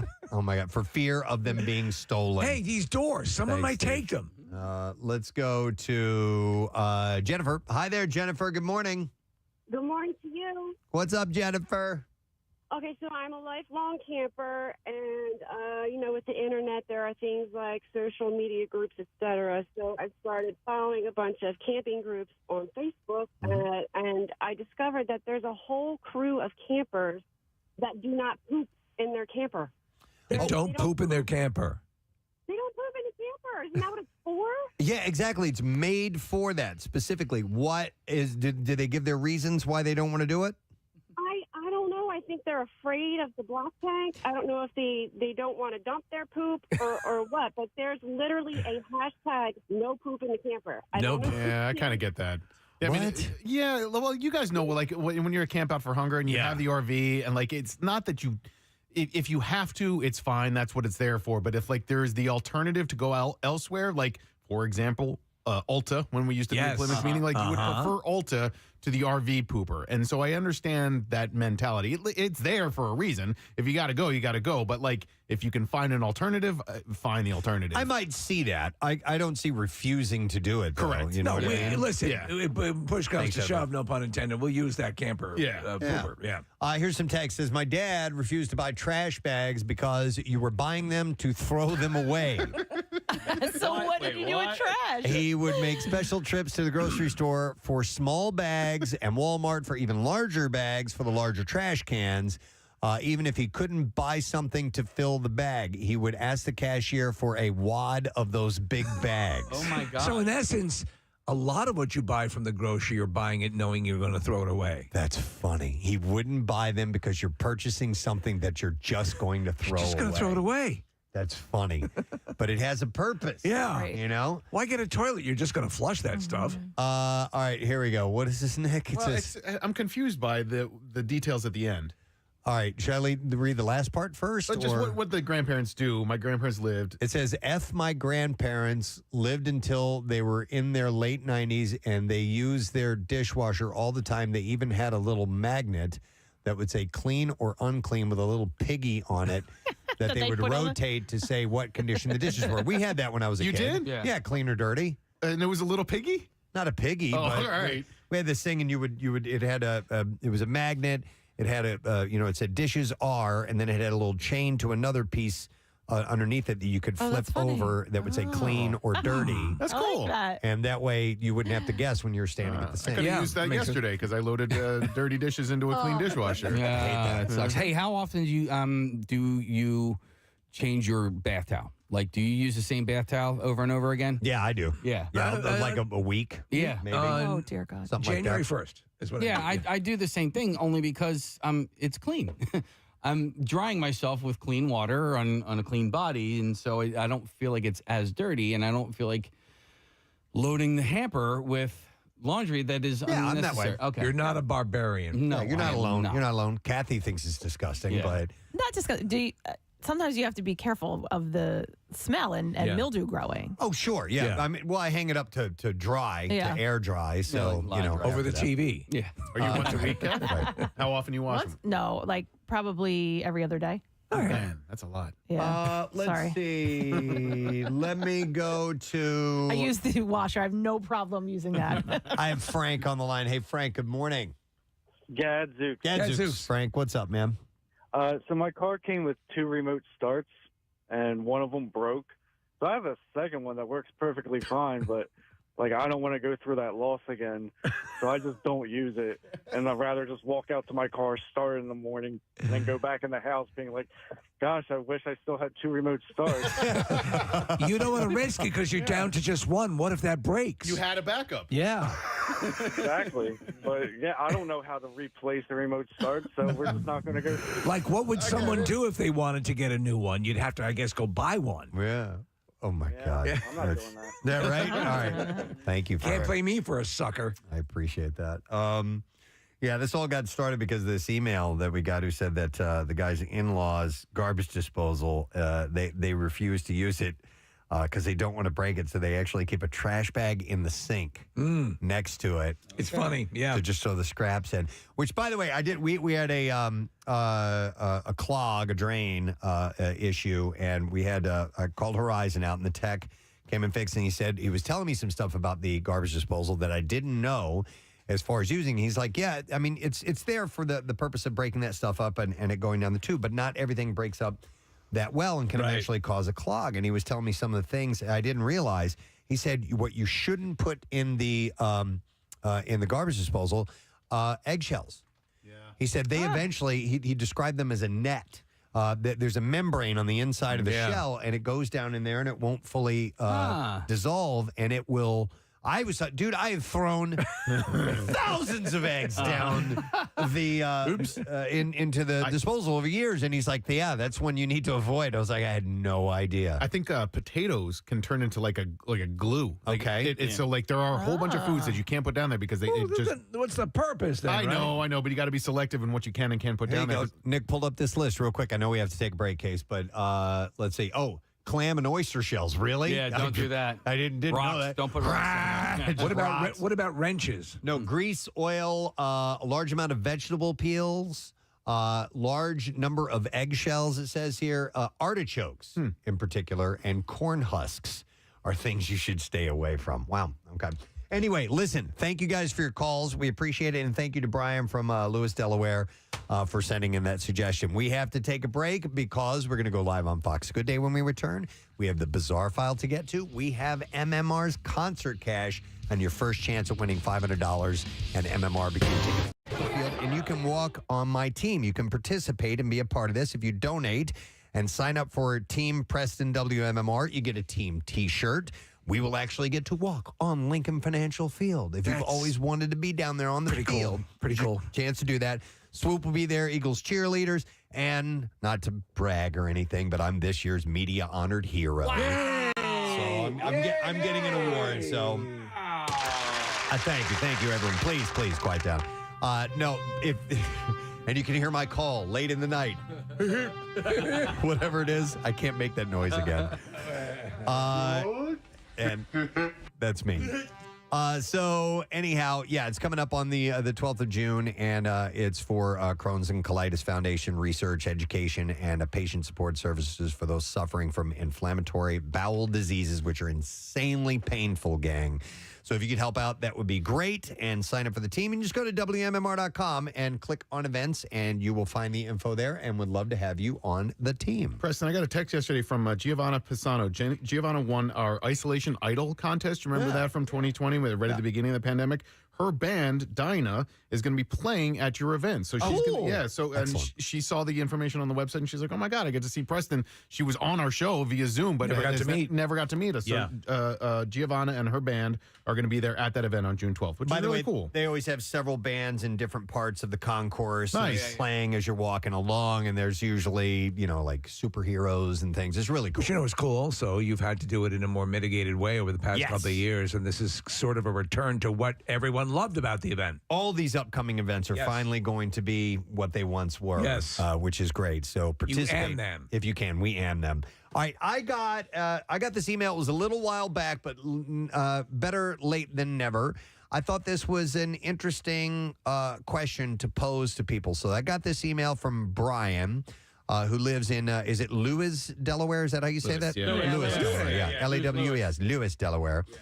He said, hey, he said, I had an idea that I thought might be interesting. Recently, I learned that my in-laws have a garbage disposal, and they refuse to use it because they don't want to break it.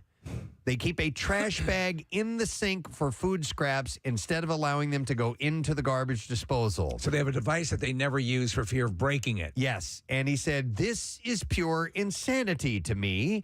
And it got me to thinking, if there are other things of convenience that some people refuse to use for fear of breaking them.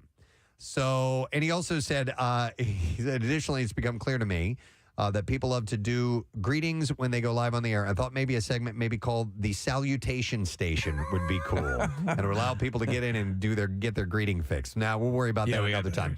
But anyhow, that's an interesting question. So you have this device that is made specifically for this one thing to do, yet you don't want to use it because you might break it. But what's the point of having it if you're not going to use it? I know this phenomenon exists with a lot of people. I'm a gadget guy, so I will use it. Fuel and Shimmer on 93.3 WMMR. Everything that rocks. It's 10:34. Preston and Steve on Wednesday morning. Yeah, we're heading towards a weekend. We're heading towards a live broadcast. We're getting closer and closer.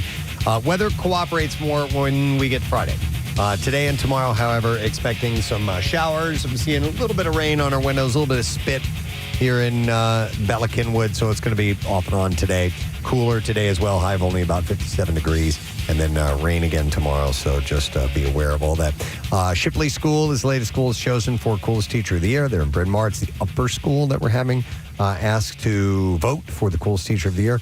Easy to do. Text word teacher to 610-660-9333, and we'll send you the voting link. We are going to give away a prize now with the lesson question. We're going to give away a $50 Amazon gift card courtesy of Adam Home Services. And the question I think we have to go with, and we have a number of ones that we could go with this morning. But what law firm is pretty much the greatest one in the universe? Because it's named after some very powerful people. Yeah. All right. What law firm is pretty much the greatest one in the universe? Because obviously of the partners there, per the name. So all you have to do is call us, 610-660-9333, and we'll see if you can get through, answer the question, win the prize. That's how the whole thing works. All right, we're going to do trash while you're doing that. The trash business is a gold mine. 93.3 WMMR with Preston and Steve's Hollywood Trash. All right, supported by Paramount Pictures' Mission Impossible, The Final Reckoning. Every mission has led to this. Tom Cruise is Ethan Hunt in Mission Impossible, The Final Reckoning. And it's only in theaters and IMAX on May 23rd. What's going on this morning, Steve? Well, Kevin Bacon's series The Bondsman has been canceled by Amazon Prime after just one season. Amazon says they're proud of the series and how quickly they realized they hated it. Mark Cuban finally revealing what prompted his decision to leave Shark Tank back in November. Cuban, who's worth $6 billion, says he finally got sick and tired of seeing annoying families in matching T-shirts. And finally, Bill Belichick's ex-girlfriend, 61-year-old Linda Holliday, reportedly confronted his current girlfriend, 24-year-old Jordan Hudson, at a Christmas party last year. Apparently, Holliday became furious when her grandchildren were cut in line by Hudson, who wanted to see Santa first. That's your Hollywood Trash. All righty, we will go to phones and see if we can get the answer to this question. What law firm is pretty much the greatest one in the universe? All right, and we're going to check in with Lisa, see if she knows the answer. Good morning, Lisa. Good morning, it. Good morning to see you. All right, Lisa, the greatest law firm in the universe is? Superman, and God. Yes, that's it. Nailed it. Hold on just a second, Lisa. We got you a $50 Amazon gift card courtesy of Adam Home Services. You can call Adam Home Services today to schedule your $49 AC tune-up, and they'll even waive the dispatch fee. And for all your AC, heating, plumbing, electrical, or sewer services, you can get them at the right price. Just visit AdamHomeServices.com. Now, Preston and Steve's Music News on 93.3 WMMR. Yeah. All right, brought to you by Sequoia Outback. Score major savings with their annual Memorial Day sale.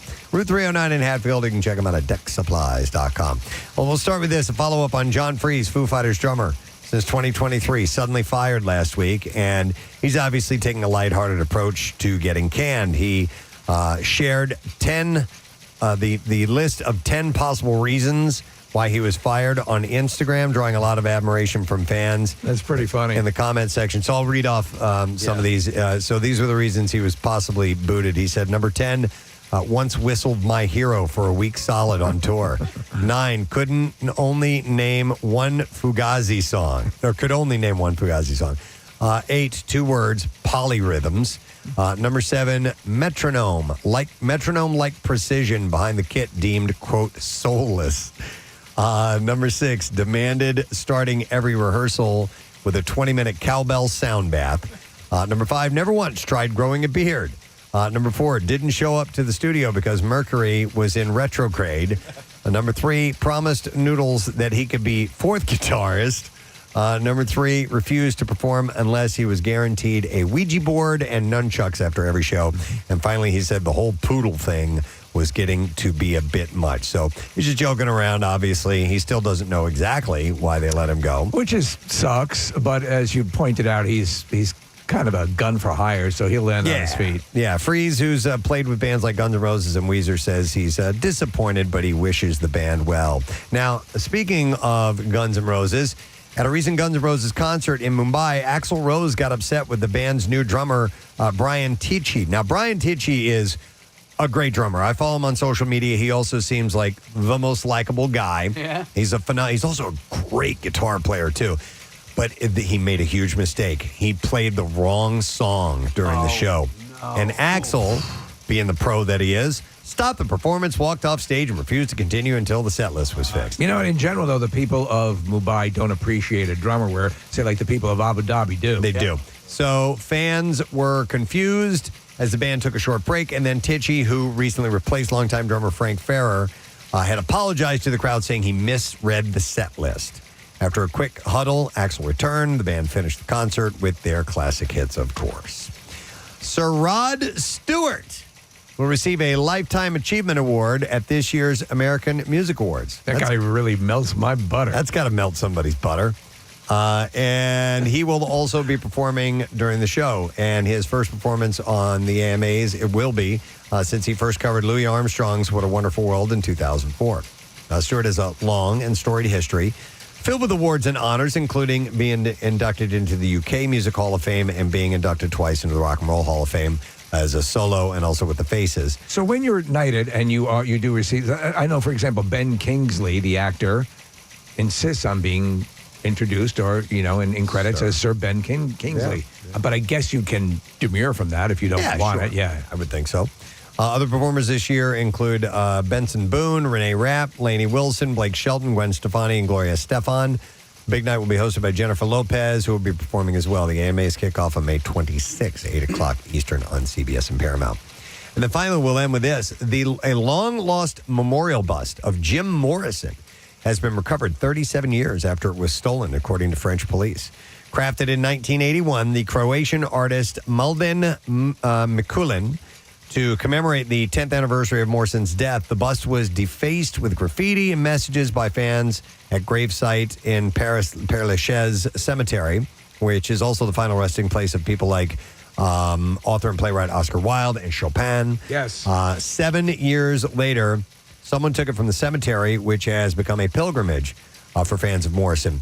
I've been there. Are they still hanging out these days? Oh, well, I don't know about nowadays because I went there in 1990. They were? And, oh, yeah. Oh, yeah. Yeah, absolutely. There were when I was there, it was like 3 or 4 people. Okay. But smoking cigarettes, drinking beer, hanging by. And so the bust was already gone by the time I went there. It was just the graves and all the graffiti It's all a very over the place. unflattering bus. It doesn't look like Jim Yeah, Morrison. no.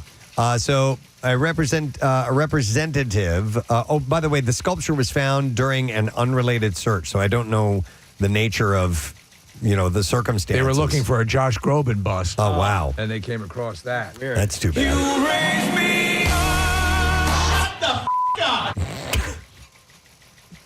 Poor guy. We were talking about recurring bits earlier this morning. It's one of my favorites. That's all we do. A representative for Morrison's estate told Rolling Stone that it were happy to hear the news. We'd like to say that we're happy to hear the news and we want to pet it. Of the statue's recovery. Obviously, it's a piece of history, and one of Jim's family wanted it there on his grave, so it's gratifying to see that it's been recovered. Have they ever tried to protect the area? Because it is so marked up with graffiti. Yeah, I don't know. Or is the consensus, he's the people's and they should be able to... It's just open to the public, you know, and so there's only so much you can do. I mean, there is security there, at least there was when I visited, but I guess, Steve, it's just like any other city park, Yeah. I mean, I remember, it's been so long. I thought they may have had like chains up and things like that, but people just step over them, Marissa she had to step out, so she added via text message that going back to the Foo Fighters story, rumor is that he was possibly let go because Shane Hawkins could be the new drummer. Oh, that's possible. He plays. Yeah. And he played at the tribute and everything, and people would love to see that. So it would kind of make sense. That's possible. All right, that's it in music news for you this morning. We have one more thing, and it's sad that we have to do this. Yes, another one of our interns is leaving the nest and heading out into the great wide world out there. We would like to welcome to the microphone Kaileigh Doherty. Hi, Kaileigh. Hi, guys. How you doing? I'm great. How are you? We're good. So you've been here since the beginning of the year, right? Yeah. Wow. And you go to Neumann University? Correct. Are you done completely? Have you graduated or In what? December, I will. In December, you'll graduate. Okay. Wow. And you know what? I have to admit, between Kaileigh and Grace and Sam, our support staff here off air, it is the quietest group of that we've ever had. And I'm not saying that as a bad thing. You guys do great work, but it's very quiet. Yes. There is that. We don't have the noise. We wouldn't even know, for example, that Grace will MC wrestling matches. Wow. She gets them hyped up. She gets hyped up. You'd never guess from looking at her. So you go to Neumann University. What is your major? Communications and digital media with a minor in sign language. Oh, sign language. And how far along are you with that? Because there's different types of the language. Yes. American Sign Language, Yes. I assume. Yeah. So I only started. I've done it for a full year now. Okay. It's impossible to get into because the teacher is so popular. Really? Yeah. So my freshman year, I wasn't sure if it was something that I fully wanted to commit to. And then sophomore year, I tried and I couldn't get into the class because it was that popular. So then I had to wait until junior year to start it.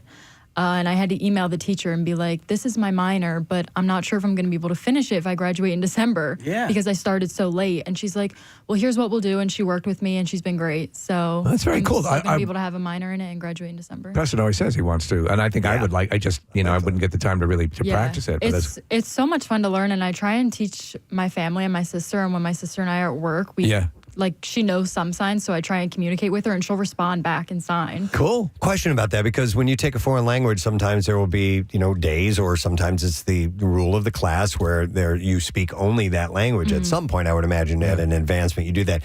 Do they ever have classes where a portion of it is zero speaking whatsoever? So we'll do work, by ourselves or with a partner or something, and she'll say it has to be silent, but you'll always hear someone talking because we don't know everything. Right. So someone's always like, oh, how do you say Right.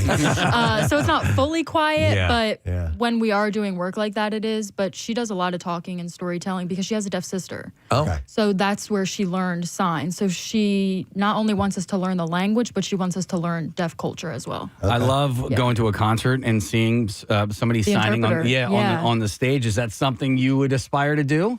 I would love to do that. Can you do any of that now? Like, is that a good party trick? Will your friends go, I can't hey? like interpret because I'm not fluent, but I could say some basic phrases. Okay. So you're gonna continue pursuing? Yes. All right. Very cool. So since it's your last day, I'd be remiss because I got to meet your dad, and Yeah. he works at Conestoga High School, which is where I went to high school, and he is so incredibly proud of you. He loves the fact that you've been interning on our show. He was raving about you and about your sister. Thank you. So what's your dad's name? So My dad is Drew Doherty. yeah, and Drew's a super nice guy, and so I just wanted to say that publicly because he loves you so much and he's so proud of you, and so I wanted to echo his sentiment because you're a Thank great you intern. both. Thank you both. Sign that you love. I love you, Daddy. I love you, Dad. That's sweet. And we're going to end on that because it was super duper sweet. Yeah, by the way, I'm sorry, we're actually not going to end on that. First time at MM Barbecue, what'd you think? It was awesome. Yeah? I took my dad for his birthday, actually, and his friend. His name is Kaileigh Strawley, by the way. I know he listens as well. And before I even started interning here and before I even went to school at Neumann, my dad went on a tour with me at Neumann, and they have the super cool radio station. Yeah, they're great. And he was like, oh, maybe one day you'll be able to get me tickets to the Preston and Steve show. So I surprised him for his birthday by taking him and his friend. Wow. Because he was like, maybe you'll get me and Kaileigh tickets to this show. Aw. So that was his And you birthday delivered. present. And they both loved it. They had a great time. So Oh, that's it was, And it was awesome. awesome for me. He was like, I don't know if that was your type of thing, but it was awesome. And I don't personally listen to rock music, but being here and like listening to it and immersing myself in it, it was awesome. So it was just cool to hear something different. What was your favorite moment of if you can nail down a favorite moment or something that stands out in your mind since January? When you guys first let me talk on the air. I was like on cloud 9 for like a whole week. It was awesome. Oh, that's Yeah. great. You can add this to the list. Yeah, and now I'll be on cloud 9 for another week. Definitely. By the way, in 5 months, this is the most I've ever heard you speak. And you're very natural on the mic. Thank you. That's have how a I've very been good told. People, presence. when I talked about Italian Delight, they called and were like, oh, can I speak to the intern? And they told me how many times like I sounded like a natural and everything. So, Oh, there you go. Yeah, if you want to do this, you can do this. Okay. All right, excellent. Good luck to you, Kaileigh. Thanks for helping us you. out. We Thank appreciate you, it. guys. Kaileigh Doherty, guys. It's her last day with us, and we're saying goodbye. So sorry. All right, we will take a break. Come back in a second. When we return, we wrap up the program, so please stay there.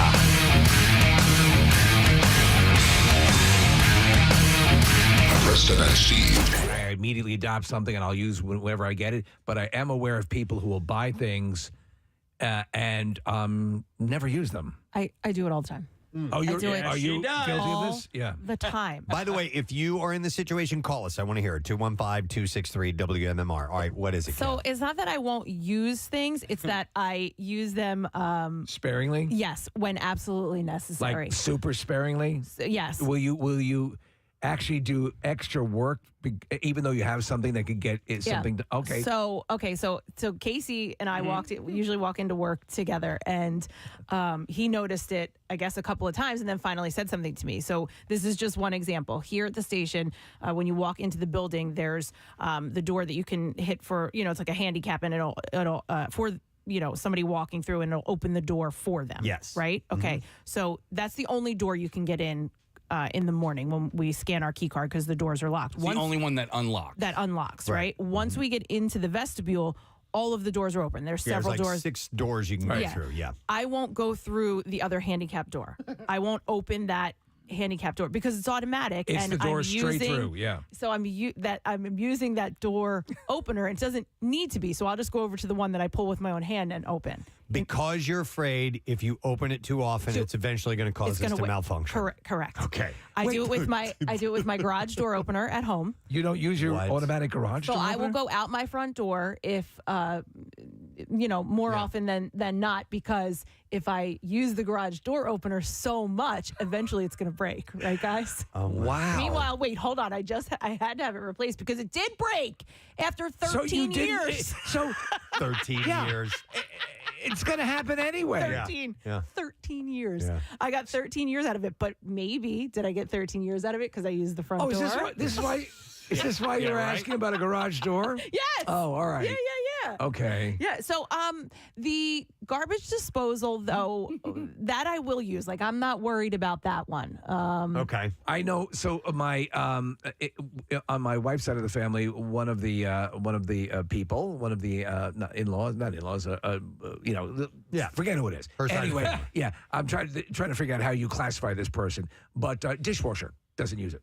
Dishwasher sitting right there in the kitchen does not use it because of fear of it breaking. That a perception of overuse of water, a perception of other things, and fear of breaking. All of that sort of no, I don't want to screw with that. I had a friend who I worked with, dishwasher, but for a different reason, not for fear of breaking. She would not use a dishwasher because she hated unloading the dishwasher. Oh, yeah, I hate that. So therefore would hand wash everything, which you still have to put all that stuff away when you're done hand washing it. But there was something about putting it in, running it, and then opening it up and taking it back out that she did not want to do. She didn't like picking up the work on the other side. Right. So in other words, when you're washing it right then and there, you're putting it away. So it seems like it's all in one. Yeah, like smaller amounts. Right, yeah. But it's the same thing. doing the same thing. Yeah. In the almost 20 years that I've been a dishwasher owner, I don't think I've actually turned a dishwasher on maybe more than 5 or 6 times. Oh my God. I'll run it like twice a day. It's without weird. even dishes in it. It's weird though, because I just don't feel like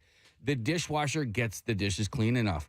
And it doesn't, and I think it's just because the way my kids load it, it just gets overloaded, or they won't rinse things out. They'll like listen, the commercials lie. You can't put a full-on spaghetti dinner into the dishwasher, and the dishwasher's going to clean it up. It just doesn't work that way. So, as far as I'm concerned, the dishwashers, I can do a better job and in less time. So here's the deal. If you're basically halfway there, cleaning off the dishes, May as well there's go ahead and finish it. Just finish it. Yeah. Right? By the way, here's a text says, my friend's mom got a brand new $10,000 lawnmower. No. What? It better be a riding lawnmower. I'll buy it from you. For Christmas and refuses to use it. Uses the old one still because the new one looks too pretty and doesn't want to mess it up. Listen, I'll do that. I'll use the older item until so here's one, a hair dryer, right? I bought a new hair dryer and they're fairly expensive, but I still have I still have a little bit of use out of my old hair dryer. So I'm trying to get until that completely dies, and then I'll start with the Get rid of it. Yeah. But I understand that reasoning, because when you see a nice brand new work truck. Yeah. Do you know what I mean? Like from guys that actually use it. It's not like a glamour truck like some of these guys. This is my glamour truck. Well, yeah, I know listen, what you're saying, you have these trucks that just look nice and they never put anything in the bed or whatever. But then you have these other guys that actually, really work for a living and they put everything. It's so funny. It's because I have at home case, I have this Amazon. It's a collection of tools and everything's in this place and it's all very clean. And all the contractors that I know, all their equipment is all effed up and banged up because they're using it. Well, yeah, my friend Bill, he just got this beautiful brand new truck. He showed it to me last year. He's like, oh, look at this. You open the door, the little, the stool comes out, little things you step on. Step stool, yeah. Yeah, I'm like, this is gorgeous. But how long until it's just all dented and scratched? Yeah. Here's a text says, my father refused to use the AC in the car when I was a kid and still to this day because he doesn't want to fix it if something goes wrong with it.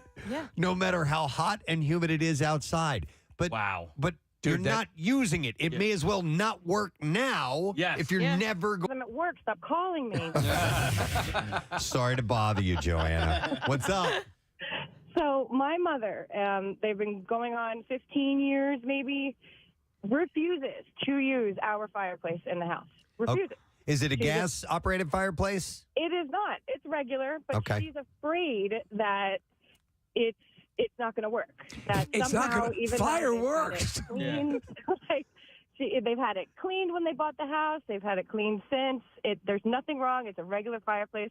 Refuses. She's afraid that a catastrophe is going to happen. Wow. It's going to break. Joanna. A fireplace. How do you break a fireplace? Yeah, exactly. Yeah, exactly. But let me ask you: Does she?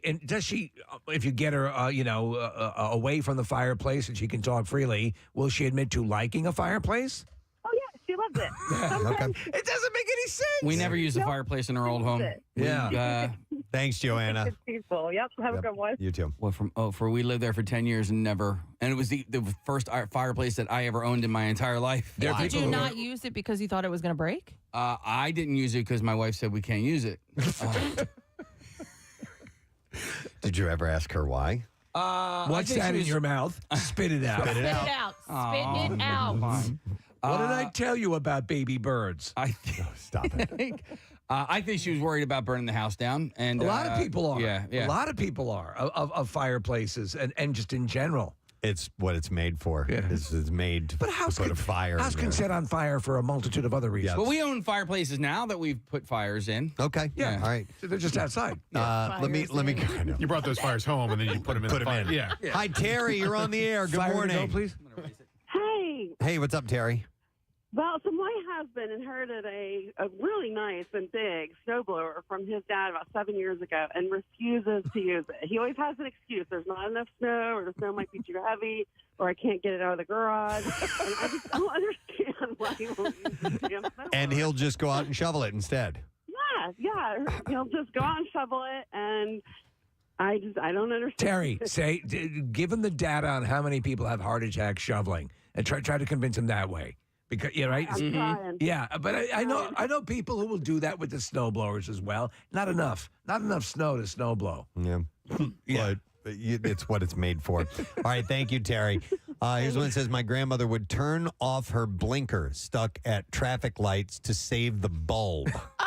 The blinker bulb. You're supposed to leave that light on. Oh my God, that's great. And same with windshield wipers. I love it. Said it was more of a cheap thing. Oh, my God. So you didn't want the wipers to wear out. Yeah. That's funny.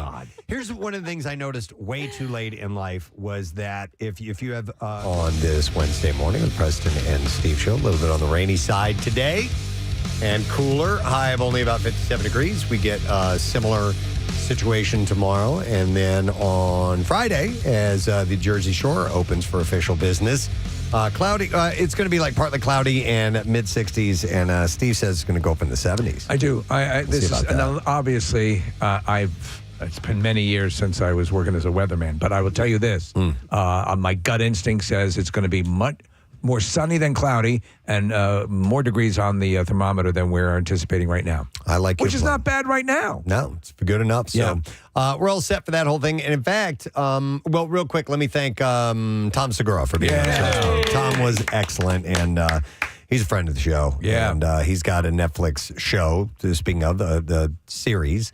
That's out. It is called Bad Thoughts, and he's going to be in Atlantic City June 20th, about a month from now, and 21st.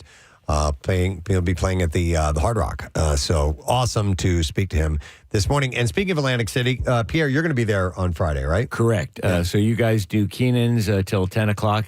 Then Ryan and I will take over from the boardwalk in front of the Tropicana this year, which will be great fun in AC from 10 to 3, give or take. And I believe we're right out on the boardwalk. You do a great job out there. I mean, it's fun. Yeah. And you're in your element. You mentioned 10 o'clock, and we are indeed planning on ending the show at 10. We have found, after years of experience, that we quote, this is how we call it, we lose the room. We lose any form of control by 10 a.m., and we need to be done because it's just futile to carry on. There was a point, Preston. It gets out of hand. Where the people of Pompeii said, what are we going to do? What are we going to do? Yeah. What are we going to do?